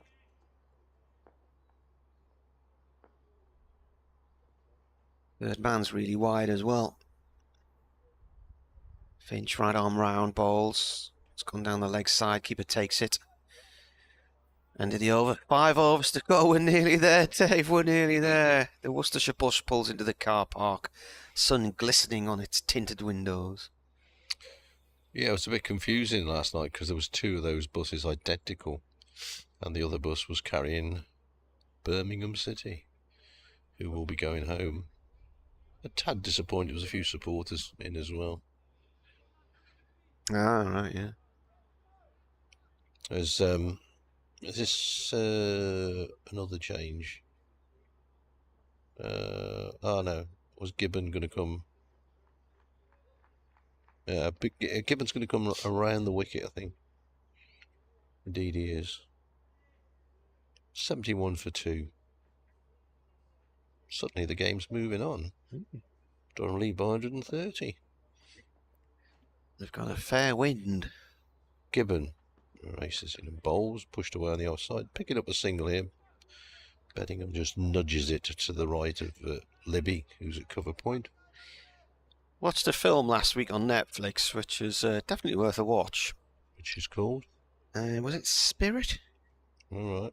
And it's the true tale of a young girl who's 16 and wants to set the record to become the youngest to sail around the world, circumnavigate the world unaided. All right. So she's an Australian girl. And there is a period in that where she does literally get stuck in the doldrums for about a fortnight. Here's Gibbon in bowls down the leg side at work for Waite, who's at fine leg. Literally stuck in the doldrums. Yeah, just moving absolutely nowhere. Yeah. True Spirit, it's called. True Spirit. Yeah. I'll have a look out for that. It's good. Yeah, I like those real life films. I watched Gold the other week, which is great. Yeah, which is all about the Brinksman bullying. Mind you, it sort of turns Kenneth Noy into a bit of a hero figure, doesn't it? Yeah, it does. Next ball is flicked away to deep square leg, where Azhar Ali is the fielder, and of course they only found half of it, didn't they? Or they only found out where half of it went. Yeah. The podcast series that goes with it, Gangster, is excellent. It's a cracking listen, that, because it goes into far more detail about what went on and all the timeshare properties that were built in Tenerife as a result of all of that money going out there. But then there was timeshare wars and there was lots went on. Gibbon this time to Borthwick, who's forward pushing, and he's going to pick up a single. He finds a little gap out on the offside between extra cover and mid-off. D'Oliveira from mid-off goes across to field. 75 for 2. Put on, it was a 39, wasn't it? So put on 36, these two, in decent time as well. In about 5 overs, I reckon. Gibbon, this time to Beddingham, who's half forward, plays the ball back down the pitch. There's a few gulls riding the thermals above the park across the road there. They're just going round and round in circles. Love watching the buzzards. I think we got some red wings from our house, by the way. Red kites. Red kite. Yeah, rather. well, they've got a V-shaped tail. So yeah, that's it. I'm sure that's what they are. There's a couple been, and you can tell by their squeal. Yeah. Yeah, here's Gibbon's next ball, which beats the outside edge of Beddingham's bat. I'll tell you where they could have come from. Because when I was a kid, there were tons of, well, there weren't tons, but there were red kites in the Elan Valley. Yeah. And the forests around Raider. Yeah. And then I went back down there 3 or 4 years ago with the family, and we stayed in a little village called Abbey Cumere, which was about 5 miles from Raider.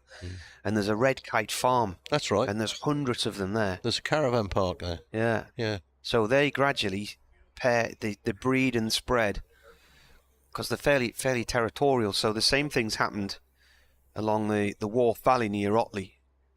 They released some red kite around near Harewood House, and they've gradually spread out. And now you see them quite a distance away as Finch starts a new over bowling to Borthwick. That's gone down the leg side. So they gradually started spreading along the Wharf Valley to Otley and Ilkley, and coming the other way, they've gradually spread out over towards Ripon and across towards Thirsk. And you see them on the A19 now. There's a lot more birds of prey in general around. Yeah, lots more buzzards now as well. Yeah. And the other thing is, I first was aware of a deliberate resettlement of red kite. It was on the M40 near High Wycombe 20 odd years ago. Oh, well, yeah. Yeah. There's loads around there. Yeah. Yeah, we stayed down there the other week. Finch over the wicket now to Borthwick. Borthwick flicks this one off towards deep square leg for 1. Yeah, around Henley, between Henley and Marlow. Yeah, so they've spread down that route. Yeah. Yeah. And they were coming in really low as well. Some pigeons as well. Never short of them. Leads 135. 3 overs left tonight. Push on tomorrow morning. Could have a game here, you know. I was thinking it's going to shake hands at 10 to 5 tomorrow night. Well, it might still be shake hands at 10 to 5 tomorrow night, but at least there's something in the game now. You know, Worcestershire 5 to 7. Brett D'Oliveira is now talking tactics with Finch. Comes the ball. He's got 4 balls left of this over as well as he bowls to Beddingham. Beddingham plays that between deep square leg and long leg. 1 run. Is that Finch fielding it as he tumbles over? He's bowling. Who's that again? Who's 21? Sorry, Gibbon. Ball nowhere near the stumps. It's gone way across the other side of the square.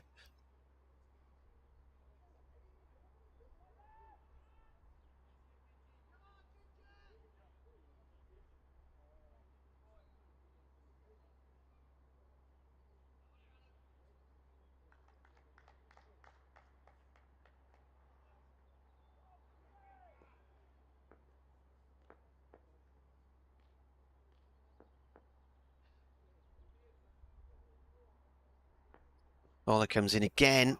Oh, and that's nipped back in and struck Borthwick around about the thigh pad. And like by his signals, he limps to the other end. Went down towards fine leg. And poor Adnam has got his gloves on still. And that shadow from the grandstand has reached the pitch. Yeah. My umpiring chums tell me that's the pitch. Yeah, I know. But players are then told not to run on the wicket, aren't they? Yeah. 78 for 2. Right arm over this time. Beddingham plays at the point, no run there. 3.1 overs, and then we'll be going home. Well, you'll be going home. I hope it's not one of those disappointing evenings when I get home and I'm told, I'm not really sure what you want for your tea. You off down the pub? Oh, I don't know if I'll be able to swing it tonight. I popped along early last night because we had an early finish here, didn't we? So I got home and there was 6 girls in our house, plus my wife. I felt a bit outnumbered. So. Get down the pub. Yeah. That's ball of the over, and that's away down to fine leg, and cut off. We'll get 2. Beddingham flicking it on its way, end of the over. So, 3 to go.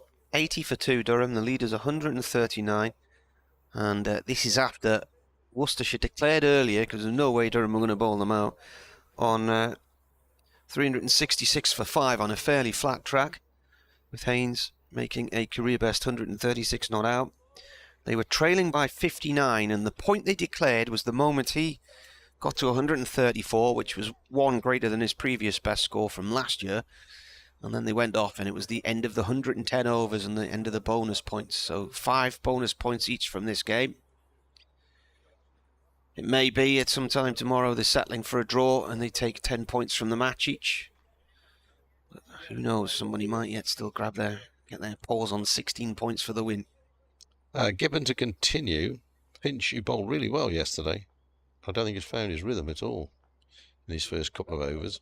Gibbon bowls, driven out through the offside. I've got a post in my way, so it was straight to D'Oliveira at extra cover, I suddenly realised, who then goes and talks to Libby. I don't know what he's talking about. Well, Libby's the vice captain, so that's probably what he's talking to him about. 80 for 2. Gibbon in bowls, and that's away off an edge. Tucked him up there. Yep. Looking to play through the leg side. It's yeah, that's 4. Down to the 3rd man boundary for 4. Tim Oscroft, who's writing on the BBC live feed, says Borthwick and Beddingham sounds like a law firm. Digging in and extending Durham's lead.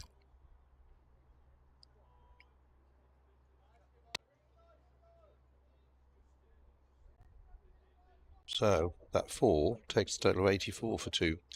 Lead is 143, so Durham, in effect, are 143 for 2. Is Gibbon charging in again? That's pulled away.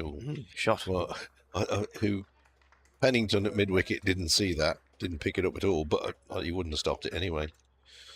So boomed away by Borthwick. Now, either showing real intent here, aren't they? Durham going on nearly 6 and over. So either that is something they've intended to do, or maybe Worcestershire aren't bowling that well, or maybe a bit of both. Anyway, Gibbon has gone for 28 off 27 balls. Just talking across to D'Oliveira.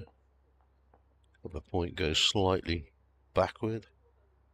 Gibbon in bowls, Borthwick forward defensively. Gibbon gets excited, thinks the ball has brushed the pad before it hit the bat, but then he pulls out of the appeal. There's a little knot of 6, 8, 9, 10, about a dozen spectators in the shaded area at the far end. How's our crowd looking? Well, the Worcestershire folk have stayed, but there are hoods up and coats on. There's still a smattering in the ground. They're watching Gibbon in bowls. Ooh, that nearly creeps through. There's half an appeal. I think the appeal was more in the fact that he caused the batsman some distress than he thought he was out, but Borthwick just going up, patting the pitch. Daft thing is, would the light come into consideration now? Because that shadow is making it quite... It's not dark, but it's darker than it was, let's put it that way.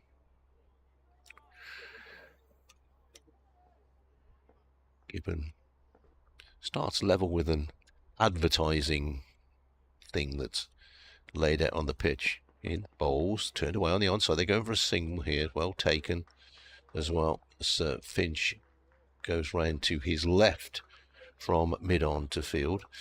Now, I reckon D'Oliveira's going to have a turn. He is going to have a turn himself. I wondered if he would.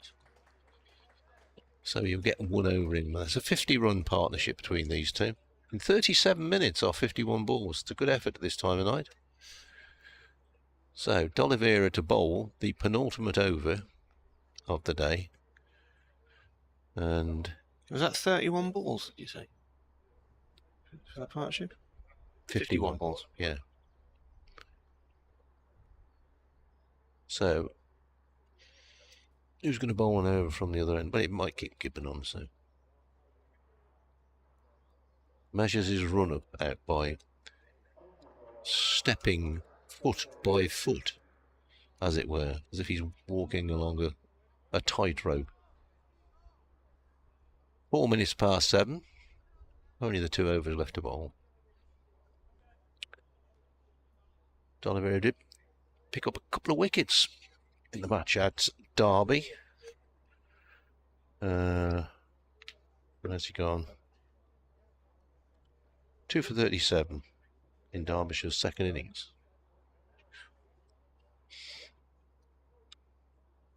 And he's about to bowl here. Right arm round. Stays low, skips on to Borthwick, who plays it late, but gets it away from the stumps and off towards long leg for a single. Well, from a point of view of taking wickets, Worcestershire will be quite keen to see the ball doing a bit. But from a point of view they've got to bat last, or will almost certainly bat last on this pitch, they probably don't want it to do too much. It's the lead, 149. Yeah. I say clatter on in the morning. What would you leave? Would you leave 300? Well, yeah, at least 270, something like that, you'd think. The leading edge from Beddingham, he's looking to turn that round the corner there, down square leg, and it's come back the other way.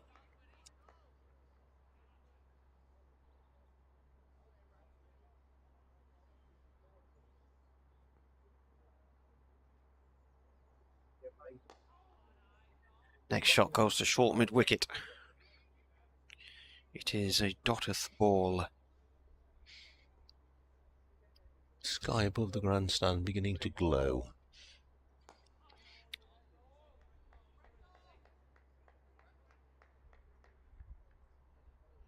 It is, isn't it? Quite a nice sky, bits of fluffy vapour trail. Bit of haze developing in the distance.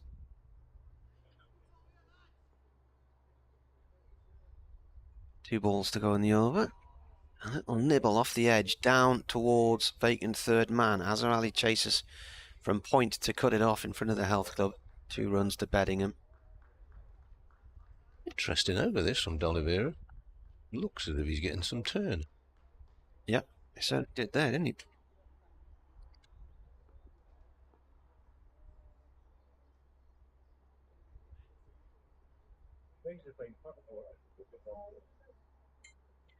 Comes in and bowls. Oof, that's a little nibble as well. He's played softly at that one. Beddingham there. That's turned a lot. He's looking to push that away from leg stump, and it's gone way across the stumps. And an edge down towards the third man area. 4-2. So an over to go. Durham lead by 153. Well, if it's starting to turn, it'll be very interesting with an international spinner in the Durham lineup. An international left arm spinner. Which, if there's a bit of rough,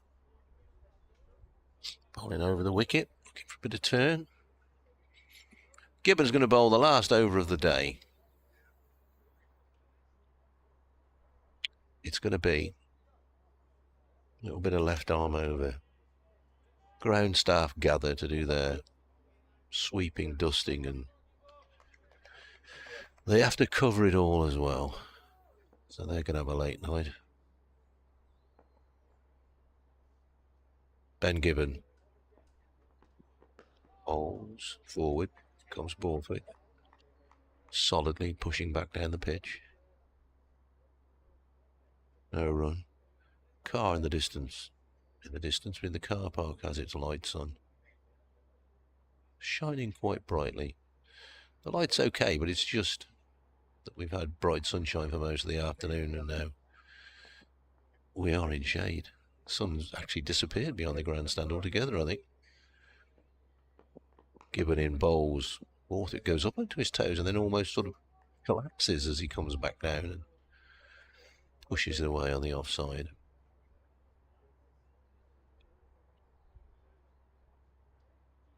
Top marks to all these people who've stayed throughout the day. Changing the field here. Mid-wicket goes down to deep square leg. There's that Finch.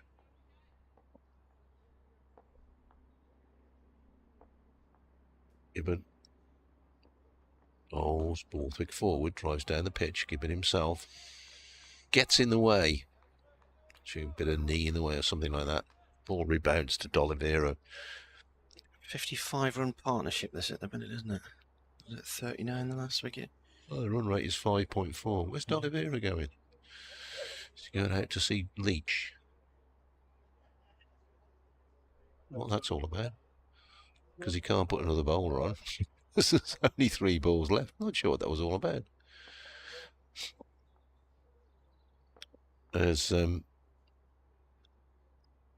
Gibbon comes in again, and it's flicked off the pads for a single down a fine leg. Waite's throw goes over the wicket-keeper, but of course, these being professional cricketers, have 2 people backing up. The penultimate ball of the day to be bowled by Gibbon, who's coming around the wicket. The field sort of rotates a little bit for the right-hander. Deep square leg goes out. Gibbon in, bowls. Nice shot, driven out through the offside. Only get a single for it. We just made that lovely sound off the bat. So, last ball of the day. Last ball of a long day.